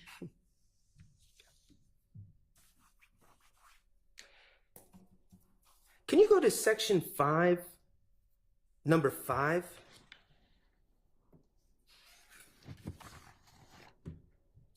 Which? Okay, and that's on page 7? Yes. 6, 7. Right. Excuse me, you're right, 6. Thank you. It says, defendant understands fully that defendant's violation of the provision of any special condition of this plea agreement prior to the conclusion of the initial trial of this case shall nullify any promise made by the district attorney to null pros count 30 of this indictment and may result in defendant being sentenced to serve as much as 35 years of confinement in the Georgia Department of Corrections / prison. So it says, right? Yes. Okay. We talked about 15 plus 15. That equals 30, right? Right. But in number 5, it's saying you're going to serve as much as 35 years. Yes. And even though that's an extra 5 years, you initialed it. Yes. Why did you initial it? Because I wanted to get home to my mother.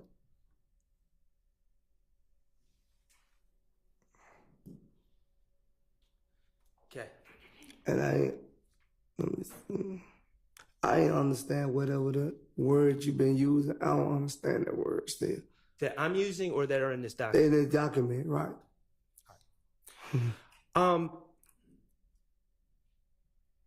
I just want some clarity. Yes. You testified that you have a 9th grade education. You attended Southside High School, now Maynard Jackson High School, right? Yes. Okay. In the video, you said 10th grade. Is it 9th or 10th, or you? I was actually trying to say I completed the 9th, but I was in the 10th grade. Okay. You ever receive any legal training? No. Okay. I'm going to ask you some questions, and I'm not asking what the acknowledgments say at this point, okay? Yes.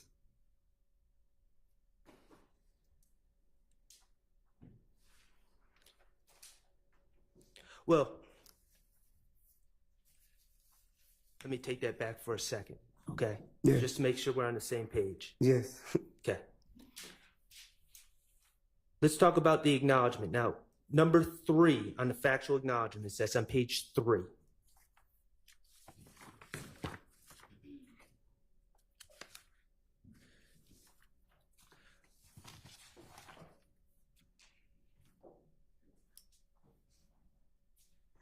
You with me? Yeah, I'm with you. All right. Now, you testified that this acknowledgement is in fact false, correct? Yes. Okay. I'm going to read the acknowledgement with you, and then we're going to talk about the truth, okay? Yes. All right. The acknowledgement says, while associated with YSL, and to support and express loyalty to YSL, defendant and co-defendant Demekion Garlington and Quindarius Zachary appeared in a video with another person, AS, wherein defendant brandished a weapon used to drive in a drive-by shooting, and wherein, on behalf of YSL, defendant threatened to harm a person named Kel, a rival gang member who had begun a relationship with defendant's ex-paramour, parentheses, girlfriend. Yes. Okay, that's what it says? Yes. And so you see where it says, and to support, in the first line, I'm just going to reiterate, and to support and express loyalty to YSL. It says that in there, right? Yes. And it says,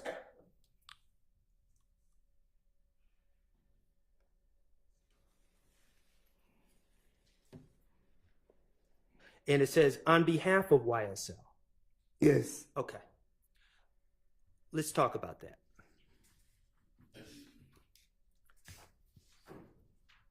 Ms. Copeland.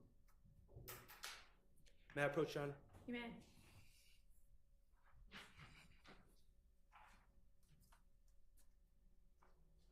Mr. Sledge, I'm showing you a document marked DS-36. Yes. Okay. Do you see that there's 3 pictures in that document? Yes. Okay. Can you identify the 3 people in those pictures?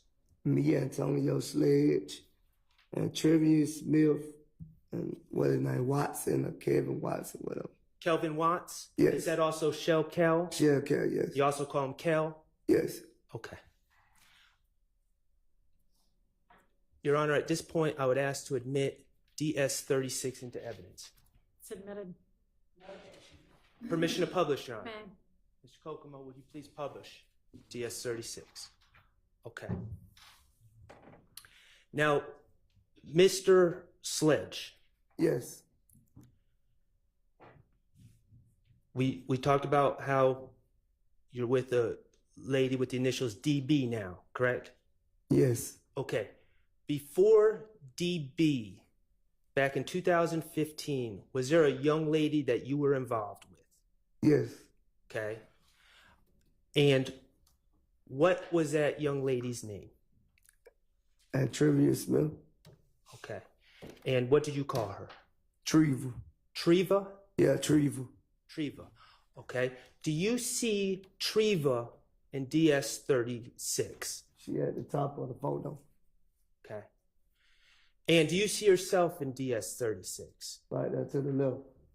Okay. And who's the other gentleman in the bottom right on DS-36? That's Kel.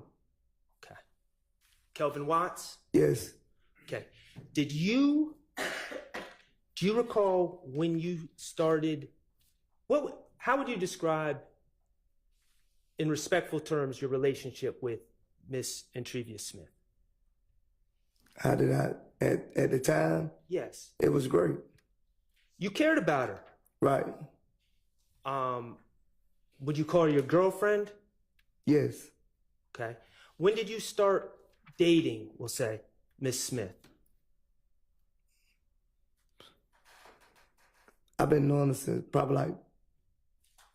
I've been dating since probably like 2009, but as the relationship, probably like 2013. Okay, so by 2015, you'd been in a relationship with her for at least 2 years, maybe longer. Yes. And you've known her for 8 years at that point. Yes. 9 years. Okay. Yes. At some point, did she start dating another man? From my understanding, yes. Okay, and who is that other man? Kevin Watt. Okay. And do you know, was she dating, and I'm not trying to embarrass you, was she dating you first or Kelvin Watts first? Me. Okay. Do you know from your vantage point when she started dating Kelvin Watts? I don't know at the time when she started dating. Okay. And when you found out that she was dating Kelvin Watts, did you immediately break up with her and say, no, I don't have anything to do with you? Or did you keep having a relationship with her? We kept conversing. Okay. Did the fact that you and Mr. Watts were simultaneously dating Miss Smith, did that create problems between you and Mr. Watts? Yes. Okay. Did that lead to an internet back and forth between you and Mr. Watts? Yes.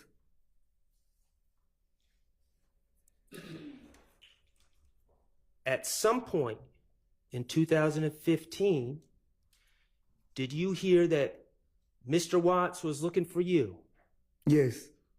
And was all that revolving around your rivalry over Entrevia Smith? Yes.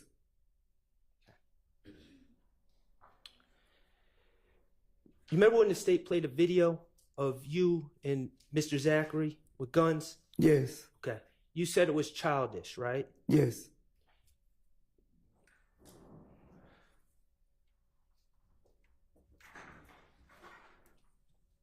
And at this point, Your Honor, I would ask for the state to publish what's 441Y. It's either 441Y or 395Y. 441 Yankee, thank you. Could you publish that?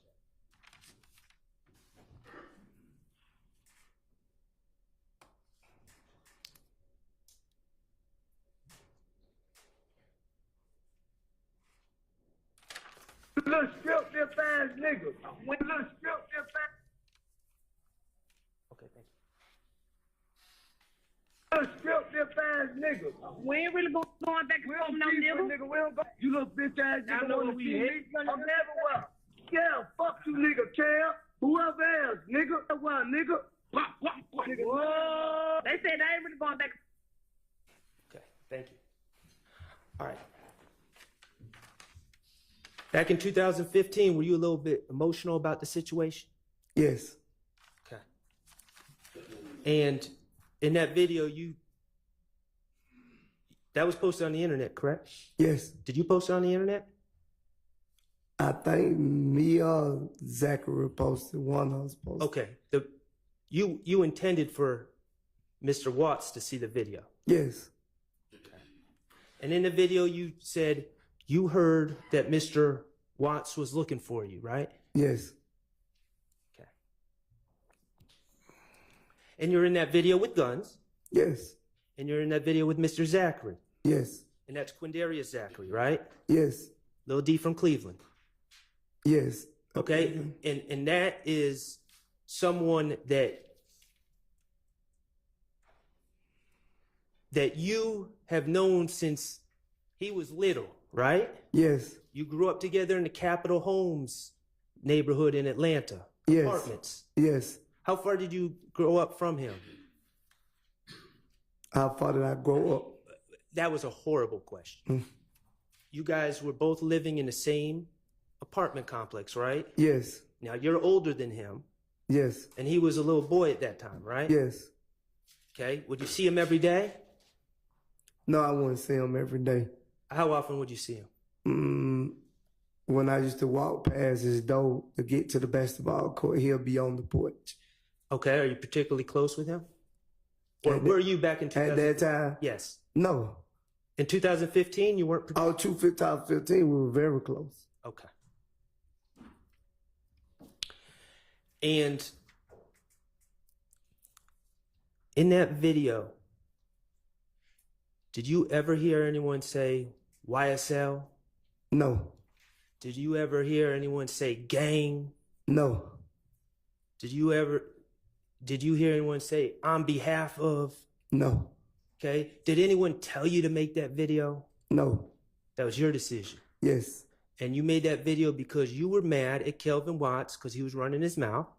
Yes. Because y'all were dating the same woman? Yes. Okay. So let's go back to factual acknowledgement 3, which deals with this video.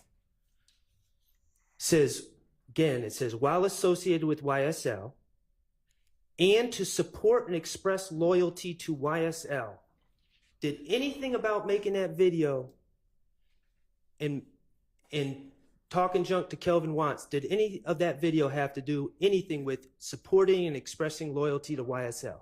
No. Okay. And then later on in factual acknowledgement 3, it says, and wherein, on behalf of YSL. Was there anything about that video that was done on behalf of YSL? No. Thank you. Okay.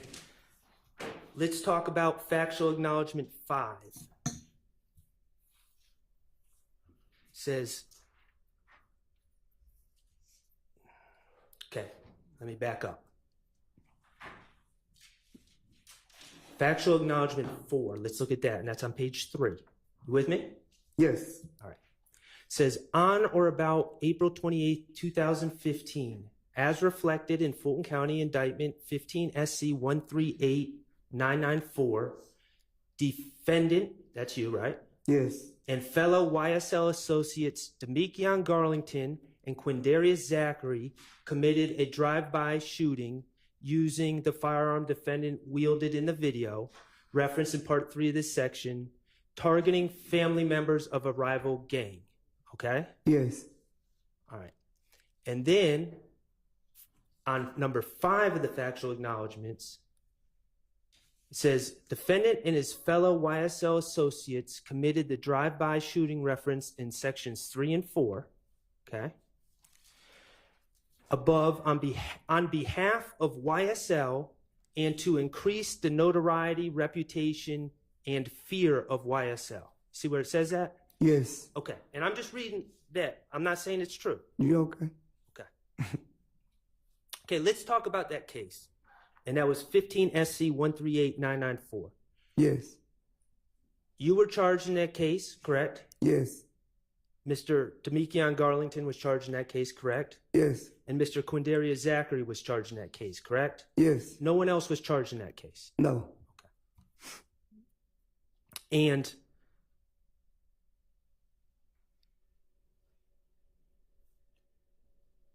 that night, April 28th, 2015, I believe you testified you were at the Club Crucial. Yes.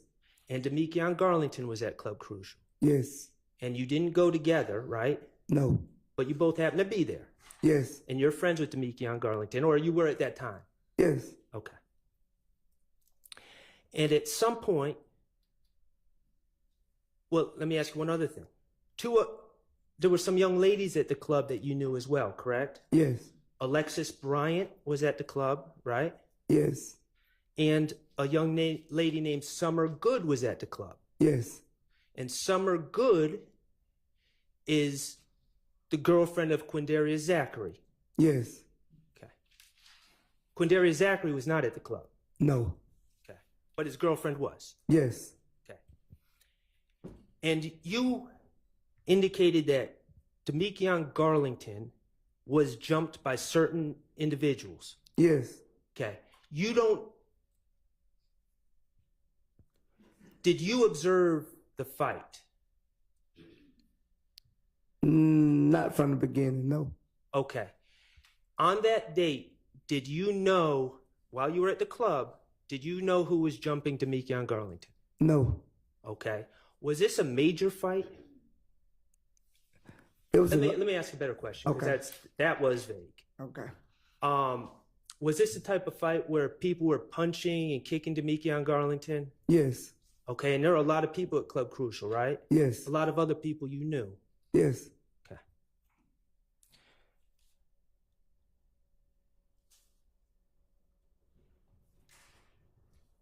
Demekion, you said you left the club without Demekion Garlington. Yes. Okay. But then you received a call from Demekion Garlington. Yes. And the reality is Demekion didn't have a car. Yes. Okay. You had a car. Yes. Right. So Demekion asked you to pick him up. Yeah, he asked me to come back and pick him up, yes. Okay. Demekion was upset, correct? Yes. Was Demekion drinking that night? I can't tell you if he was drinking that night. He probably wasn't even in the club that long. So I don't know if he was drinking. You know if he was using drugs, popping pills, anything like that night? Probably before he got there, but I didn't see him pop any pills. Okay, were you drinking that night?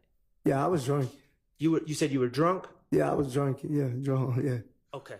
So Demekion is upset after getting jumped in the club, and he calls you to come pick him up. And you're drunk, and you think he might have been popping pills and don't know what else, right? Yes. Okay. Demekion had been publicly humiliated, right? Yes.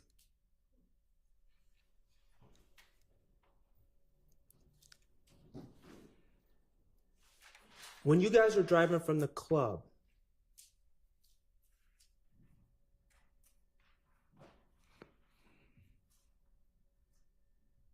Summer Good and Alexis Bryant were following y'all's car, correct? Yes. They were leaving the club at the same time. Yes. And again, that Summer Good being Quindaria Zachary's girlfriend. Yes.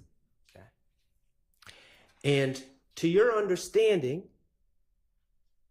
Summer Good was scared. Yes. Because people were following her car. Objection, Judge. Calls for speculation. Sustained. Okay. Well, it was your car and Summer's car. Was there another car following behind y'all? Yes. Okay. And when Darius Zachary, who wasn't in the club, was called about the situation, correct? Calls for speculation. Or in hearsay. Well, you went to pick up. Sustained. Okay, you went to pick up Quindarius Zachary, right? Yes. Okay. And the purpose of you picking up Quindarius Zachary was to take him to the house where Summer Good was. Yes. To protect her. Yes. Your Honor, objection and answer that part of speculation. It's going to be. She knows the discovery. It's going to be completely obvious. It's background hearsay. Well, I mean, it's happened at this point. Let's kind of get to whatever it is that you're trying to get to here. Summer Good was at a house, at Alexis Bryant's house on Landrum Drive, correct? Yes. And you and Demekion Garlington, this is after the fight, picked up Quindarius Zachary and drove to that house on Landrum Drive. Yes. Where Summer Good was. Yes. Okay. And when you all arrived at that house, you saw someone shooting at that house. Yes. Shooting at the house that Summer Good and Alexis Bryant were in. Yes.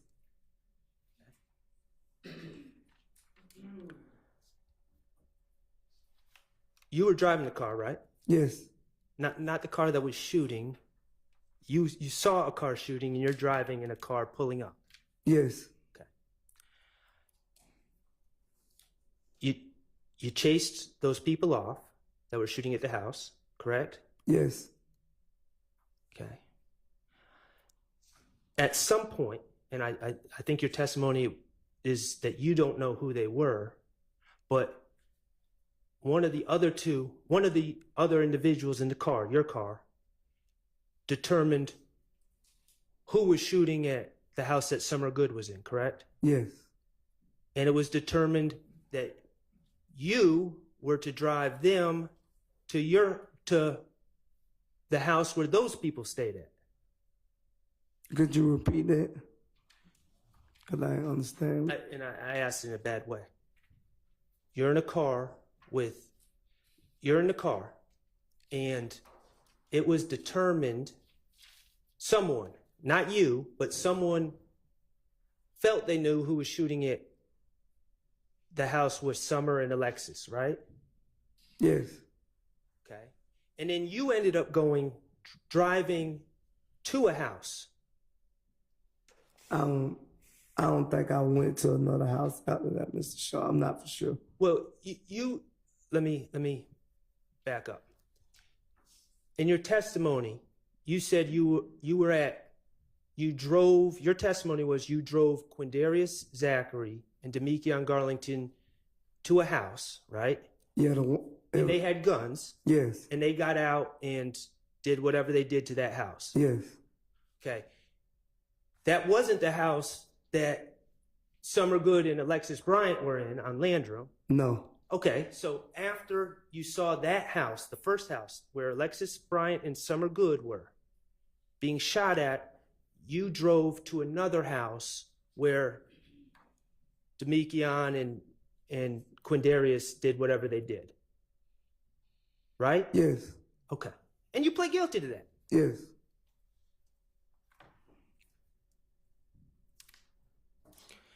You don't know who jumped Demekion Garlington? No. Okay. You drove to the first house on Landrum where Summer Good was because Quindarius Zachary wanted to protect his girlfriend. Yes. And once you saw people shooting at the house, Demikian Garlington and Quindarius Zachary wanted revenge, right? Yes. Quindarius Zachary wanted to go back at the people that were shooting at his girlfriend. Yes. And Demikian Garlington wanted to go back at the people who he felt jumped him in the club. Yes. Okay? That was personal revenge, correct? Yes.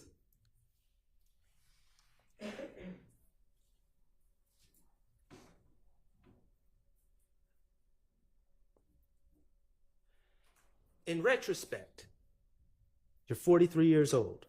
Yes. Okay? You know Quindarius Zachary since he was this big. Yes. You know Demikian Garlington, I believe you knew him since he was a baby too, right? Yes. Okay, in retrospect, you were the older person in the situation, correct? Yes. You should have known better than to drive them anywhere, right? Yes. Okay, but you did. Yes. Okay, but the bottom line, and you pled guilty. Yes. And you served your sentence. Yes. The bottom line is Jeffery Williams didn't instruct you to go drive to any houses at night? No, Jeffery Williams didn't know nothing about it. Okay. Objection as to speculation about what someone else knew. Sustained. Ask that portion be stricken from the record. Okay, you don't know what Jeffery Williams knew on any given night, but he didn't order you to go to any house. No, no. Okay. And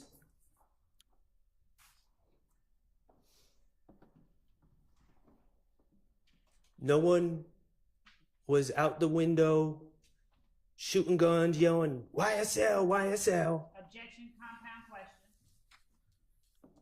Overruled. No. The reality, Mr. Sledge, is what happened on April 28, 2015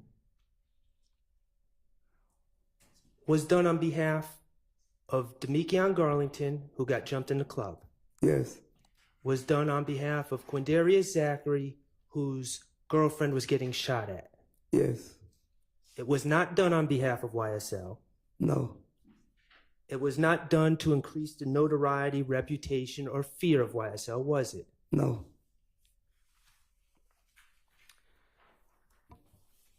Okay. The state asked you about, I'm on page 5, Mr. Sledge. Number 14 and 15.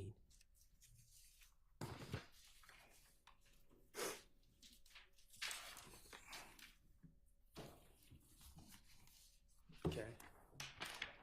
And I'm gonna read those in a second, but I just want to ask you some questions. Okay. We already established it. Did you grow up, Mr. Sledge? Yes. We'll get to that in a second. Okay. I want you to listen to my question. Okay. Yes. Thank you. You grew up. We've established that you lived in Capitol Homes. Did you grow up in Capitol Homes? Yes. Okay. And Capitol Homes, does that still exist, or has it been torn down by now? They tore down, but they call something else now. Capitol Gateway or something like Capitol that. Gateway. Yeah. Okay. Could you help me understand what area of town, what street is Capitol Homes on? Memorial Drive. Okay. It's on Memorial Drive, maybe 5 minutes from this courthouse, right? Yes. Okay.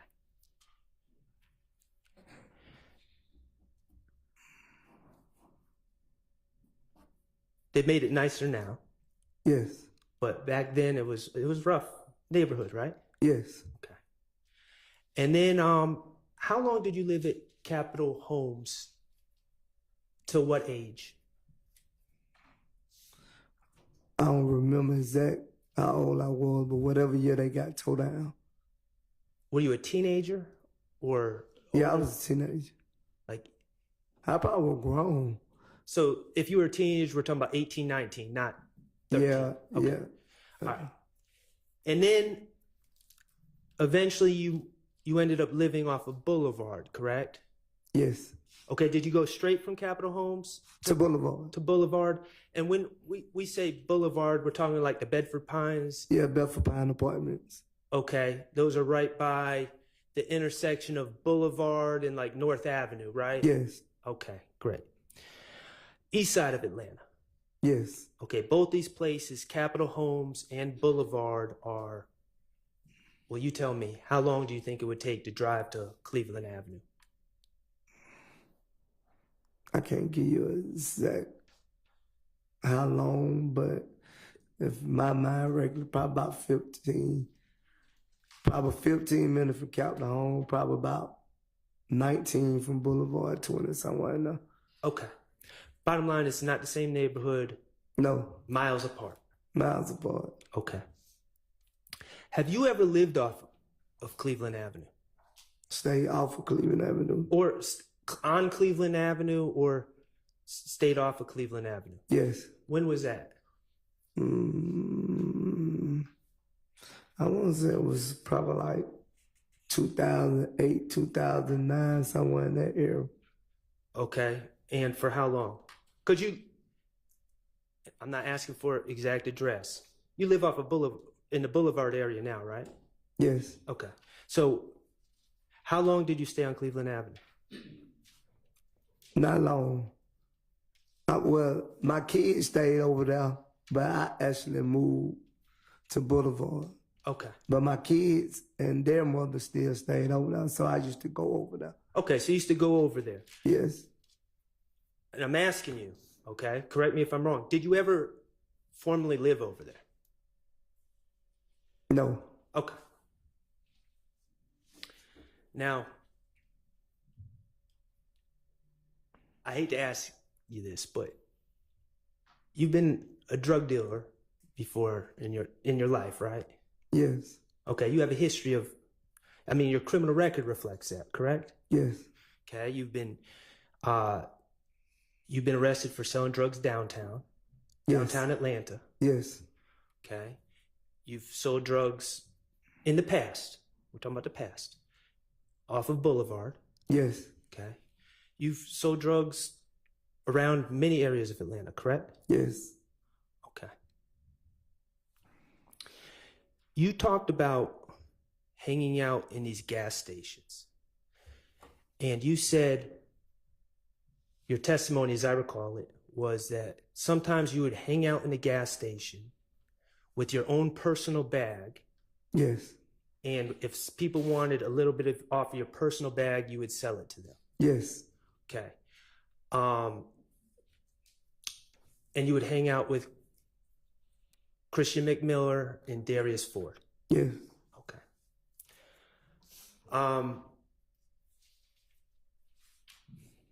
Personal bag, we're talking about bag of marijuana? Yes. Okay. And we're talking about if someone, for me, for instance, asked you, hey, can I buy some of that marijuana off of you? We're talking about $5, $10 type stuff, right? Yeah. Okay. Petty. Petty, yeah, some petty. Okay. Do a lot of people sell drugs out of gas stations in your experience? Has foot traffic, right? Objection, relevance as to whether or not a lot of people. Sustained. Have you sold drugs in gas stations before?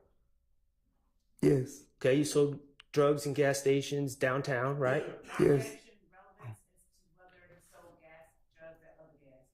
It's relevant, Your Honor. Overruled. Yes. You sold drugs at gas stations off of Boulevard before, right? Yes. Okay. And your testimony is that you would occasionally hang out at some gas stations on Cleveland Avenue with your personal bag of marijuana. Yes. With your friends, Big and Mac Mac. Yes. Okay. Would you be there 24/7? No. Okay. How many times would you say total that you hung out at these gas stations? Is it more than a dozen? Yes. More than 2 dozen? Yes, probably more, yeah. I pull up and just kick it and then leave. Okay, when you say you would pull up and kick it and then leave, is it fair to say that you were not part of some complex drug distribution network in these gas stations? No. Okay, so when you would just kick it and leave, we're talking about you staying around for how many minutes? Sometime an hour, less. Okay. All right. And you say you thought, I want to get this right, you thought maybe more than a couple dozen, more than 25 times total? Yeah. Sometimes stay for like an hour? Yes. Okay. You'd also hang out at the park? Yes. Hang out at other stores? Yes. That's where the mother of at least one of your children lived? Yes. Okay. That area, not the gas station? Yes, that area. All right. And from your observation, and I know you don't want to speak on the dead, so I'm going to keep it brief. Your two friends would sell drugs at those gas stations. Yes. They'd sell drugs other places too, right? Yes. Okay. Tell me about the time that you and Christian McMiller and Darius Ford pulled out AK-47s and chased everyone out of the parking lot to protect drug turf. Never. Okay. You just observed two people selling weed at a gas station before. Yes. Okay, let's go back to your factual acknowledgments that you signed on December 28, 2022. The gas station at 151 Cleveland Avenue, Atlanta, Georgia, is one of multiple locations where YSL associates sell drugs and do not allow other gangs to operate. Okay? Now, it is true that in your mind, Darius Ford and Christian McMiller were YSL associates in your mind. Yes. And they would sell drugs at these two gas stations, 151 Cleveland Avenue and 221 Cleveland Avenue, and a bunch of other places, correct? Yes. Okay. But you haven't seen anyone do anything that would lead you to believe that they did not allow other gangs to operate in those gas stations, did you? No. No violence. No. No attacks. No.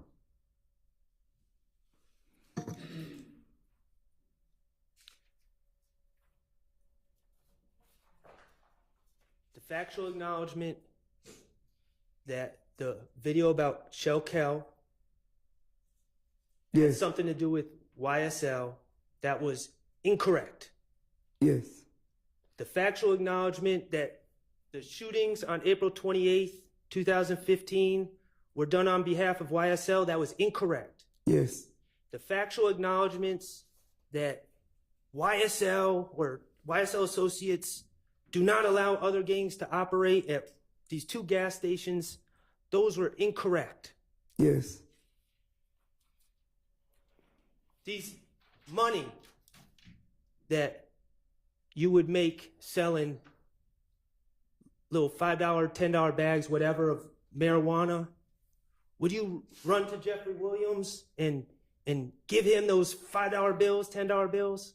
Never. Okay, would you run to Shannon Stillwell and give him the $5 and $10 bills? Never.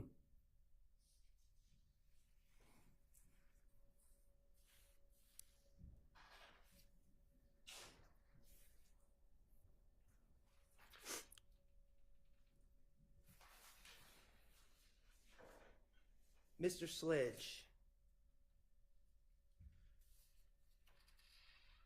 I'm going to ask you to go to page 6 or 7 again.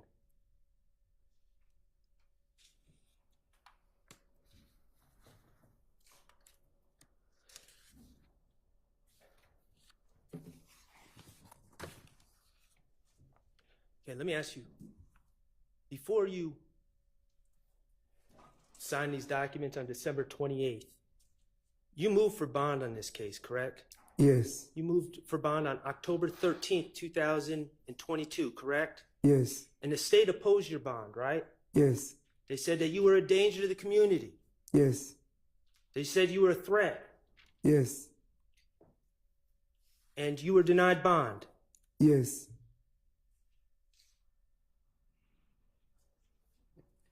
That kept you away from your family. Yes. On the bottom of page 6, it says, the last sentence. I freely, knowingly, and voluntarily entered into this agreement without force, threat, or coercion. And we already said you didn't know what coercion meant. Yes. So let's just say pressure. Yes. That's not true, is it? You were pressured. Yes, I was pressured. In fact, you were pressured into signing a document that claims that you're entering the agreement without pressure. Yes.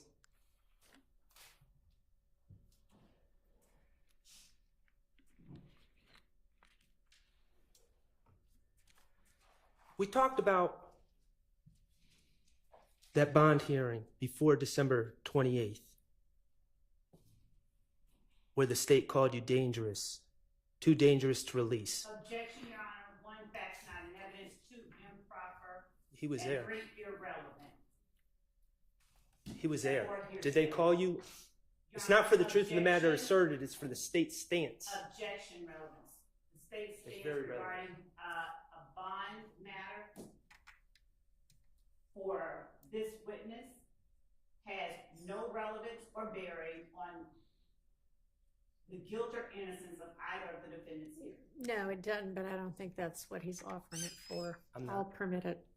They told you, they said to the judge that you were too dangerous to let go, right? Yes. Okay.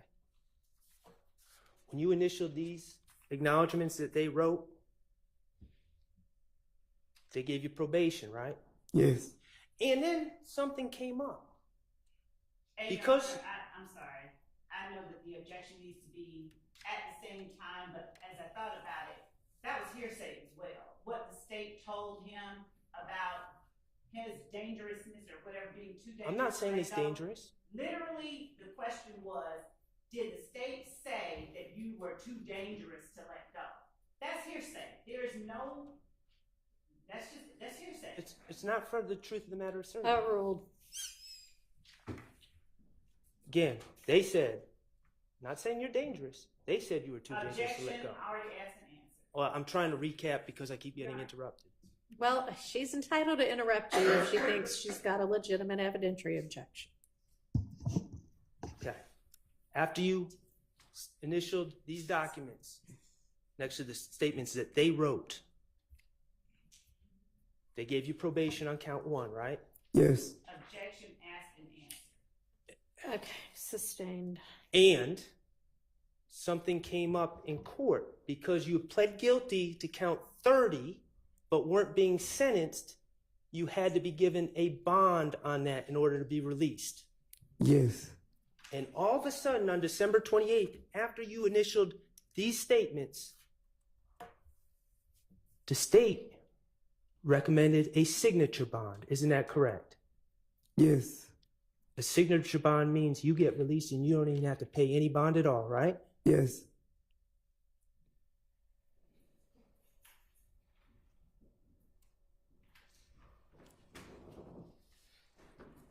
Have you ever been able to figure out what made you so dangerous before December 28th? Sustained. I have no further questions. Thank you. All right.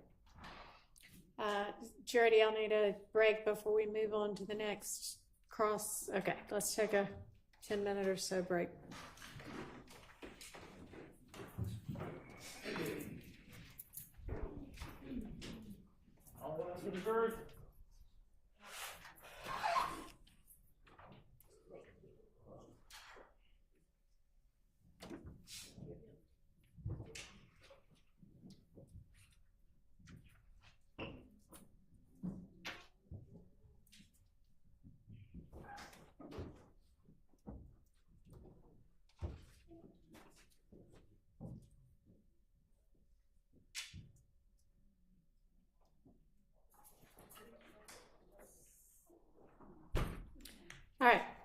recess.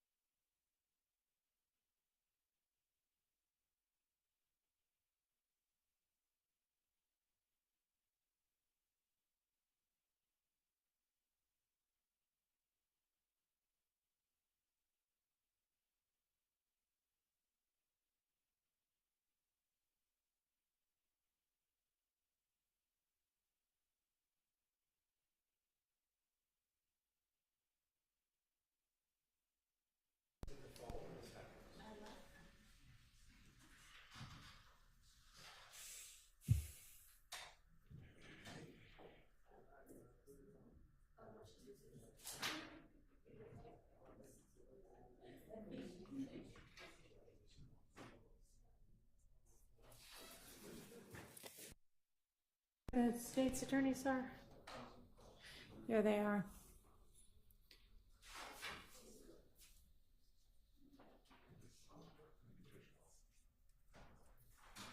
All right, we ready for the witness and the jury?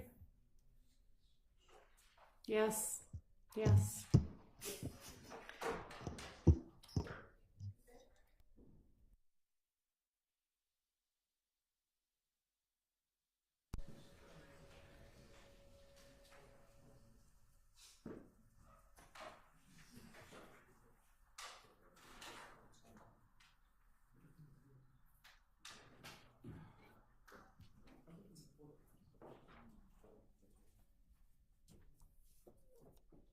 All right, can somebody get the jury for us?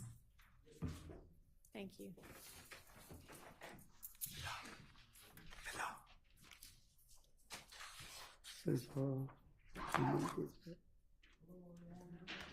Okay.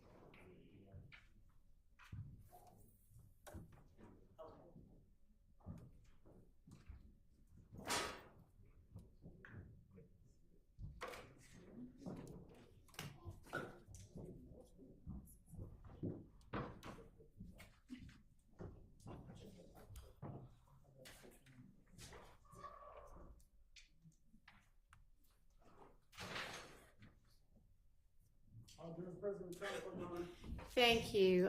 Is there other cross-examination of Mr. Sledge? All right, come on.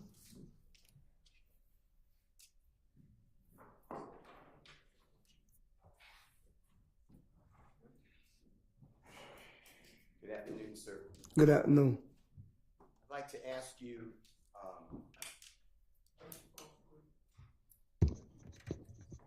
to ask you, if you don't mind, to lock in on June 9th, Sunday, 2024, if you can.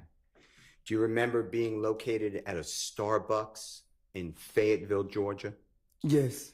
And the gentleman who is seated in the first row here, the nice-looking young man in the who's now smiling, can you tell, ladies and gentlemen, Jerry, who that person is to you? My attorney. Okay, and he has a great reputation. Yes.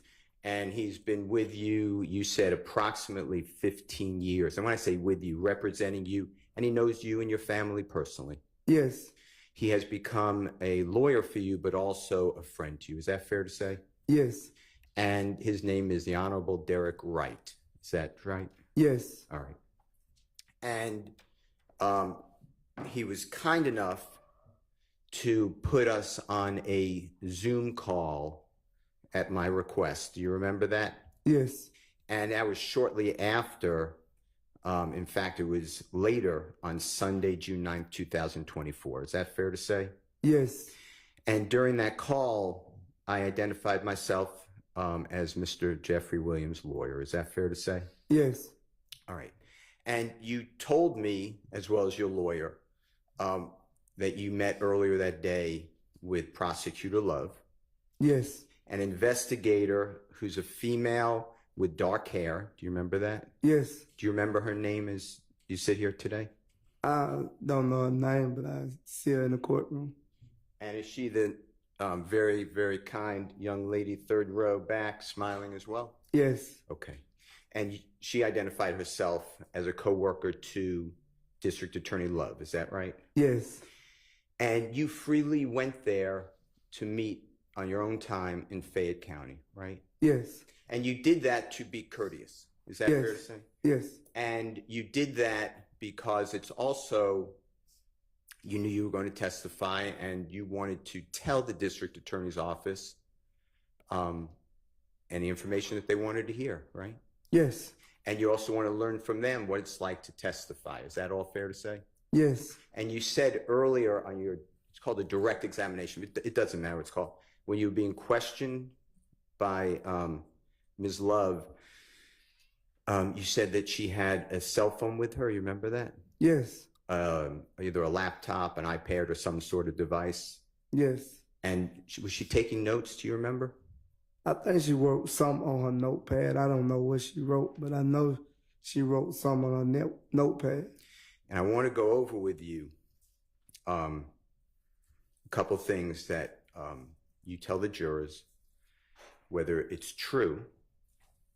And then my second question is going to be whether you told District Attorney Love that, okay? Yes. And when I say that, I'm talking about Wednesday, June 9th, Sunday, June 9th, 2024 at Starbucks, okay? Yes. Do you remember telling with your lawyer there and the investigator at District Attorney's Office and District Attorney Love that shortly before, days before, the God forbid death of Donovan Thomas? Yes. You and a gentleman named Brian Williams, known as Birdman, do you know who I'm talking about? Yes. And others, including Jeffrey, yes, were all together. Yes. And you were outside in the parking lot of TIG Studios. If I'm mistaken, I want to say it was TI Studio, not TIG. That's fine. Yes. And you were having a good time. Yes. When you told District Attorney Love that you were with Donovan Thomas and Jeffrey, did you make it known that there was no animosity? That's a bad word. Let me change it. Let me ask a different question, okay? Did you make it known that everyone was having a good time? Yes. Did you see any type of argument or spat or anger from Jeffrey towards Mr. Thomas? No. Did you see any anger or spat or argument from Mr. Thomas towards Jeffrey? No. In fact, you observed they were friendly, right? Yes. You knew they were good friends, right? Yes. You knew that Jeffrey really cared for Donovan Thomas. Is that fair to say? Yes. Objection, Your Honor, as to this witness's ability to know. That would be speculation. You can ask something foundational. Okay. Did you observe, from your observations, did you observe that Jeffrey liked Donovan Thomas? Yes. It's sustained. did you observe from your observations the demeanor is a bad word too, did you observe that there was friendship between the two of them? Objection, Your Honor, that's still circulating. That there, rephrase, please. Sustained. Let me ask you this.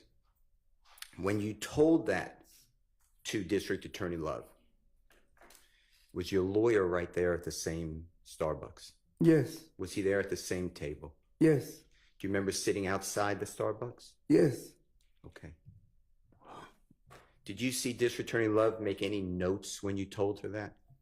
No. I noticed she didn't ask you about that. Do you remember her asking? Maybe I missed it. Did she ask you about that when her 3 days of questioning you? No. Let me ask you this. When you were at that Starbucks on that Sunday, June 9, 2024, in the afternoon hours, do you remember telling District Attorney Love that on the evening after Donovan Thomas was, God forbid, shot, so it's January 10th, 2015, that's the date I'm locking on, okay? Yes. You remember telling her that you were at Jeffrey's home. Yes. And Kenneth Copeland was there. Yes. Among other people. Yes. And Jeffrey was there. Yes. And at some time, Kenneth Copeland was receiving calls, or received a call from the police saying that he was a suspect in this murder or the shooting of Donovan Thomas. Is that fair to say? Yes. And that Jeffrey, or Mr. Copeland, was asking, what do I do? Do you remember that? Yes. And Jeffrey said to Mr. Copeland, if you had nothing to do with the killing, you should go and talk to the police. Yes. And you told District Attorney Love that, right? Yes. In front of the Honorable Derek Wright, your lawyer. Yes. In front of, or I don't know if she's paying attention, I'm not saying she was, but the investigator was around. She was there. And do you remember District Attorney Love telling you that she would prefer if you don't state to the jury that Jeffrey told you to take Mr. Copeland to the police department if he was not involved in the murder? Yes.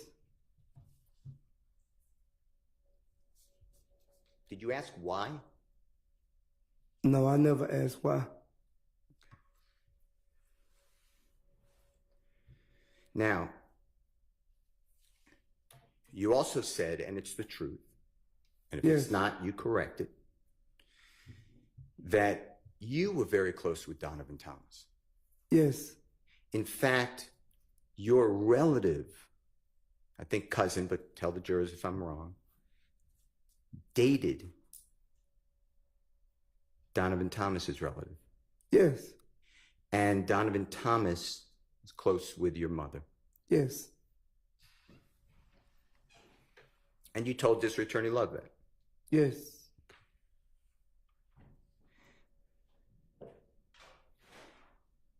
Now,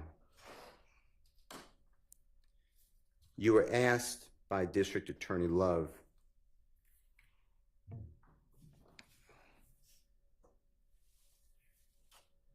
whether you remember anything else anyone said regarding the murder of Donovan Thomas on the night of January 10, 2015, going into January 11, 2015. Do you remember that question by any chance? No, not actually. I don't remember that question. Okay.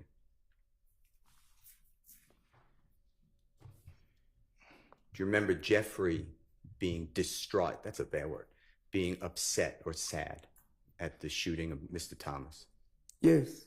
Do you remember? Your Honor, I object. That calls for speculation. Rephrase. Mr. Williams. Do you remember ever seeing Jeffrey put out a post, rest in peace, about Mr. Donovan Thomas's death? When I ask for an objection, I'm saying it to stop an improper question about putting facts not in evidence. Mr. Steele knew that is putting facts not in evidence. And I would ask not only that the court strike the question, but admonish Mr. Steele to not put not in evidence before this jury. Okay. Can you ask some foundational questions, please? Sure. And Your Honor, any post made by defendant Williams. So you're not talking about that evening, are you? Yes, ma'am. I'm talking about the morning hours of January 11, 2015. All The right. gentleman. We might need to take this up outside the presence of the jury. Well, I'll come back to it then. All right. Let me ask you some questions. In front of you is State's Exhibit number 444Y there by any chance? It is it's entitled, it's on the letterhead of the Office of the Fulton County District Attorney. It's dated December 27, 2022. Do you see that document? Yes. And it should be 7 pages long? Yes. Okay. If you can turn to page 3 of 7, I want to ask you some questions about this document. And this is the same document that you've been asked about by Ms. Love, by the Honorable Attorney Sharp, right? Yes. Okay. Now,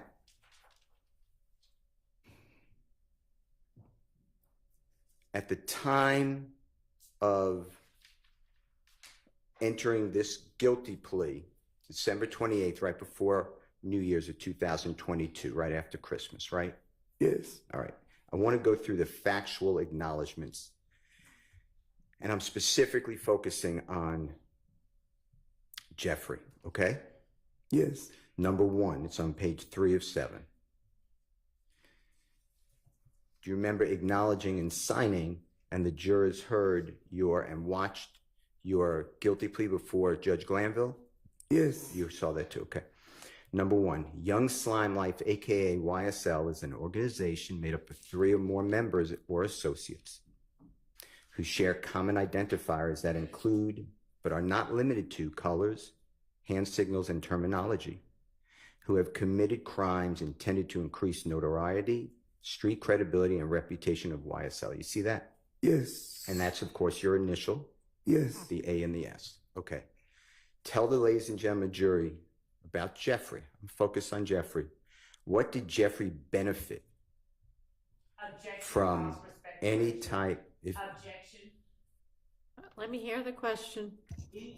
All right. Don't answer the question yet, okay? I got you. What's the question? From your personal knowledge, when you sign this, tell the jury what Jeffrey benefited. That's outside of the witness's knowledge. From his personal observation. It's his acknowledgement that the state introduced. Well, that actually did not introduce these parts. They read this. They did. Rephrase your question. Okay. When you sign that, do you have any evidence to share with this jury that Jeffrey... No. Rephrase your question. Did Jeffrey, when you signed that, were you talking about Jeffrey Williams? No. Okay. Number 1. I'm still on number 1. I just read, okay? When you were sworn before Judge Glanville, sworn means you take an oath to tell the truth, okay? Remember that? Yes. You were asked questions, right? Yes. Did Prosecutor Love ever ask you, tell us what Jeffrey Williams did? No. Okay. At that point in time, you wanted to go home, right? Yes. You would have answered all questions. Objection. Right? 1 calls for speculation. Sustained. Number 2, on page 3 of 7, Yes. states 444Y. It reads that you have been a member or, it says, and/or associate of YSL since 2012, right? Yes. Now, you told the jury that anyone can join YSL. Is that true? Yes. I mean, if I just today said, I want to get a tattoo of YSL on my face, is that a problem? No. Objection made, whether or not it's a problem.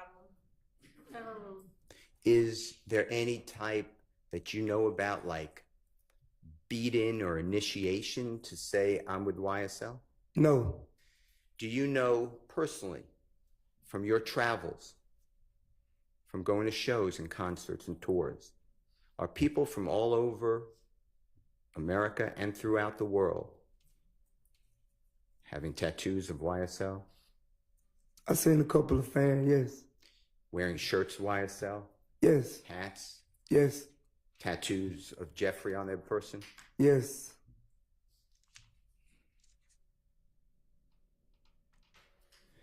On issue 3 of that same document, it should read, while associated with YSL and to support and express loyalty to YSL, you, co-defendant Mr. Garlington and Mr. Zachary, appeared in a video, and then there's a parenthesis that says the video, with another person, AS, wherein you brandished a weapon used in a drive-by shooting, and wherein on behalf of YSL, you threatened to harm a person named Kel, a rival gang member who had begun a relationship with your ex-paramour or girlfriend. You see that? Yes.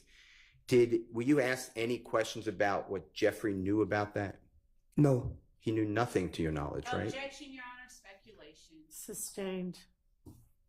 On your personal knowledge, Objection. It was still called for speculation. on your personal knowledge, did you ever speak with the prosecution?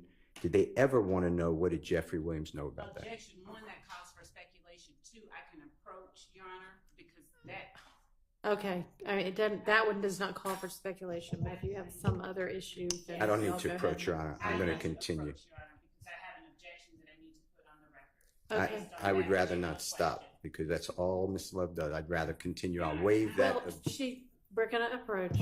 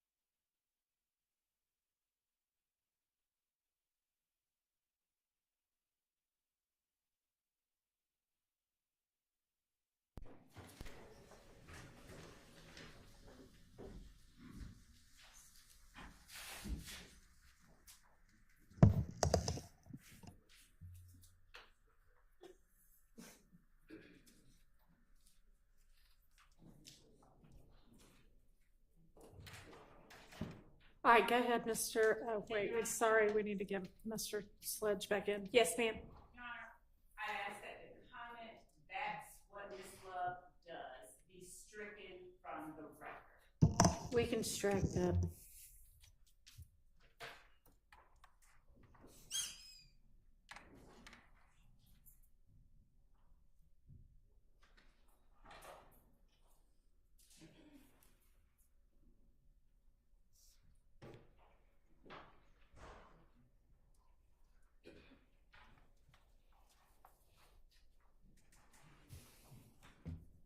All right, go ahead, Mr. Steele.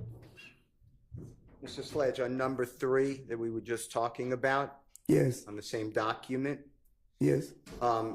during your time before Judge Glanville entering the plea and Miss Love was asking you questions? Yes. You saw the video, audio of that as well? Yes. Did Miss Love ever ask you anything about Jeffrey at that point? No. Okay. And you were under oath at that point? Yes. And you were going to answer questions if asked, right? Yes. Okay. I'd like to go to number 4, same page. Yes. On or about April 28th, 2015, as reflected in Fulton County indictment number, and I'm not going to read it, but it ends in 8994. You know what you see what I did? Yes. I just skipped the first bunch of numbers and letters. You and fellow YSL associates, Mr. Garlington and Mr. Zachary, committed a drive-by shooting using a firearm, the firearm that you wielded in the video referenced in part 3 of this section, targeting family members of a rival gang. You see that? Yes. Okay, and you initialed that, obviously. Yes. And again, did Miss Love ask you any questions on December 28, 2022, under oath in front of a court reporter on video, audio about Jeffrey? No. Number 5, same page, same document. You and your fellow YSL associates committed the drive-by shooting referenced in section 3 and 4 above on behalf of YSL and to increase the notoriety, reputation, and fear of YSL, okay? Yes. Were you asked anything on December 28, 2022 about Jeffrey? No. You would have answered questions asked, right? Yes. By this time, April 28, 2015, if you personally know, did Jeffrey launch a tour across the United States of America with Travis Scott? I think it was around that time. If I'm not mistaken. I'm not for sure. You went on part of that tour? Did I go on board? Yes. On part of the tour? Yes. And you told the jurors what it's called. Do you remember what you called it? The rodeo tour. With the court's permission and your permission, I'd like to approach you with a document, okay? Yes. Your Honor, may I approach? You may. Ms. Winfrey, may I approach and get that document? Are we allowed to know what document it is? I'm sure he'll show you. Your Honor, this has already been shown to the state has been previously marked, partially admitted as on 1/8/24, so it'll be January 8th, 2024. It's Mr. Williams, exhibit number 19. All right, I'm not sure what you mean by partially admitted. Parts of it were admitted. Okay, are you Not- going to admit yes. for the admission of the rest of it? Yes, I'm going to see if Mr. Sledge can identify it. All right.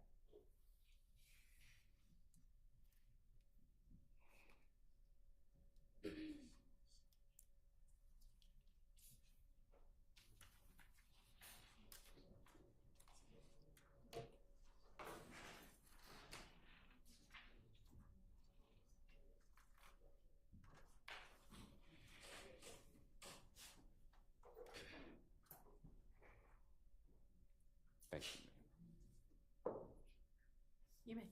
Approach you? Yes. I'm going to show you an item, and I added that earlier, so that's just called an exhibit sticker. Yeah. But if you can look at that, you can open it up. Just tell me if you recognize it, and if it is accurate. If you don't recognize it, that's fine, and we will. We're going to put it aside, okay?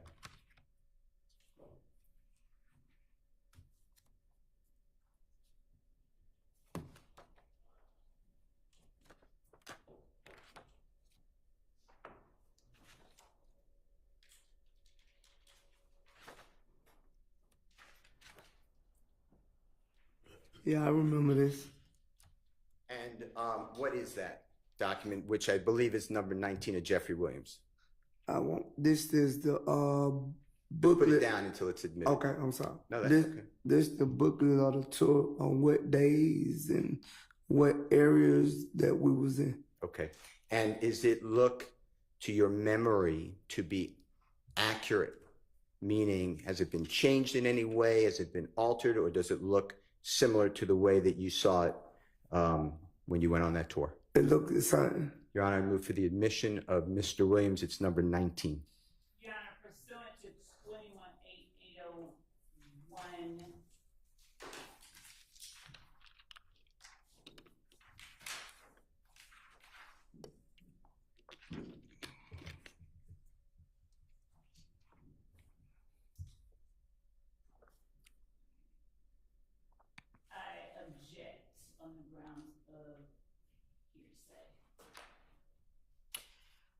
For what purpose is this being offered? The purpose of showing the cities and the states for the certain tour. And the dates? That's what it is. That's all it is. That part, Your Honor, that he's describing is already in. Just that portion. It's there. That's the official tour guide to that tour. Your Honor, can I object to the testifying, but there is a portion we can show the court. Okay, well, I may need to see it myself then, because I don't know what Okay, might be problematic, yes. Yes.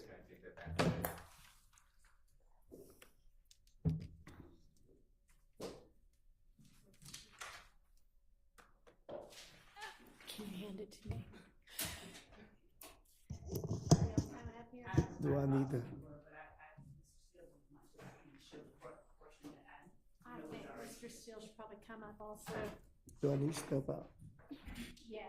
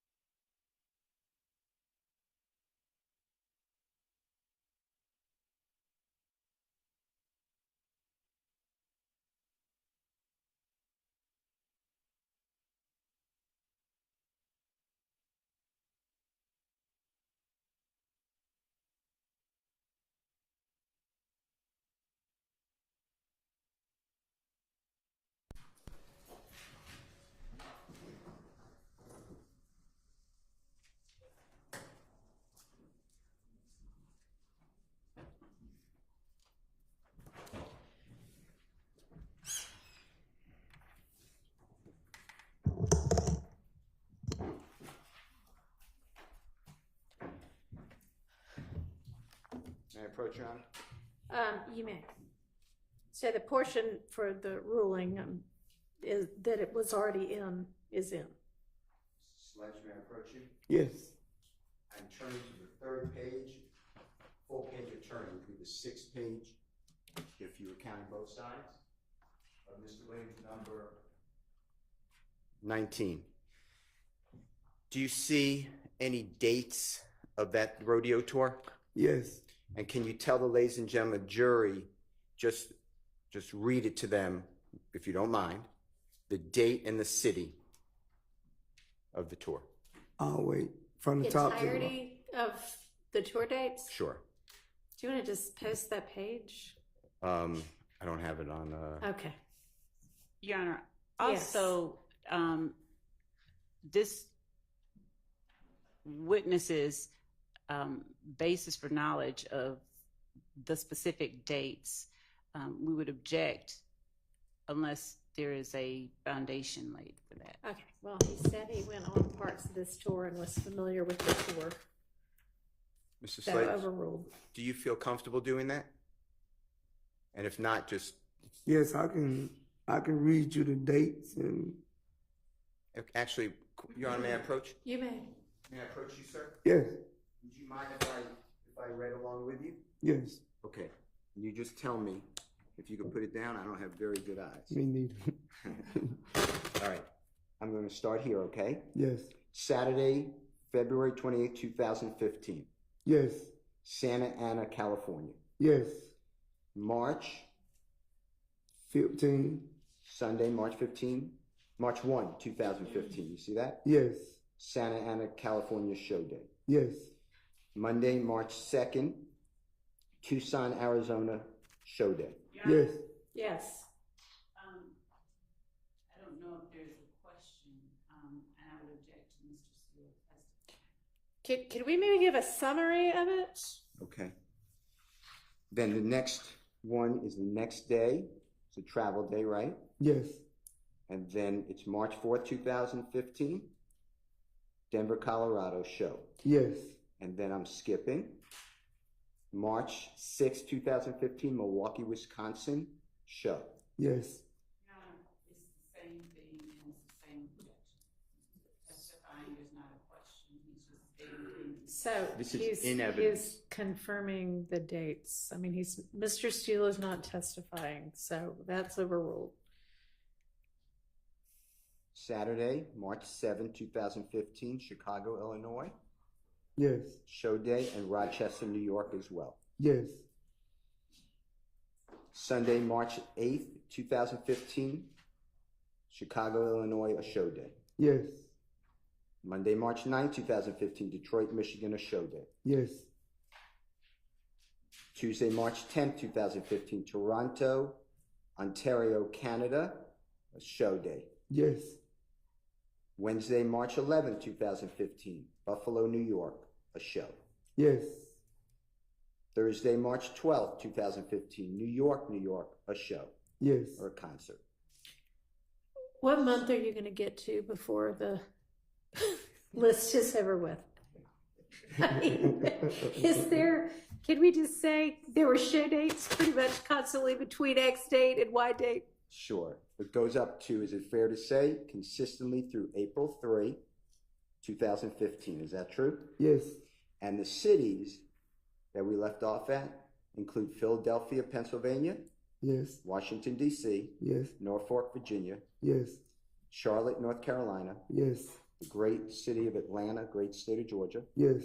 New Orleans, Louisiana, Yes. Austin, Texas, Yes. San Marcos, Texas, Yes. Houston, Texas, Yes. Dallas, Texas, Yes. Phoenix, Arizona, Yes. San Diego, California, Yes. Los Angeles, California, Yes. San Francisco, California, Yes. Seattle, Washington, Yes. Portland, Oregon, Yes. Boise, Idaho, Yes. travel home. Yes. Okay. Now, and if you need to see it, just let us know. Madam Court Reporter.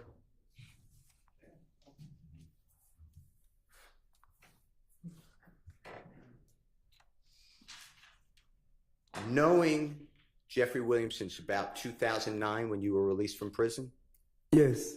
and seeing him on tour throughout our country,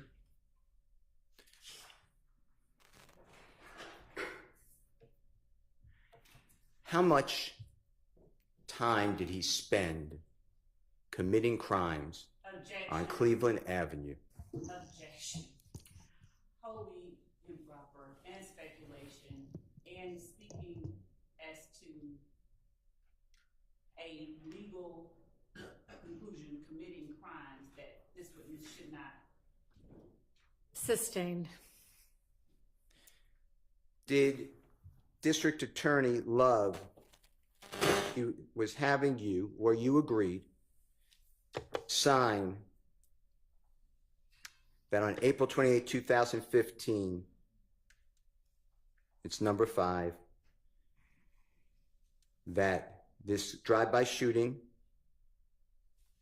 on April 28, 2015 was done on behalf of YSL to increase the notoriety, reputation, and fear of YSL. How many questions did she ever ask you at that time you were entering the plea, sworn under oath, about Jeffery Williams? The number of questions that were not asked about a specific defendant. It's irrelevant how many times he was asked. The jury has seen what happened and what he was asked. Sustained. By April of 2015, how wildly popular from your personal observation was Jeffery Williams? Objection, relevance. Overruled. Very popular. When you went to all of these cities throughout America with Jeffrey, how many fans would come? Objection, speculation, and relevance. I mean, if he can estimate it, overruled on relevance. 20s to 30s to 1,000, a lot of people. Okay. Were these concerts held in arenas? Yes.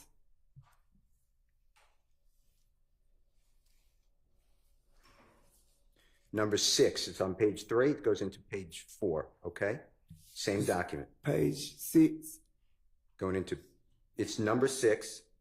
It's on the bottom of page 3, Okay, yeah. same document. It's Yes. going to go into the next page, okay? Yes. You admitted committing and was convicted of aggravated assault and participation in criminal street gang activity, among other charges, and it goes on to the next page, for your participation in the drive-by shooting, and it says reference in 3, 4, and 5 above, meaning the April 28, 2015, right? Yes. Okay. Number 7, it says that you were told by another YSL associate that immediately after the murder of Donovan Thomas Jr., YSL associates met at the McDonald's on Cleveland Avenue in Atlanta, Georgia to discuss the murder, right? Yes. Did anyone ever ask you any evidence that Jeffrey was at the McDonald's? Objection, improper question as to evidence. Did anyone ever ask? Sustained. Did Miss Love on December 28th of 2022 ask you, was Jeffrey at the McDonald's? Objection, again, one relevance. The jury has heard and seen what was asked, and it's not relevant, and an improper question. Oh, that's overruled. So Okay, so the entirety of the plea transcript is not actually in there. I don't know, what number are we on right now? 6? 7? Yes. So, 7 is in there. okay, but we don't have the entirety of it. Overruled. Did District Attorney Love ask you on December 28th of 2002, was Jeffrey at the McDonald's? No. You have any evidence that Jeffrey was at this McDonald's? Objection as to that question. Sustained. Do you know personally, or what you were told is reference in number 7, was Jeffrey at this McDonald's? No. Number 8, you personally know that one or more YSL associates committed the murder of Donovan Thomas on behalf of Jeffrey. That's what you signed, right? Yes. Okay. Do you have any personal knowledge that Jeffery Williams committed the murder of Donovan Thomas Jr.? No. In any fashion? No. You know what a party to a crime is? You know what that means? Overruled. Yes. Was Jeffrey, Overruled. do you have any information? I mean, I'm sorry, sustained, sorry. You may not ask that question. It just feels like yes. Sorry, my bad. He said overruled. Sorry. All right, number 9. You see where I am, number 9? Yes. January 10th, 2015. After the murder of Donovan Thomas Jr., you and other YSL associates gathered at the home of Jeffery Williams, a.k.a. Young Thug, who gave you and other YSL associates cash money to lay low. You see that? Yes. You already told the jury, you made it clear that Jeffrey did give you $300. True? Yes. Because you feared for the safety of yourself and your family, right? Yes. Did anybody fire weapons, bullets into your home where you were living on June 10th, 2015, or the 11th, or the 12th, or the 13th? No. And then even after you received these, I think you called it anonymous statements that you and Mr. Copeland killed Donovan Thomas? You used some word. It was from an account on social media. Yes. What was your word? The DM. Yeah. Was it from what'd you say? A fake page. Fake page. Okay. When you got that though, you made it clear that bothered you because you didn't want anything to happen to your significant other or your child or anybody, right? Yes. Including yourself. Yes. And you didn't have money at that time because you lost money gambling. Is that true? Yes. And you asked Jeffrey and he gave you money for a hotel, right? Yes.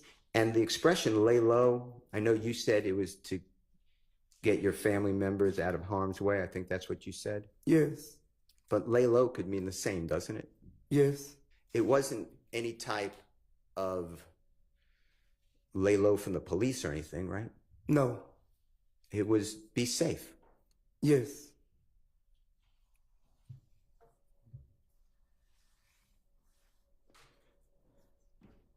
Do you have any information, personal knowledge to share with the jury that Jeffrey gave any money to anyone as a reward for killing Donovan Thomas? Objection, Your Honor. That would call for speculation and hearsay as to the reward part. Overruled.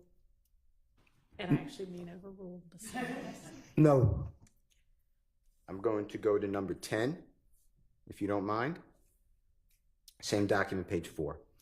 That you have personal knowledge that on January 10, 2015, after the murder of Donovan Thomas, YSL associates traveled to Miami, Florida, with co-defendant and YSL founder Jeffery Williams, aka Young Thug. I want to talk to you about that, okay? Yes. Now, you made it clear that you knew that Jeffery Williams was already going to Miami, Florida for a video music shoot. Is that, when I say shoot, filming it, is that true? Yes. And you knew that this was already set up before January 10, 2015, right? Yes. And you knew other people were allowed to go if they wanted to. Yes. That Jeffrey was generous. He would take people outside of that. Objection, Your Honor, as to character evidence that is going to... Sustained, rephrase. Jeffery Williams gave people the opportunity to leave Cleveland Avenue area and see other parts of America. Is that true? As to relevance of whether or not Mr. Williams gave anybody else an opportunity to do something. That's Sustained. Mr. Williams gave you opportunity to go, right? Yes.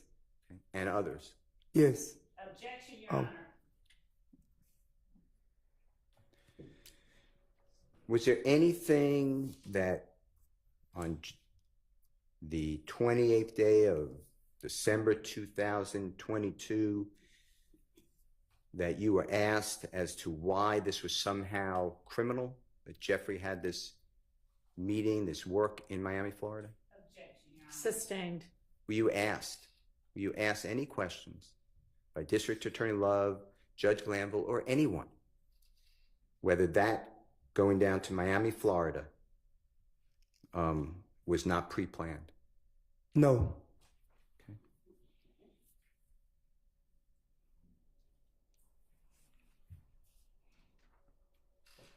Number 11 says that you did not murder Donovan Thomas Jr. and you're not a party to that crime. That's true, right?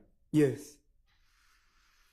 Number 12, that you did not murder Mr. Drinks and not party to a crime. True? Yes. Okay. Number 13, on the bottom of that page, it says, you cannot truthfully assert that the persons charged in this indictment with the murder of Donovan Thomas Jr. are not guilty of murder, and you will make no attempt at trial, prior to trial or after trial, to exonerate the persons charged in this indictment with the murder of Donovan Thomas Jr. You see that? Yes. Okay. Now you've read this indictment. You've had it because you were charged in this case. Is that true? Yes. Are you familiar still with this indictment? Yes. Okay. Well, if you need it, with the court's permission, I have a copy if you need to see it. But you're not charged with the murder of Donovan Thomas in this indictment, are you? No, not in this indictment. Okay. And you're not, and Jeffrey's not charged with the murder of Donovan Thomas in this indictment, right? No.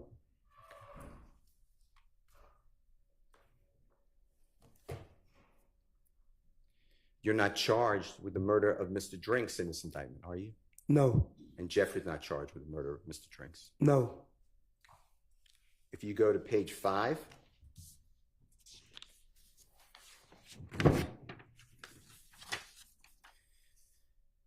it's the top of page number 14. The gas station at 151 Cleveland Avenue, Atlanta, Georgia, is one of multiple locations where YSL associates sell drugs and do not allow other gangs to operate. You see that? Yes.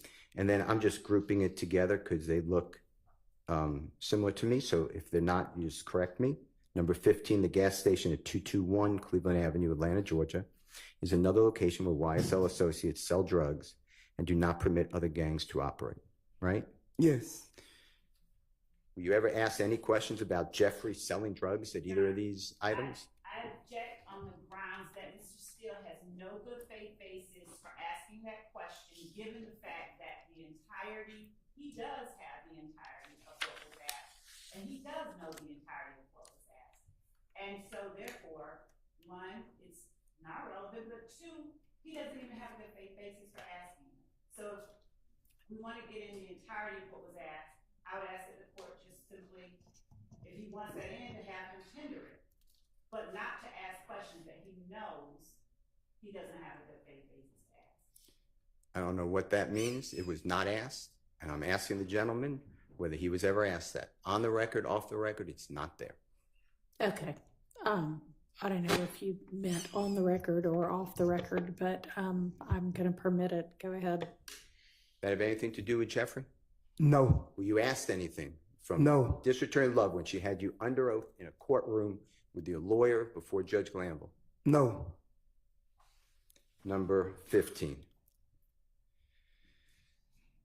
You have personal knowledge that you and other members of YSL have either participated in, directly committed, or at least one of the following crimes in order to increase notoriety and reputation of YSL: murder, armed robbery, aggravated assault, attempted murder, theft, illegal gun possession, and illegal drug and sales. Were you ever asked anything about Jeffrey on December 28th, 2022 when you entered this plea?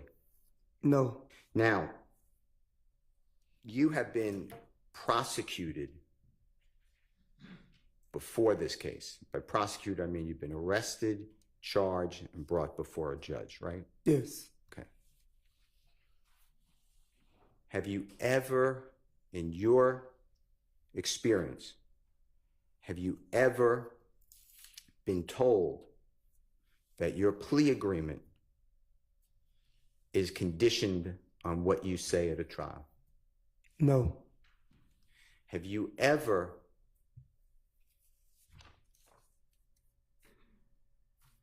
been told by a prosecutor that she'd prefer you not say things in front of a jury? Your Honor, I object on the basis of relevance and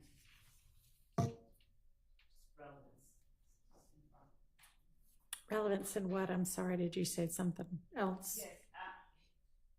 The question was, have you ever been told by a prosecutor something? So I object on the basis of relevance. I'll stop there. Mr. Steele, would you like to address that? Sure. Goes to the motivation, interest, and bias of a district attorney in this case. Well, that's not at issue. It always is an issue. Telling a witness The not bias to of do this so. witness, maybe. Is that what you mean to say? It's a party opponent. No, sir, that's not how that works. Okay. So if that's your only justification for it, then granted. I mean, sustained. Okay, I want to talk with you about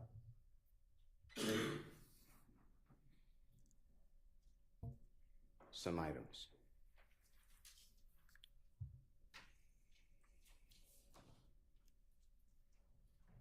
when you met Jeffrey, he was approximately 17 years of age. Is that fair to say? Yes. And it's about 2009. Yes. And the way you remember 2009 is because you were in prison and then was released in about 2009. Is that true? Yes. And then you went over and found a place to live on Cleveland Avenue. Yes. So you met people who were in that area. Is that fair to say? Yes. And Jeffrey was at times in that area, right? Yes. Did you observe Jeffrey working hard? Objection vague. Okay. Sustained. Did you observe Jeffrey practicing his craft, art, music? Yes. Did you see him in the studio? You ever see him in the studio? Yes. And is it fair to say that when you first saw him, to however long you've known him, he is a workaholic, meaning he works all the time? Objection, Your Honor. Vague speculation, workaholic, whole characterization. So objection on the basis of relevance, vague speculation. I think on relevance, sustained. You've seen him in studios in the morning time? Yes. Afternoons? Yes. Nights? Yes. Evenings? Yes. You mentioned on direct examination that Jeffrey idolized Lil Wayne. You remember saying that? Yes. And that there was this, these are my words, so you correct me, there's almost this belief, this feeling that Jeffrey had that he had to make it out. As to defendant Williams' feelings. Sustained. You said on direct examination, meaning when you were questioned by Miss Love, that you believed that Jeffrey was going to be a Objection, Your Honor. popular. Objection as to one, relevance of the witness's belief about something he may have speculated about regarding defendant Williams. All right, I don't know because I haven't heard the question. Could you tell me what the question is? Sure. And it came out on direct that there was a belief by Mr. Sledge that Jeffrey was going to be a successful musical artist. Okay, and way back when. What's your question going to be? That I'm going to follow that up. That was his drive. That was Jeffrey's mission, his drive. Objection, that would be speculation as to defendant Williams' intent and No, he's asking about this witness's belief about that, but that's irrelevant. Okay. All right. Now,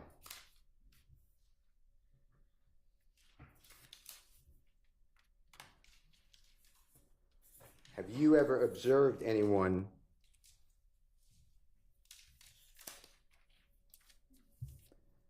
or have you observed Jeffrey when you first met him? When you got out of prison, I think May 2009, is that right? Yes, that's correct. He played in a lot of first local clubs, is that right? Yes. And when I say local clubs, in the area of Atlanta. Yes. And then you saw it go a bigger location, is that true? Yes. And then multiple states? Objection, Your Honor, relevance. This is his career. Go ahead. Yes. And people, including you supported Jeffrey's musical career, didn't you? Objection as to that compound question because it calls for speculation as to people supporting defendant Williams, and it's not It's his relevant. personal observation. Okay, sustained on other people and sustained on relevance. Would you observe, meaning did you personally observe the local community in Cleveland Avenue come out to Jeffrey's shows? Objection, relevant. Sustained. Would you see people, including yourself, put up signs that Jeffrey's performing? Objection, relevant. Sustained. Move on to another topic. All the people that you were asked about, remember being asked about Trontavious Stevens? Yes. and Mr. Murphy. Yes. Mr. Murphy and Mr. Copeland Yes. and whoever you asked about, okay? Yes. All those people were in poverty at the same time you and Jeffrey were, right? Objection calls for speculation, and it is irrelevant, and it is compound as it relates to, at the same time, you and Jeffrey, and it assumes facts that are not in evidence. Sustained. Were you in poverty in 2009 when you met Jeffrey? Overruled. Could you repeat the question, Mr. Steele? Yes, sir. Were you poor? Were you struggling financially in 2009 when you got out of prison? Yes. All those other people that you asked about on direct, were they struggling to your observation? Yes. Financially. Jeffrey gave you a job, right? Yes. And by that job, you called yourself, and I'm not saying that was not your title, I object as to but the vagueness of the line of questioning regarding he gave him a job. That when, what? Overruled. you were called head of security, right? Yes. And by that, what that meant was that you would assist others in We've locating. established what it meant. I'm sorry? We've established on direct what it meant, what his duties were. You would assist in any capacity needed to put on these shows. Yes. And you got paid by direct deposit, it's called. Is that what you, and if you don't know that term? Yes. You got a bank Yeah. deposit. Transfer. Yeah. I am. Okay. And to your knowledge, Jeffrey offered other people jobs too from your area. To Not your if knowledge. he says to your knowledge. That makes it not speculation.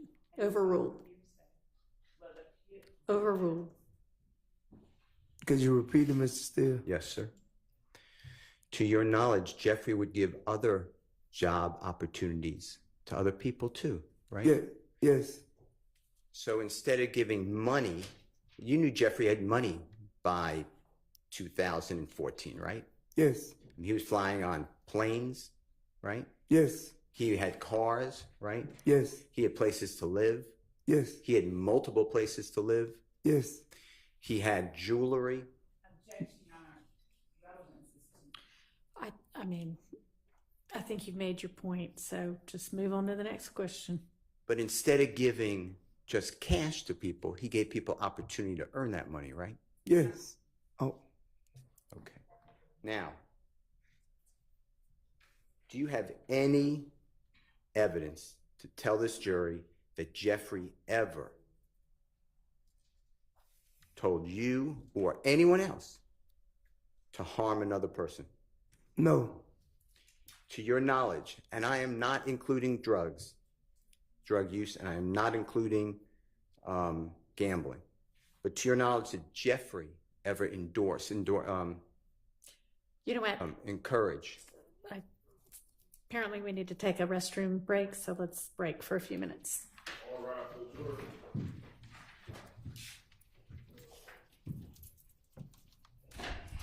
Let's try to keep this one to 10 minutes or so.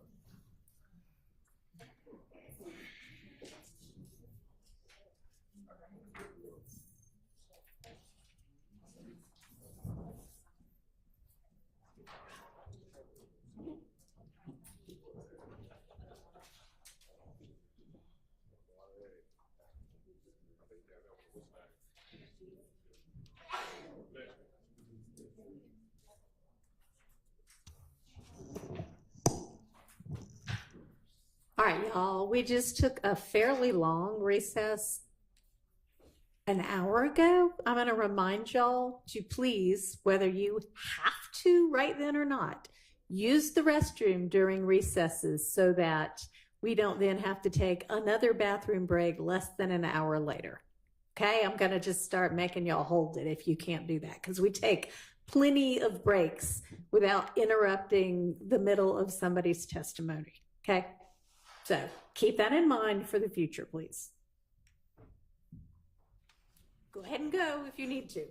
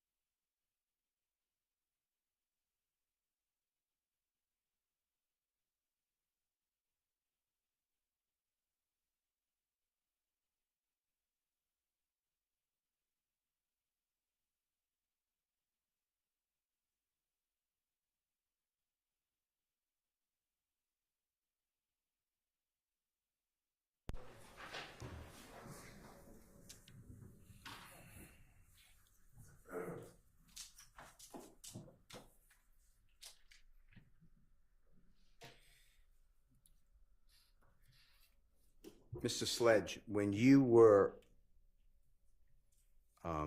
permitted to go on the Travis Scott rodeo tour Yes, for the dates that the jurors heard? yes. Objection, Your Honor, that assumes facts that are not in evidence. There was not testimony from the witness that he went on that tour on those dates that he heard, that he talked about. Matter of fact, he specifically said he didn't go on all of them. Okay, on generally some of the dates, could you rephrase it? Sure. Do you remember on direct examination when questioned by Prosecutor Love, you explained that you went on the rodeo tour with Jeffery Williams and others? Yes. And do you remember telling the jury that you actually were sent home before the tour ended? Do you remember that? Yes. And you said for doing stupid stuff. Do you remember that? Yes. And that stupid stuff was committed a crime, right? Well, I didn't commit a crime, but Okay. it was to that occasion. And Jeffrey said you and others are going home. True? Speaking of words, it would be hearsay from the defendant that the witness is not, there's no rule that, there's no exception that would allow that hearsay. Oh my God. Sustained. Why were you sent home? Objection, ask and answer. Who sent you home? Jeffrey. I'd like to show you, with the court's permission, I'd like to approach and show you what I've marked as Jeffery Williams exhibit number 220A. And it's consecutive, meaning it goes in 220B. Yes. But it goes up to JW exhibit 220XX. Yes. Your Honor, may I approach? You may. Yeah, these are the ones that the court, I think, can rule a smattering. No, he's gonna, no, that's, yeah, May I approach? you may. May I approach? Yes.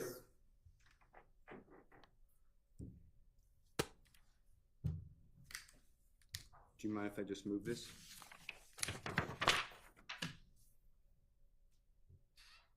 I'm going to give this to the court reporter, okay? Yes. So it says JW, Jeffery Williams, EXH is exhibit, and then you'll see the numbers followed by a letter. Do me a favor, flip through these. If you've seen these before with your lawyer and you recognize them, just tell us that as well. If you don't recognize some, put it to one side. If you recognize others, put it to a separate pile, okay? Your Honor, and the question was if you've seen them before with your lawyer. That wasn't, I thought, the question that the court required. If you've seen him before today. If I seen them before today, Yeah, you may have seen them today. So if the only time you ever saw them was today, then put it aside as something you've never seen. What he means is if you saw it before today. Is that right, Mr. Steele? Yeah, yesterday, Okay. Your Honor. If you saw it before yesterday, that's when he gave it to him. Okay, Yesterday. before yesterday. If you saw it before yesterday.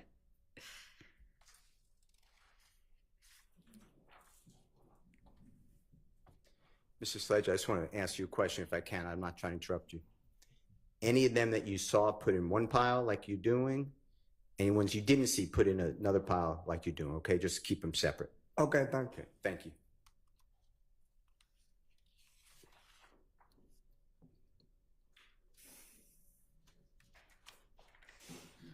And then I know where you might be confused. It's going to be a composite exhibit, and he will publish, to the extent this witness says he recognizes any of them, a smattering of those, not the entirety of them.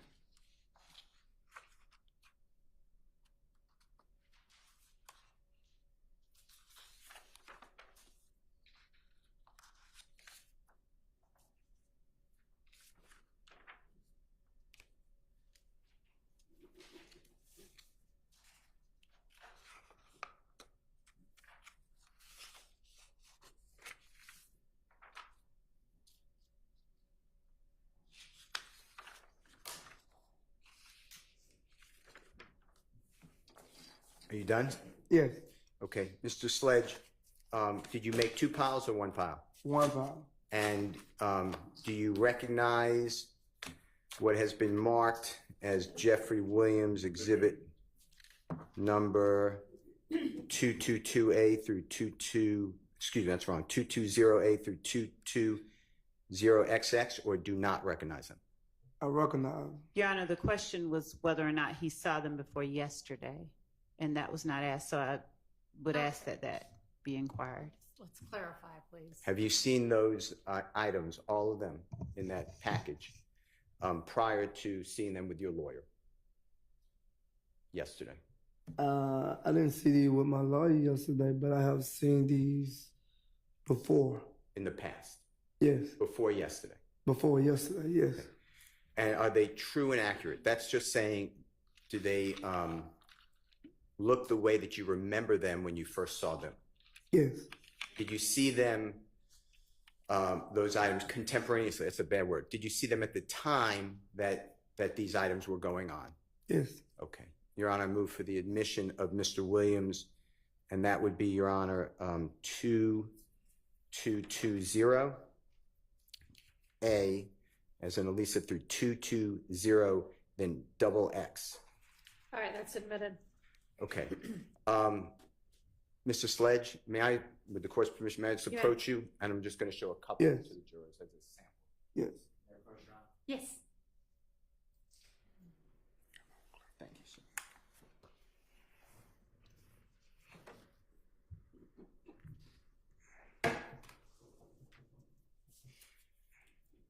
Now, Mr. Sledge, is it fair to say that these exhibits, and I've numbered them all, but that they're all advertisements or posters for Jeffrey's work, concerts? Yes. And is it fair to say that they range from places all over the United States? Yes. And when I say range from, shows, concerts all over the United States. Is that Yes. true? Yes. And the date range goes from, this is just from 2014 into 2015. Fair to Yes. say? Yes. Okay. And if we could just pull up a couple.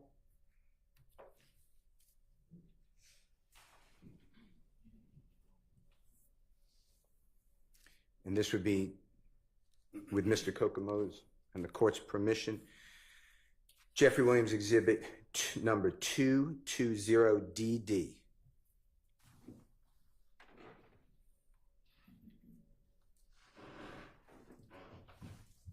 And it should come up on your screen, Mr. Sledge.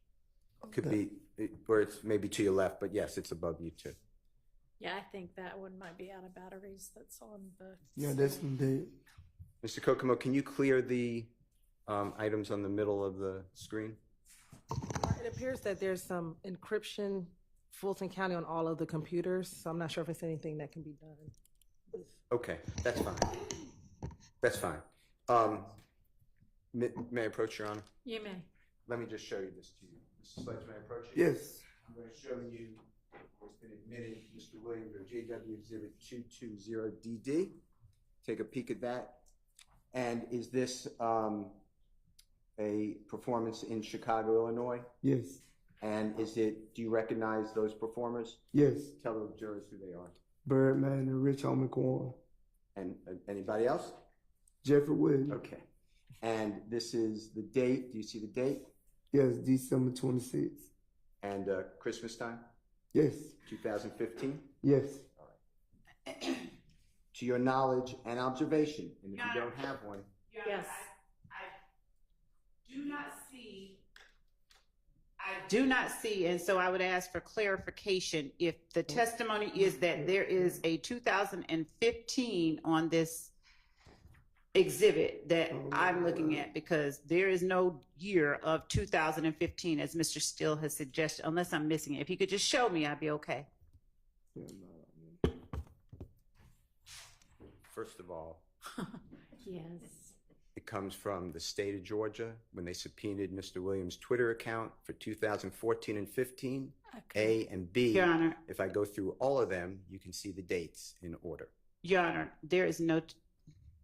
I mean, I think that the objection was that the date might not be, the year date might not be on this one, and I don't see it on there either. So, All right.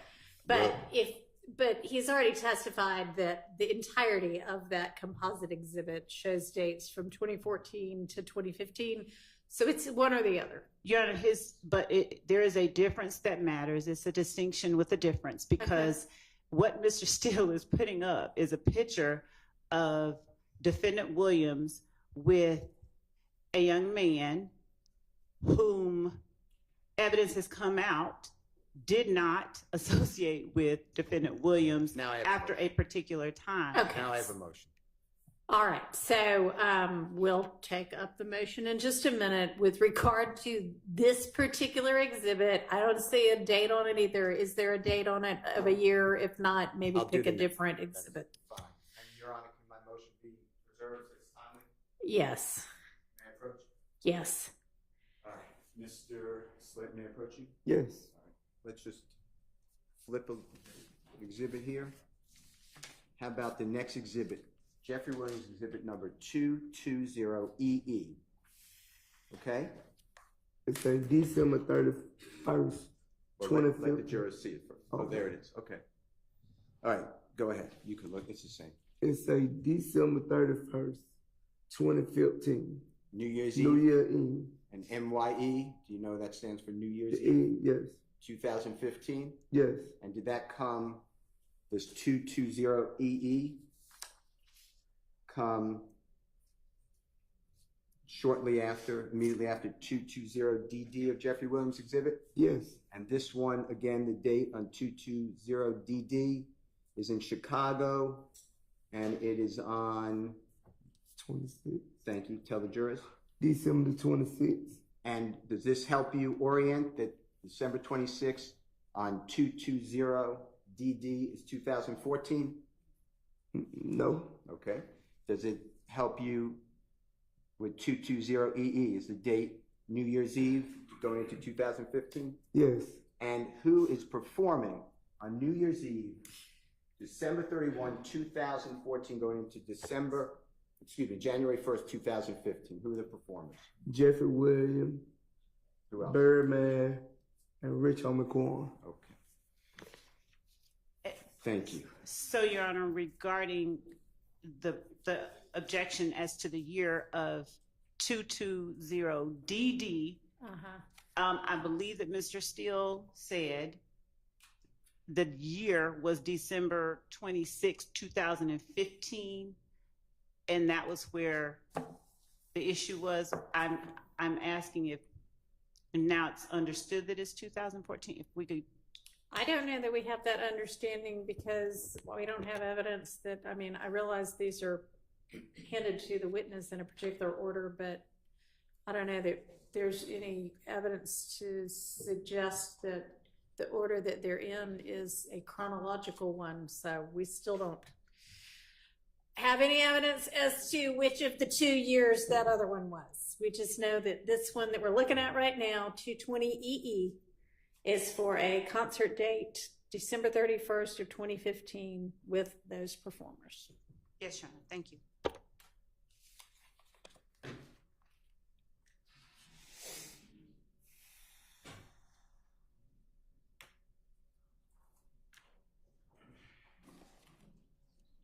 Did you want to ask him about another? Yes, Your Honor.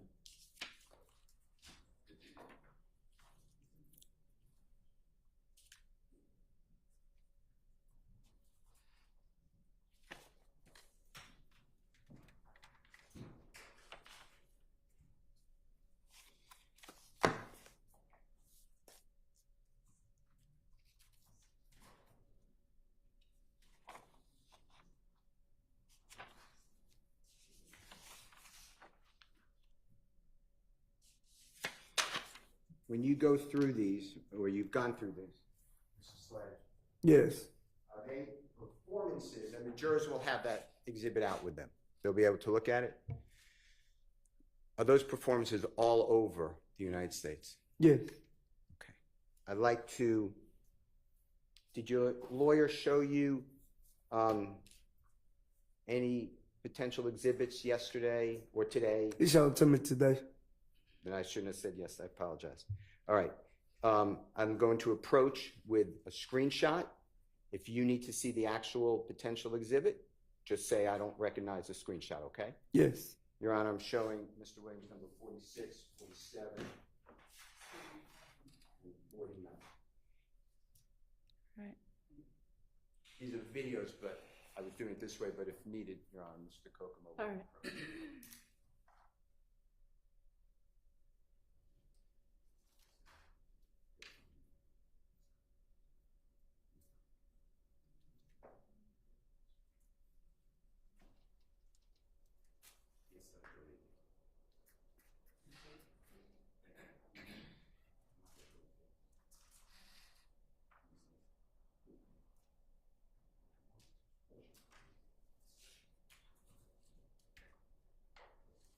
May I approach? You may.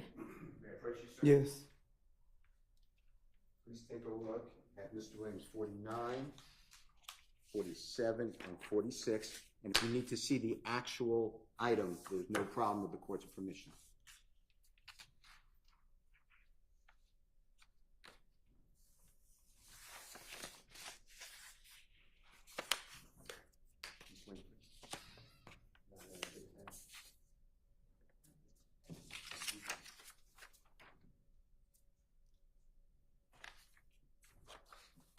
It's only with 3.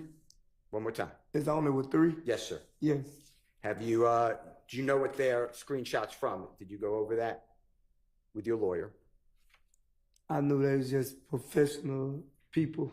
Okay. And have you seen those items before this week? Do you recognize those images from before this week? Yeah, I probably seen them on. I think I seen all of them on the internet. Okay. And when you say the internet, just be clear. Instagram. That's before. Okay, that's fine. But before this week, is that fair to say? Before yesterday? Before, yes. Or today? Okay. And I know you're not seeing the exact video. Do you need to see those videos? Or are you comfortable, confident? How about that? That you've seen these items before? Yes, I have seen them before. All right, Your Honor, I move for the admission. Mark Jeffery Williams, 46, 47, 49. Your Honor, with the court, I apologize. Would the court permit an inquiry into foundation? Because I heard the witness say, I think I've seen them. And then when Mr. Steele said, are you confident that you've seen them? He then said, because at first he said, I think I've seen them somewhere on the internet, Instagram. And then Mr. Steele said, are you confident? He said, yeah, I've seen them. So I would ask permission to inquire where it is or in what to further inquire as to his foundation. No, because he's now said he's confident he's seen them. Yes, Your Honor, thank you. They're admitted. Mr. Sledge, now, there may be something on the screen, it sounds like, that's not anyone's doing, so this may not be the best way to play it, but we're going to try, okay? Yes. Your Honor, can Mr. Kokomo, well, before he publishes, I know the first one is Jeffery Williams, 46. Let me ask you a couple of questions, Mr. Sledge. Yes. Do you remember the prosecutor asked you a lot of questions, or a number of questions, whatever they were, about if you know and if you've done the finger to the nose? You remember that? Yes. And she asked you to do it for the jurors, finger to the nose, right? Yes. Do you know who started? Do you personally know who started a finger across the nose, if anyone? No. Okay. God bless you. Is there anything about an individual taking their finger, like I'm doing, and going across my nose, that means that the person is committing crime? Objection, Your Honor. Objection calls for A conclusion, a legal conclusion, and objection as to outside the province of this particular witness. It's an improper question to ask whether it suggests that they are committing a crime. Okay. Sustained. With the court's permission, Mr. Kokomo, would you play Jeffery Williams exhibit number 46? take a look at it, Mr. Sledge. I'll have a question for you. If it's not going to work because the item over the screen, we'll just do it another time, okay? Is that that Yeah. box that says something about a hard reset? Just click close. We don't have access to click close on our computers. Well, I will say that this screen that's by Mr. Matthews does not have that. I don't know if maybe that could be utilized. Okay. Maybe. So what, it's on this screen up here? It's on all the other screens. Rotate this, Your Honor. I don't know if this. Okay, I mean, because, you know, IT. Okay, yeah, I guess it's just somebody, if you don't mind rolling the screen over where the jury and the witness can see it. Hmm? If you turn that screen that way. I mean. There is a camera at the top of Right. that Oh, screen. okay, stop, don't do that. What, you can Just- close the camera. That one don't have a class. I mean, I don't know the answer to, if y'all are screen sharing from your laptops. It's on the. Oh, okay, I don't know. Believe me, I do not know the solution to the IT issue. I don't know. Can you see enough of it around it? How big is it? Your Honor, How about- Your Honor, what if we cover the camera? That's fine. I mean, And the can you jurors are seen. just come around the back, Mr. Short? It looks like it just kind of sits on top. Just take it off. Okay. And stick it on the back there somewhere where all it's going to see is the back.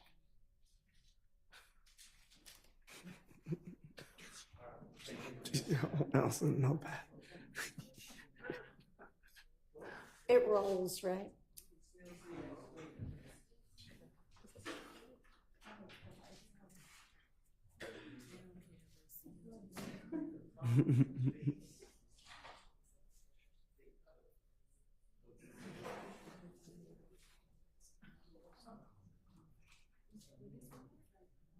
So you can't turn it.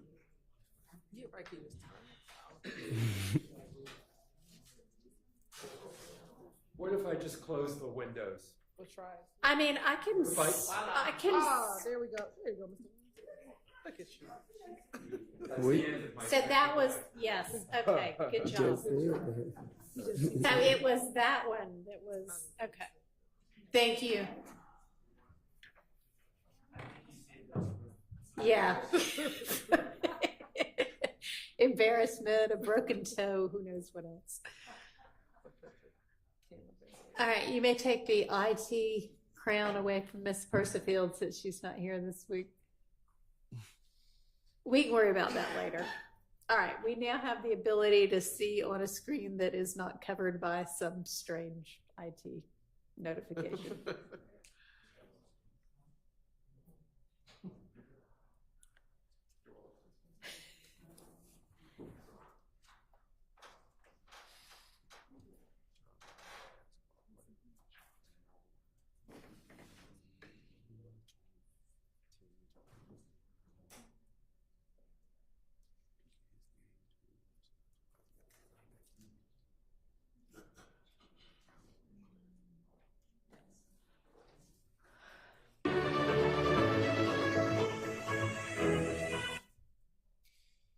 Mr. Sledge,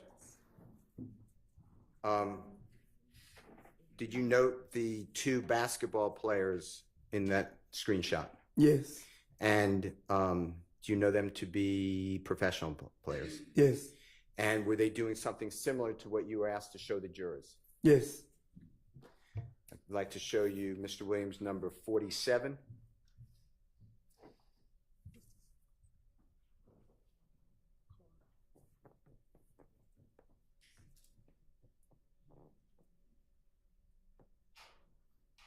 Do you know who that person is?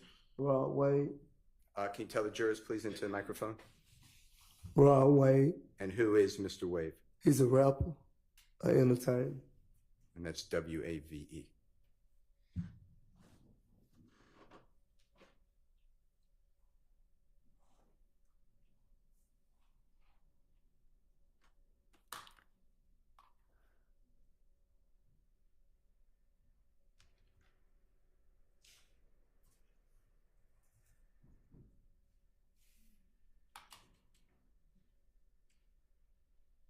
And at the beginning, did you notice that young lady behind Mr. Wave? No. Okay. Look at the young lady right behind her, right there. Oh, yeah, I see it right there now. And is that similar to what you showed the jurors? Yes. And then 49, Mr. Williams, 49? Do you remember discussing with the jurors that you've seen Nickelodeon slime? Do you remember that? Yes. Okay. This is going to be Jeffery Williams, number 49.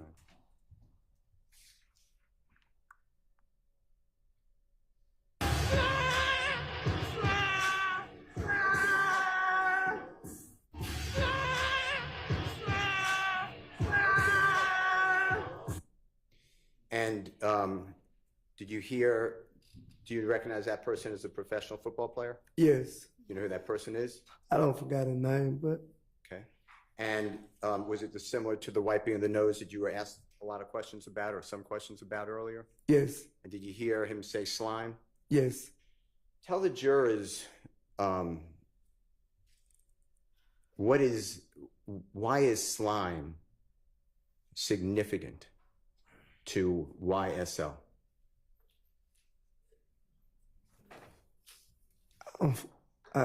Could you? Is it evil? No. Okay. And the wiping of the nose, is that evil? No. I'd like to talk with you about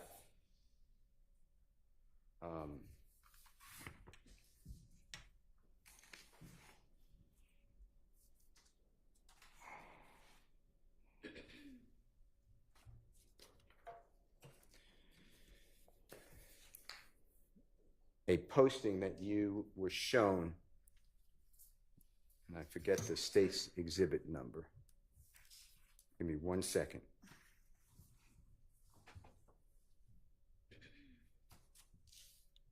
Remember the exhibit that you all played for Mr. Sledge saying lie to the king? Know the number? Do you play it for me? No, I'll use yours.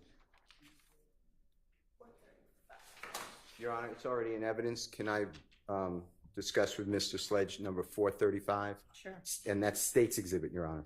Yes. 435Y, right? Yes. Yes. That's what I'm being told. Could you? Thank you.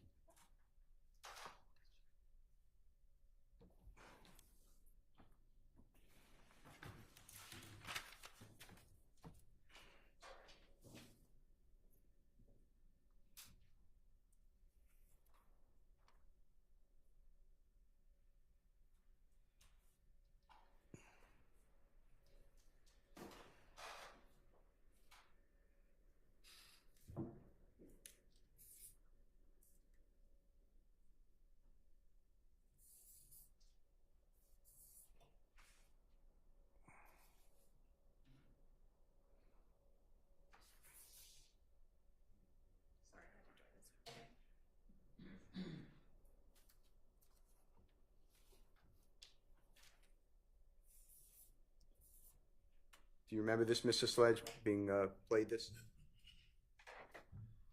I'm going to ask the court to allow it to be played one more time by Mr. Knight, and then I'd like to ask you some questions, okay? Yes.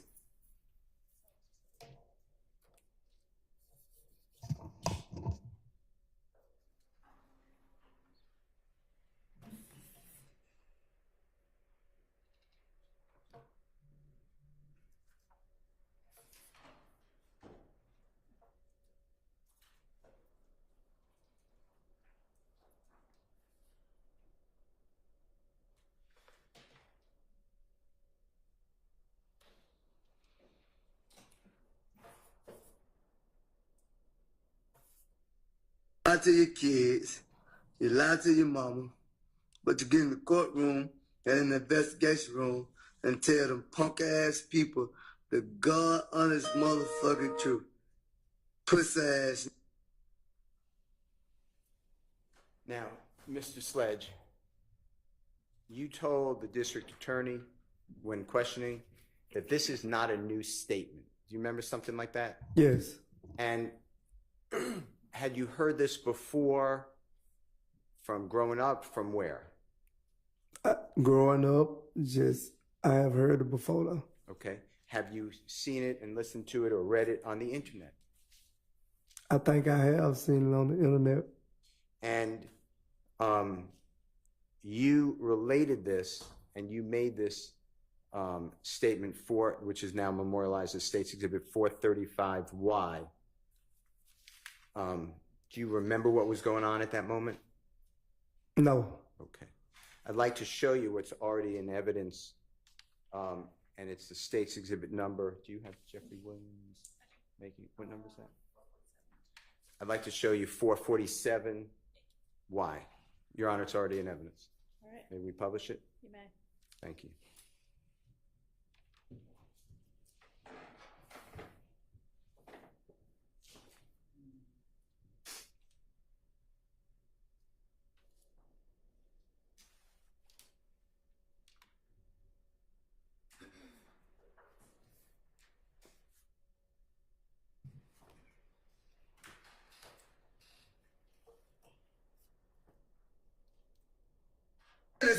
So, nigga, a lot of they mama, a lot of they kids, a lot of they brothers and sisters, they didn't get ready in the courtroom and tell God that it's true. Fuck, nigga. Don't get it. Y'all nigga need to get fucking killed, bro. You snitching bitches. From me and YSL. Were you able to hear that, Mr. Sledge? Yes. And was that, you were asked if that was your voice by the district attorney on direct examination. Do you remember that? Yes. And your response was something effective, it sounds like you. Yes. Okay. Do you remember the date that was made? No, I don't remember the date. I'd like to ask you if you remember the other persons who are speaking in that video, okay? Yes. And was it Jeffery Williams speaking? Yes. All right. And was he the one seen on the video? Yes. And was it Martinez Arnold speaking? Yes, that's what it sounded like. All right. And was the other person Mr. McMillan? Yes, that's Mr. McMillan. Yes. All right. Now, I'd like to ask you if you can hear and listen to the very beginning of State's Exhibit number 437Y. Yes. Excuse me, 447Y. I'd like to ask you if you can hear at the very beginning, does it say, I'm a swear to God, it's the truth, I'm gonna tell a lie on God. I want you to listen, okay, if it says that. Okay.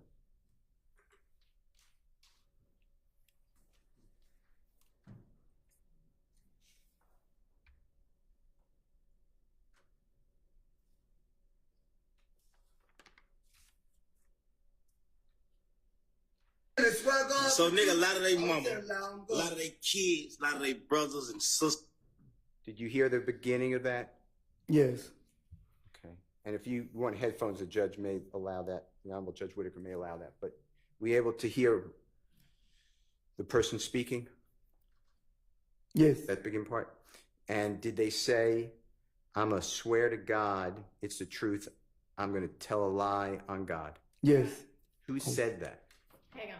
Never mind. Yes, no, okay. Who said that? I think that it sounded like my voice, but yes. So at the beginning of this video, audio, is it fair to say that you're talking about going to swear to God, to tell the truth, and then tell a lie on God? Yes. Was this video something about people who lie? Yes. Even though they're under oath? They don't have to be on the oath to tell a lie. Okay. Now, the next part that I'd ask Miss Knight, the Honorable Miss Knight, to play should be Jeffrey speaking, and it's similar to what you said in the video we just saw.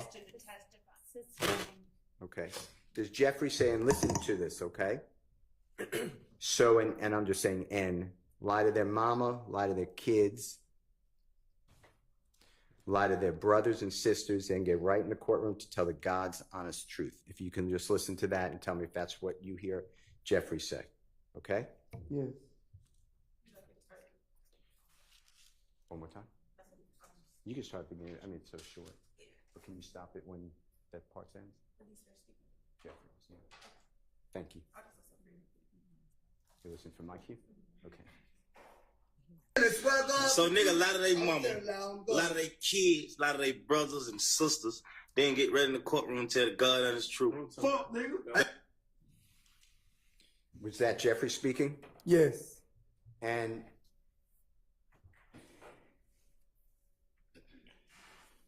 is that similar to what you said on the other exhibit, which is escaping me, the exhibit number?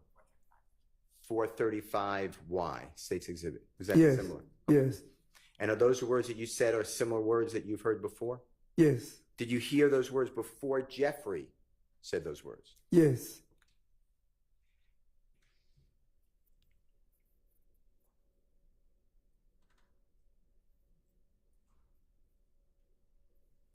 And then on the next part of it, I'm not going to say it, but it's FN. Ain't going back and forth with you, bro.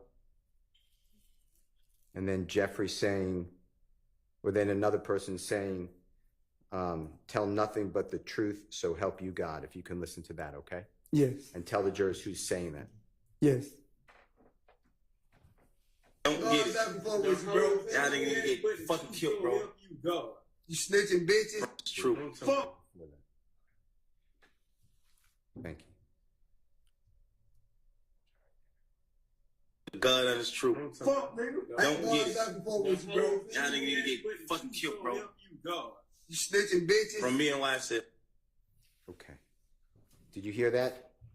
Tell, tell nothing but the truth, so help you God. Yes. Is it accurate to say that in the criminal justice system, from your upbringing and your observation, people come in and lie under oath? Objection, Your Honor. That would call for speculation about other. He says from your observation. Of course, I don't know how he can know that.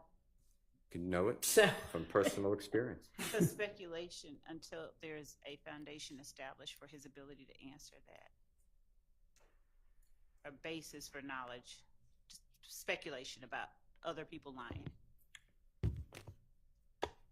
You can try to lay a foundation. When you said this, when you were part of this, and when I say this, I'm talking about states 447Y, what's up there right now? Yes. Tell the jurors what you were talking about. Talking about people lying. Okay.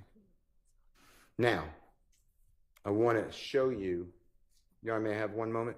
You may.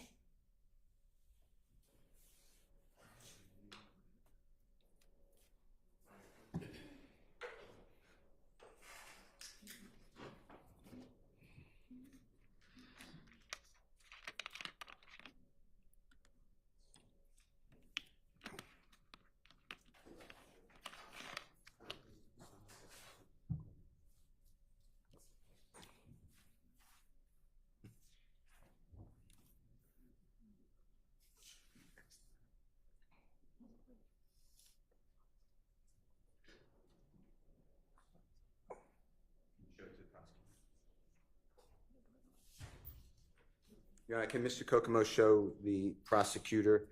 This will be Mr. Williams. Thank you. Exhibit number 255. Okay.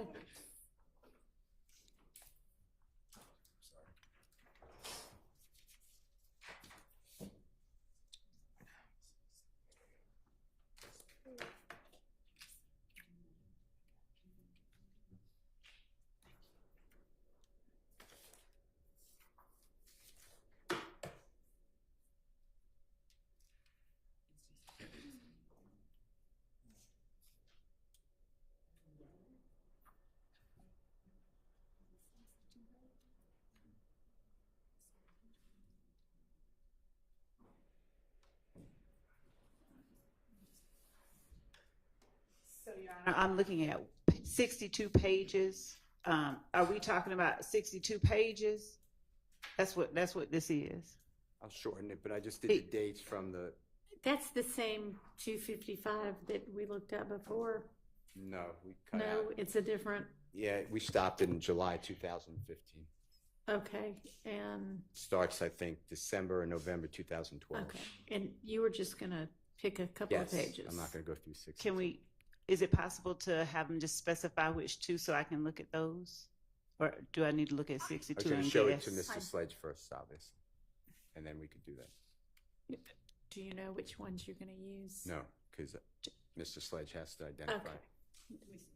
I mean, you know generally what. Yeah. I'll use the one from November 2012, I believe, and I'll look at it, but there'll be 2 or 3. That'll be it.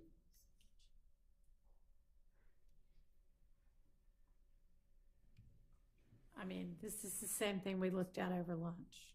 It appears to be all 62 pages. Yeah, So- no, I know. Well, it's not. I'm It's not accurate. It took out after July 15th. okay. Well, That's what. But I didn't want to cut it short for the Mr. Sledge to look at. But then I was going to just once he identifies a few, I was going to stop. So okay, so can you come up here for a minute?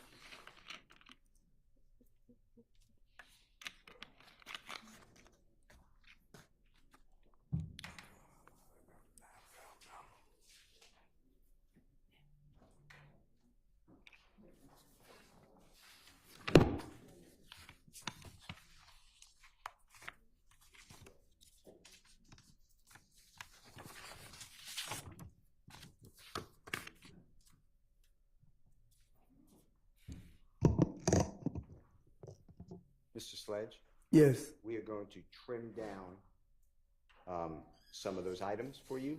Yes. For me. And we're going to get back to that, okay? Yes. I will not, I promise you I'll come back to it. Yes. If the state can show, again, Mr. Williams' number and of what number is it, Jeffrey Williams? 447Y. And if you can just look at it with me for a moment, if you don't mind. Now, do you see at the bottom, if any way to clear the, thank you.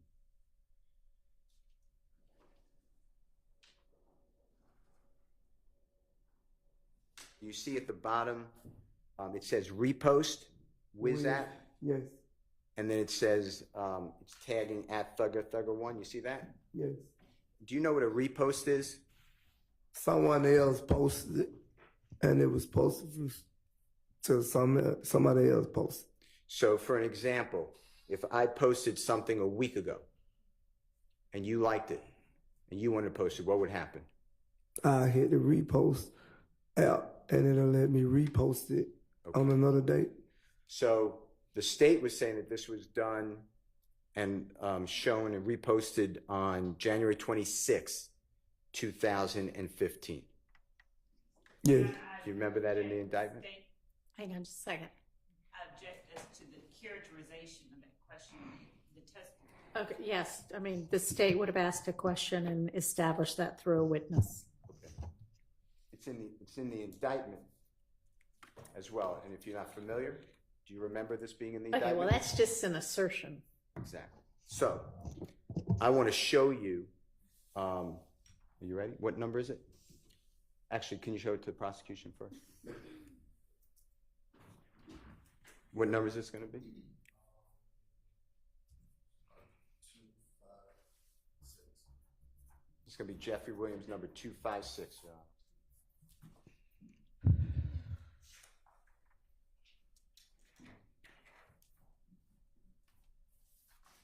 Is this something new that's not in what you sent before?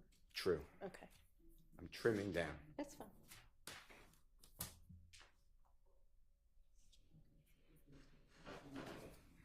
Oh, I got you. Okay.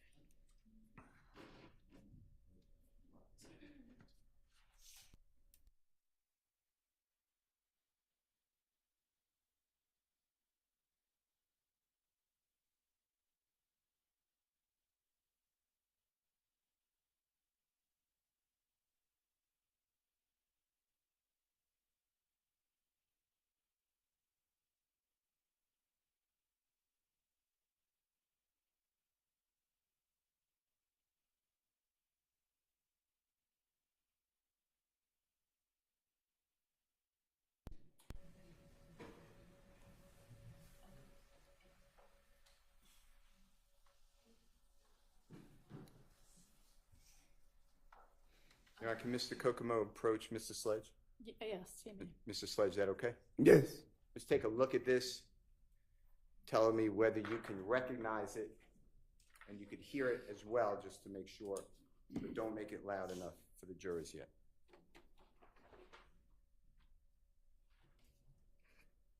So, Your Honor, Mm-hmm. prior to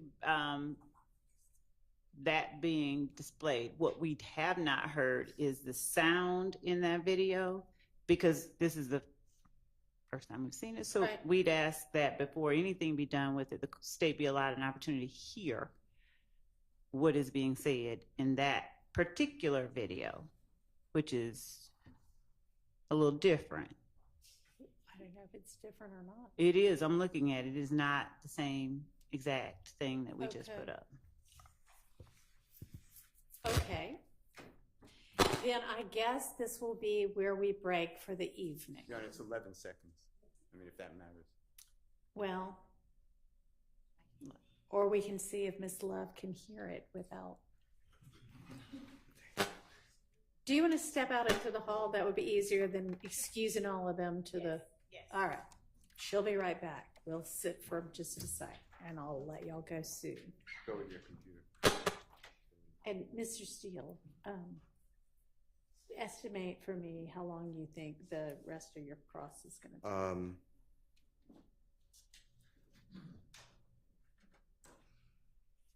30 minutes. Okay. Do y'all want to stay for, who else has, if anybody has going to have cross for this witness? Anybody?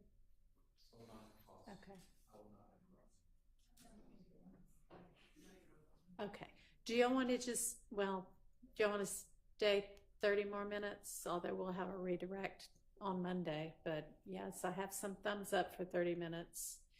Lots of nods for 30. Okay. The only issue I just want to make the court on the on the 62 item. That's the only thing I have to go over, which is going to take a little more time. So I just want you to.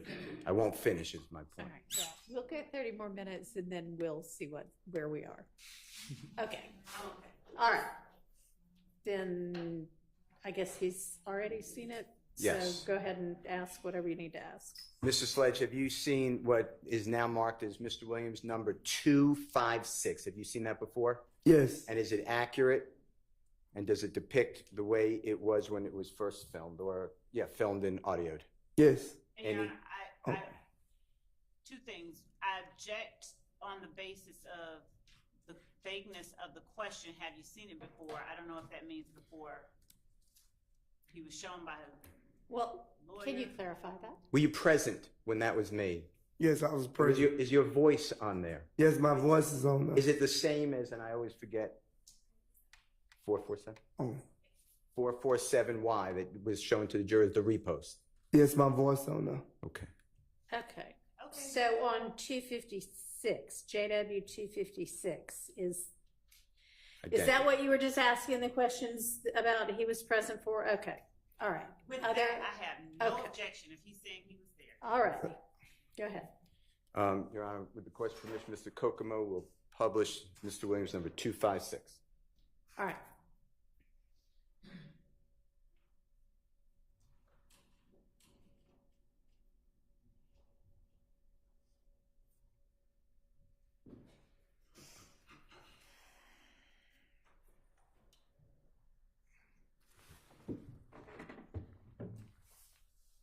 A lot of they kids, a lot of they brothers and sisters, then get ready in the courtroom and tell the God and his truth. Fuck, nigga. Don't get it. Bro. Y'all niggas need to get fucking killed, bro. You snitching bitches. From me and YSL.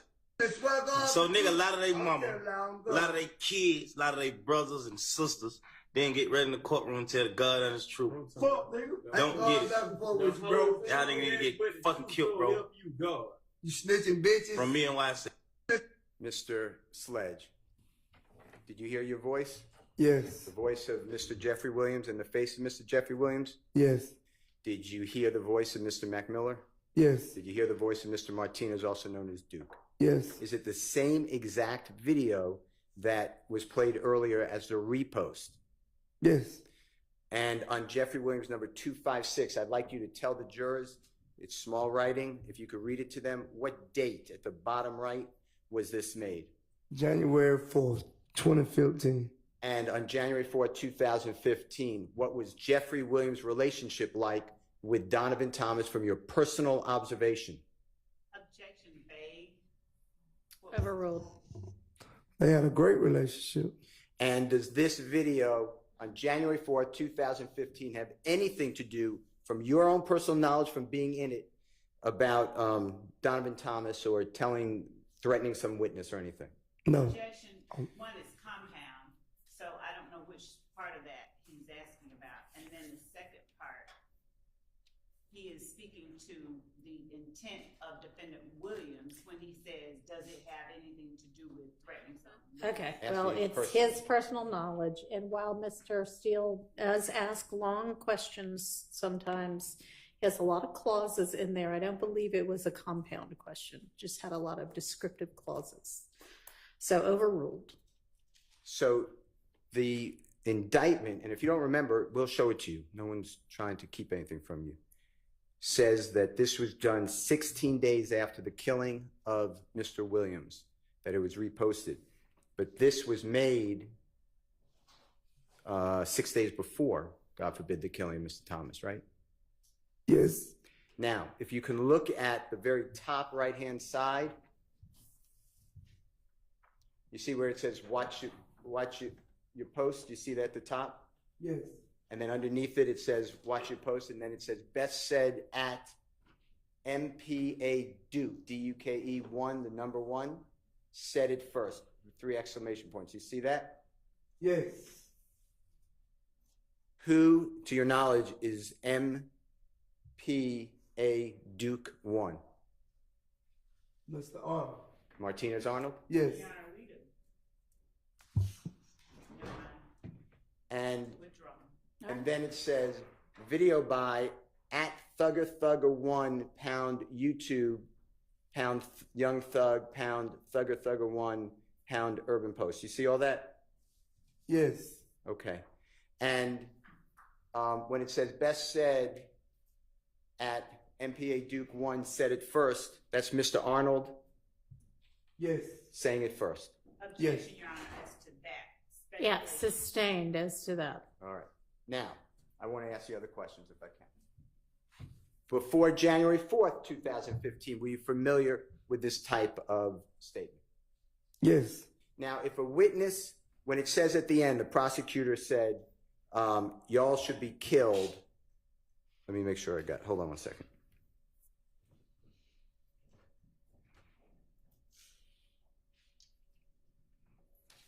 Y'all should be killed, and that's from me and YSL. Do you remember that? Yes. If I didn't quote it perfectly, something to that effect? Yes. Okay.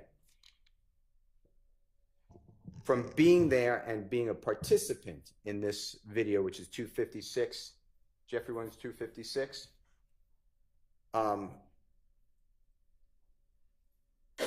what do you believe should happen to a witness who lies about someone in trial? Objection. Sustained. Okay. All right. Let me ask you this. You were released from prison from the drive-by shooting. Remember, the jurors heard a lot about that, April 2015? Yes. And is it fair to say you were released in year 2019? Yes. And when you were released from prison, you needed a job, didn't you? Yes. Okay. You were financially depleted. You didn't have much money? No. All right. And is it fair to say that Jeffrey at that time was even more popular than he was in 2015? Yes. And did Jeffrey offer you a job? Yes. Was it conditional? Did you have to promise something? No. How about no more crime? No. Are you withdrawing that objection? Did Jeffrey tell you you can't commit crimes? That right there is hearsay. Sustained.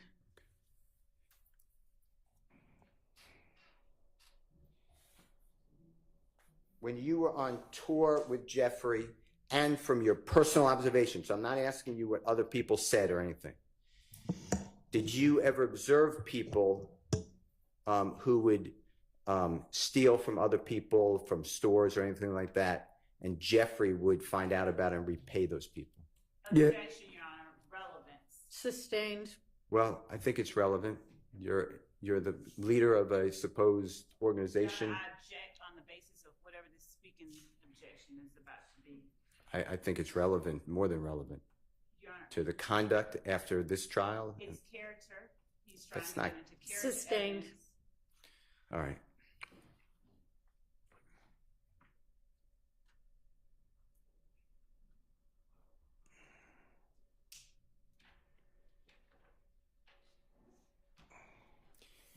Do you remember seeing in the days before Donovan Thomas was killed? Do you ever remember seeing, personally seeing, Mr. Kenneth Copeland with an Infiniti vehicle? No. When you drove Mr. Copeland to the police department on the early morning hours of January 11th, 2015, is that true? Yes. And your significant other, the mother of your child, was with you, as well as your youngest child at that time, right? He ain't my youngest child, he my oldest son. Apologize. Okay. And Mr. Copeland didn't have a car there, right? That's why you drove him? Am I correct? He didn't have a car there. Do you remember at all whether Mr. Copeland asked you to pick him up and drive him to Jeffery Williams' house with you for safety? I don't remember that. Okay. Do you know how, as you sit here today, do you remember how Mr. Copeland, if you know, got to Jeffery Williams' home on January 10th, 2015? I don't know. All right. Has Jeffrey ever paid for your lawyer fees? No. Has he ever paid for your bond? No.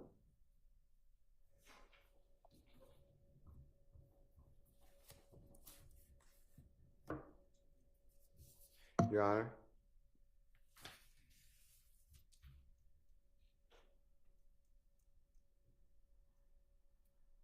I believe except for the, I have to break down the 62, which I probably can't do in a short period of time. I don't have any other questions. Okay, well, so is your plan to, I'll try to do it, with the court's permission, I'll try to do it Mr. Wright and figure out if there's a quick way to get it through. I'm not going to speak with Mr. Slade. I don't mean any disrespect, but I'll go through his list. Your Honor, would the court permit outside of the jury's presence for the question to be placed upon the witness so that the court can hear? sure, yeah, that may be a better way to do it. Okay, all right, so we are going to break for the day and for the weekend, and I am going to remind all of you to not talk about the case with anybody. Don't let anybody talk about it with you. You are only supposed to decide this case based on the evidence admitted inside this courtroom, so don't conduct any research on your own. Don't try to find out anything on the internet or from old school sources or from other people, from social media. Don't do research about the law. Do not read, watch, listen to any accounts of this trial online, in print, television, otherwise, radio, social media, anything like that. And leave your notes in the jury room, and we will see you on Monday at 9. Y'all have a great weekend. You stay here with us for a minute. Oh, okay. We're going to ask you some more questions. Oh, okay. You better say something. I'm trying to go.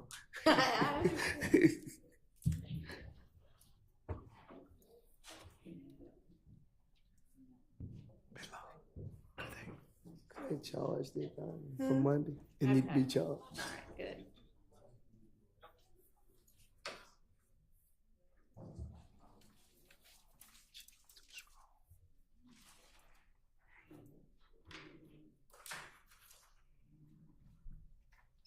Okay, go ahead and attempt. Okay, Mr.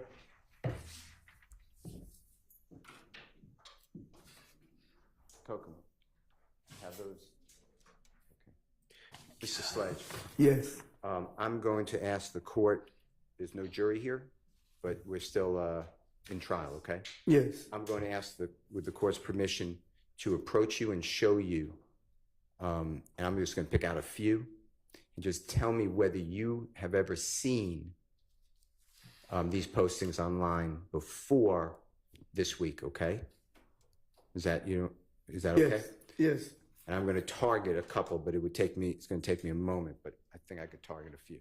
Hey, Your Honor, if Mr. Steele would simply apprise the court and counsel for the state which ones he's targeting and approaching him with, so we could at least write it down. I'm going to do that.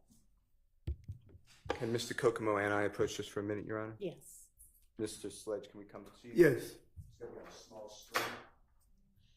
And just be real clear of exactly what you're asking him. Not post like this. Okay. Mr. Kokomo is going to show you. Can you pull up the one that it says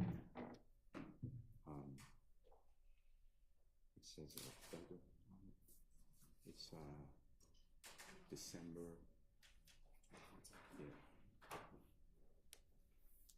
If you have not seen this, oh, I'm sorry, Ms. Smith. Okay. And If you have not seen this before, you'll just tell us I haven't read it, I haven't seen it, okay? Yeah. If you have seen it and read it, just tell us I have seen it and read it. Your Honor, could Mr. Steele place just on the record the one he just identified for Mr. Kokomo, but I could barely in some hear. way. Or just say spin it. around and show Miss Yeah, Love. if I could see it. This is DMAC. Just spin around and show Miss Love. It'll be easier than trying to. Some people's names or tags or whatever are kind of hard to read out.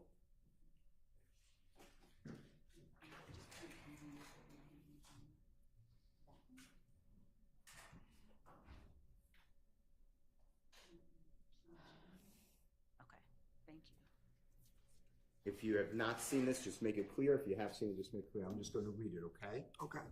And it is, I'm just orienting myself. This is Mr. Williams' exhibit number You can call it 255A. 255A. And it's down here and it says, DMAC got me to banging at DMAC to banging. And you see the date? Yes. December 27, 2014. Yes. And this is me, I'm not reading it verbatim, okay? And AN lie to they mama, brother, sister, and kids, but get to the courtroom and tell the God's honest truth, question mark, question mark, question mark. I don't get it. Or ION get it, hyphen at Young Thug. You see that? Yes. If you can remember it, if you can, it's fine. And just tell us, have you seen that before this week?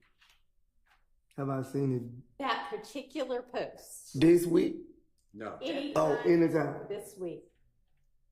I can't even remember exactly what day I seen it, but I don't seen this before. You have seen it before. Yes. Have you seen Judge, it before? is he talking about that? This Have you specific seen post. DMAC got to me too banging on December 27th? That post. You Yes. saw that post? I also saw this post All right. before. Have you seen it before this week, just to make sure? Yes, yes. Okay.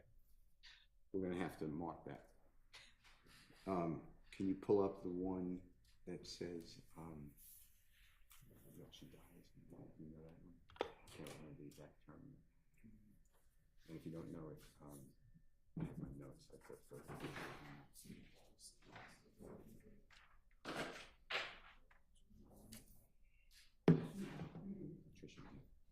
Can I step back just 1 second here now?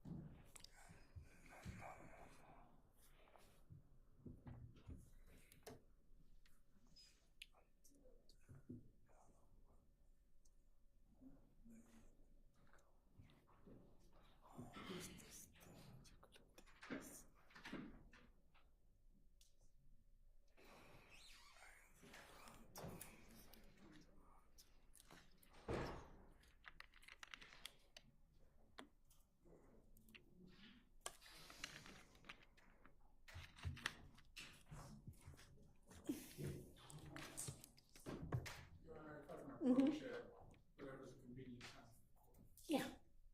This seems to be a convenient time.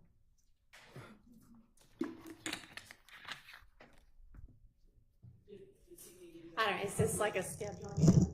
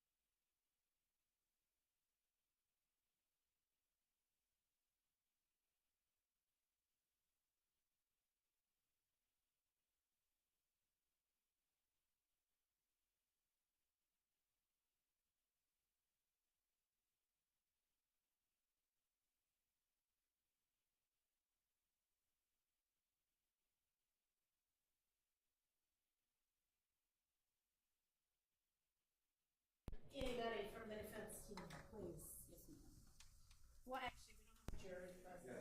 Do you care if I just? Okay, so. Do you want Mr. Sledge in here? I don't think that matters. Mr. Wright has brought it to my attention that he's now under subpoena, a state subpoena.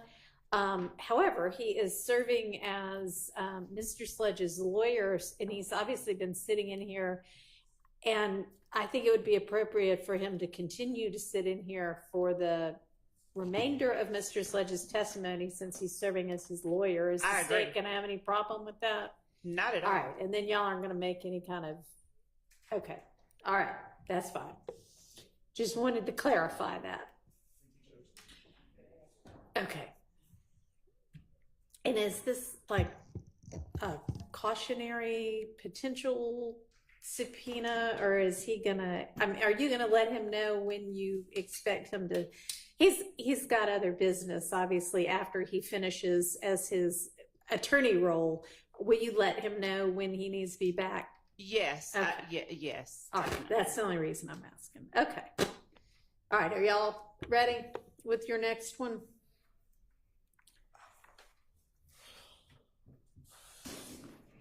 We'll just do the one then, Your Honor. Okay.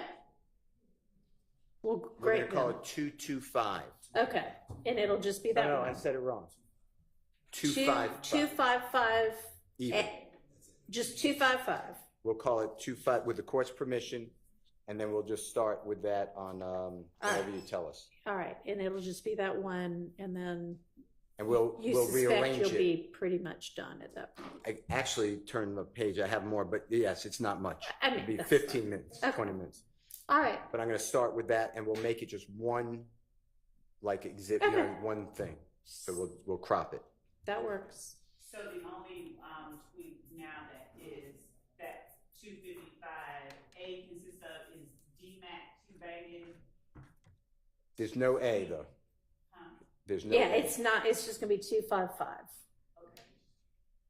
But yes, is that right? And it's December 27, 2014. All right, thank you. That's the one we'll use. Okay, I just have one thing to note for the record, okay. Are we finished with Mr. Sledge for the day? except Mr. Wright. I'd like to stay just for a minute.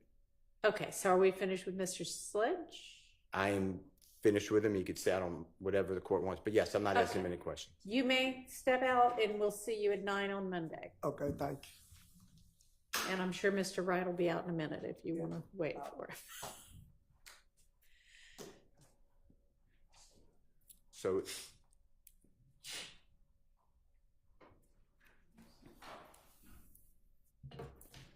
So it's not my desire to say that a prosecutor or any lawyer or anybody told someone don't say something in front of the jury. Yeah. But I cleared that with Mr. Wright, and I want the court to note that the state never put us on notice. It's not Brady, because with due diligence, I found out about it.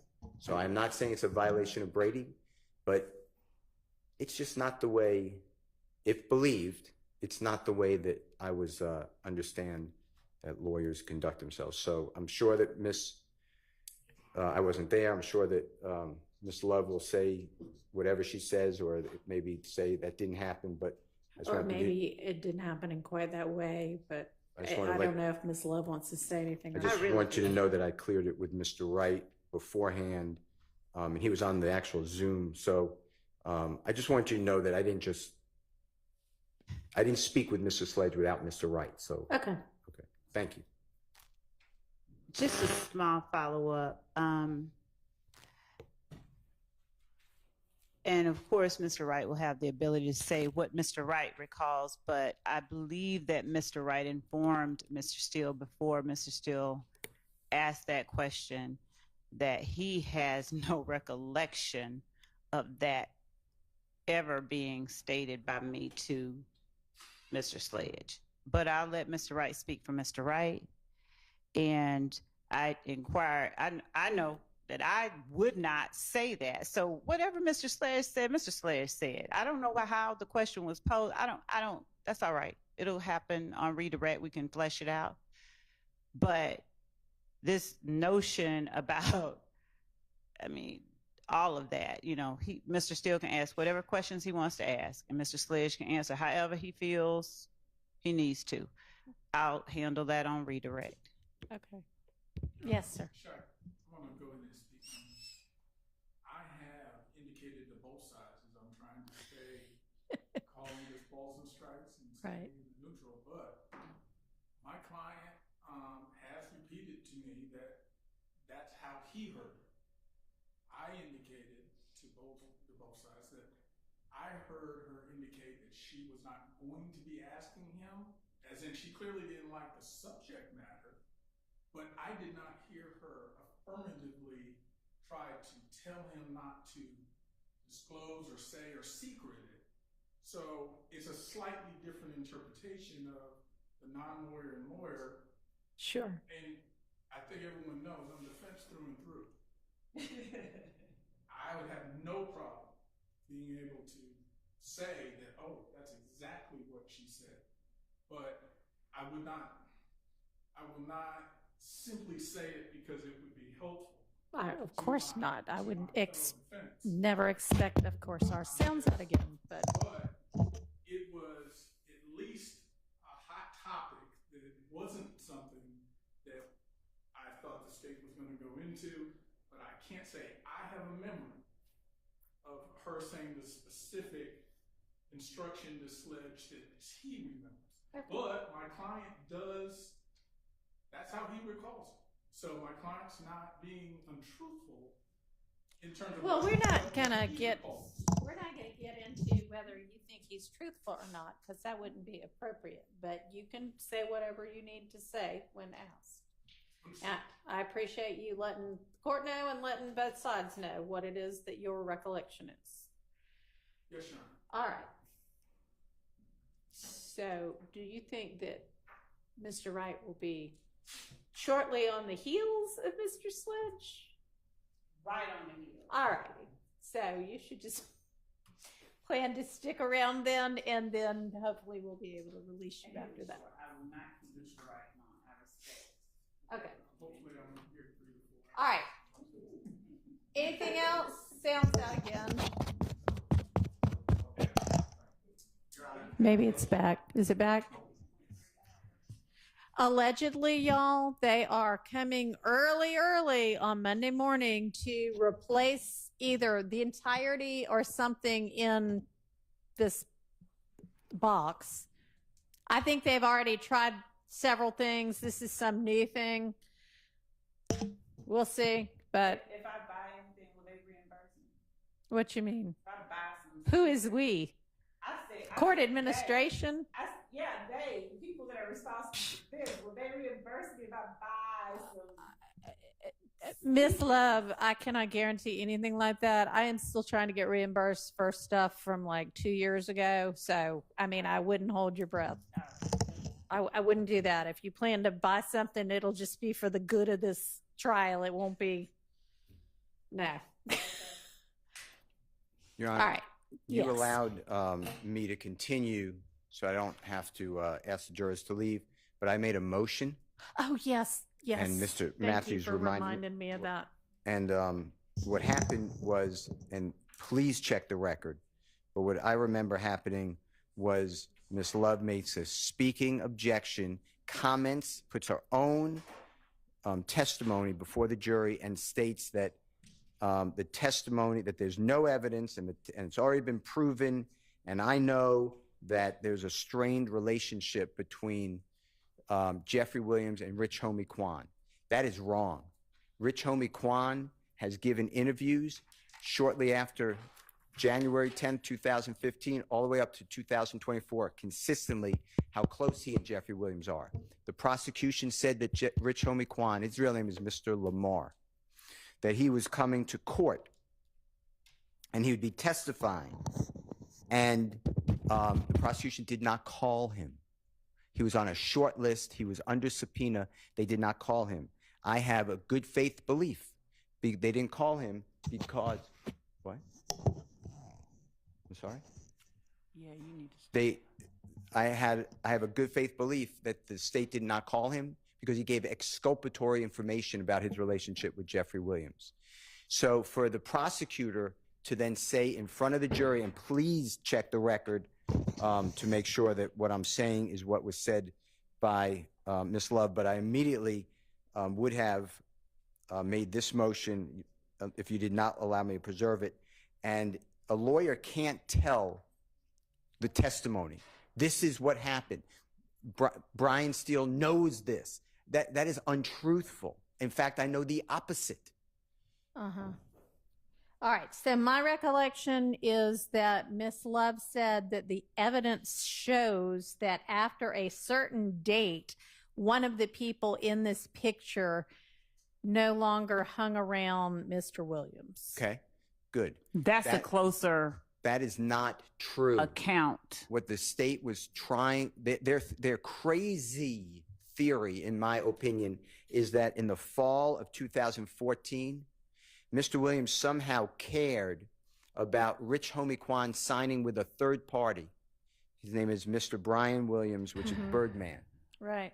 And somehow that because Donovan Thomas said, no, Mr. Rich Homie Kwan, don't sign with Birdman, that Jeffery Williams has now a motivation to kill Donovan Thomas. None of that comes out. And it's untruthful. As you saw, they are playing together, they being Jeffery Williams and Rich Homie Kwan, on New Year's of Well, you know what? 2014. There are plenty of band members who play together and hate each other. So them playing together doesn't establish anything. But yeah, that's not again. So Miss Love, you maintain that it is in evidence. So can you That there was. what part of the evidence and who said it? Yes, and I would ask if the court has in front of it my exact words, or if there's a way I to don't grab. have Okay. your exact words in front of me, but I'm sure we can get them by Monday. Okay. But it was So what I was referring to was the testimony that has been given that after a certain date, at least one witness, there may have been two, testified that the relationship between one person in that photograph and defendant Williams changed. I can definitely say that I can definitely say that apart from that testimony that the jury has already heard, personally, I definitely have a great faith basis for saying it, but that is not what I said. I said what I was referring to the second part of what was asserted by counsel. Do you know which witness or witnesses it would have been? Because I think Miss Weaver's probably transcribed a good bit of this, and she's pretty fast. I'm happy to ask her to. I believe it would have been Mr. Thomas Sr., who was asked about the relationship between one of the people in the photograph or having seen them after a certain time, or that it was strained. That's why I'm asking. And then I'm not certain whether Detective Dennis talked about it. That I'd have to look back. Okay. Why don't you look back? I mean, did Mr. Thomas Sr. testify for any real length of time? I mean, He was would that there for be a easy? day. Okay, that'd be easy enough for Miss Weaver to put together. I'd imagine Mr. And- Dennis testified for longer. Yes, All but right. Maybe you could look at your notes on that and maybe pinpoint that more directly, and then I could ask Miss Weaver, with I some will. parameters, maybe. And I'll also just check with the team, because it's not been a topic that has been discussed. So we've discussed those things anyway, and I can clarify, because it was not.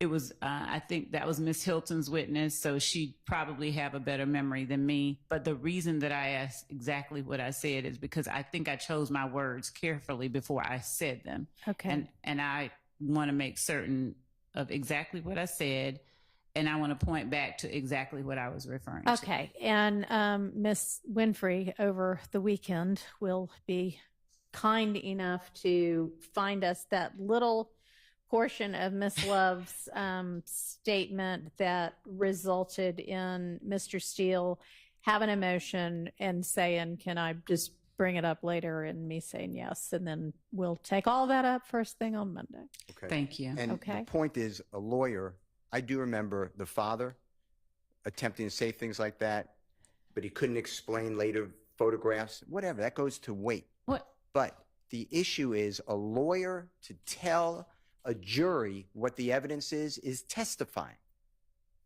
It's inappropriate. Your Honor, what I think was inappropriate was attempting to mislead the jury by asserting that a photograph that Mr. Steele was aware was taken, or at least that particular concert or whatever, that was not a December 2015 concert as he stated to Mr. Sledge, and Mr. Sledge said yes. Even after Mr. Steele put up the next flyer or whatever it was, and led Mr. Sledge by saying, this happened December 2014, That New was Year's actually Eve 2015. that was 2015. That was it was going into 2015. The second one So that was 2014. Yes. Okay. The first one was 2014. All of those. And so when Mr. Steele said, the reason that I said that I objected the way I did is that Mr. Steele said that posting that was defense exhibit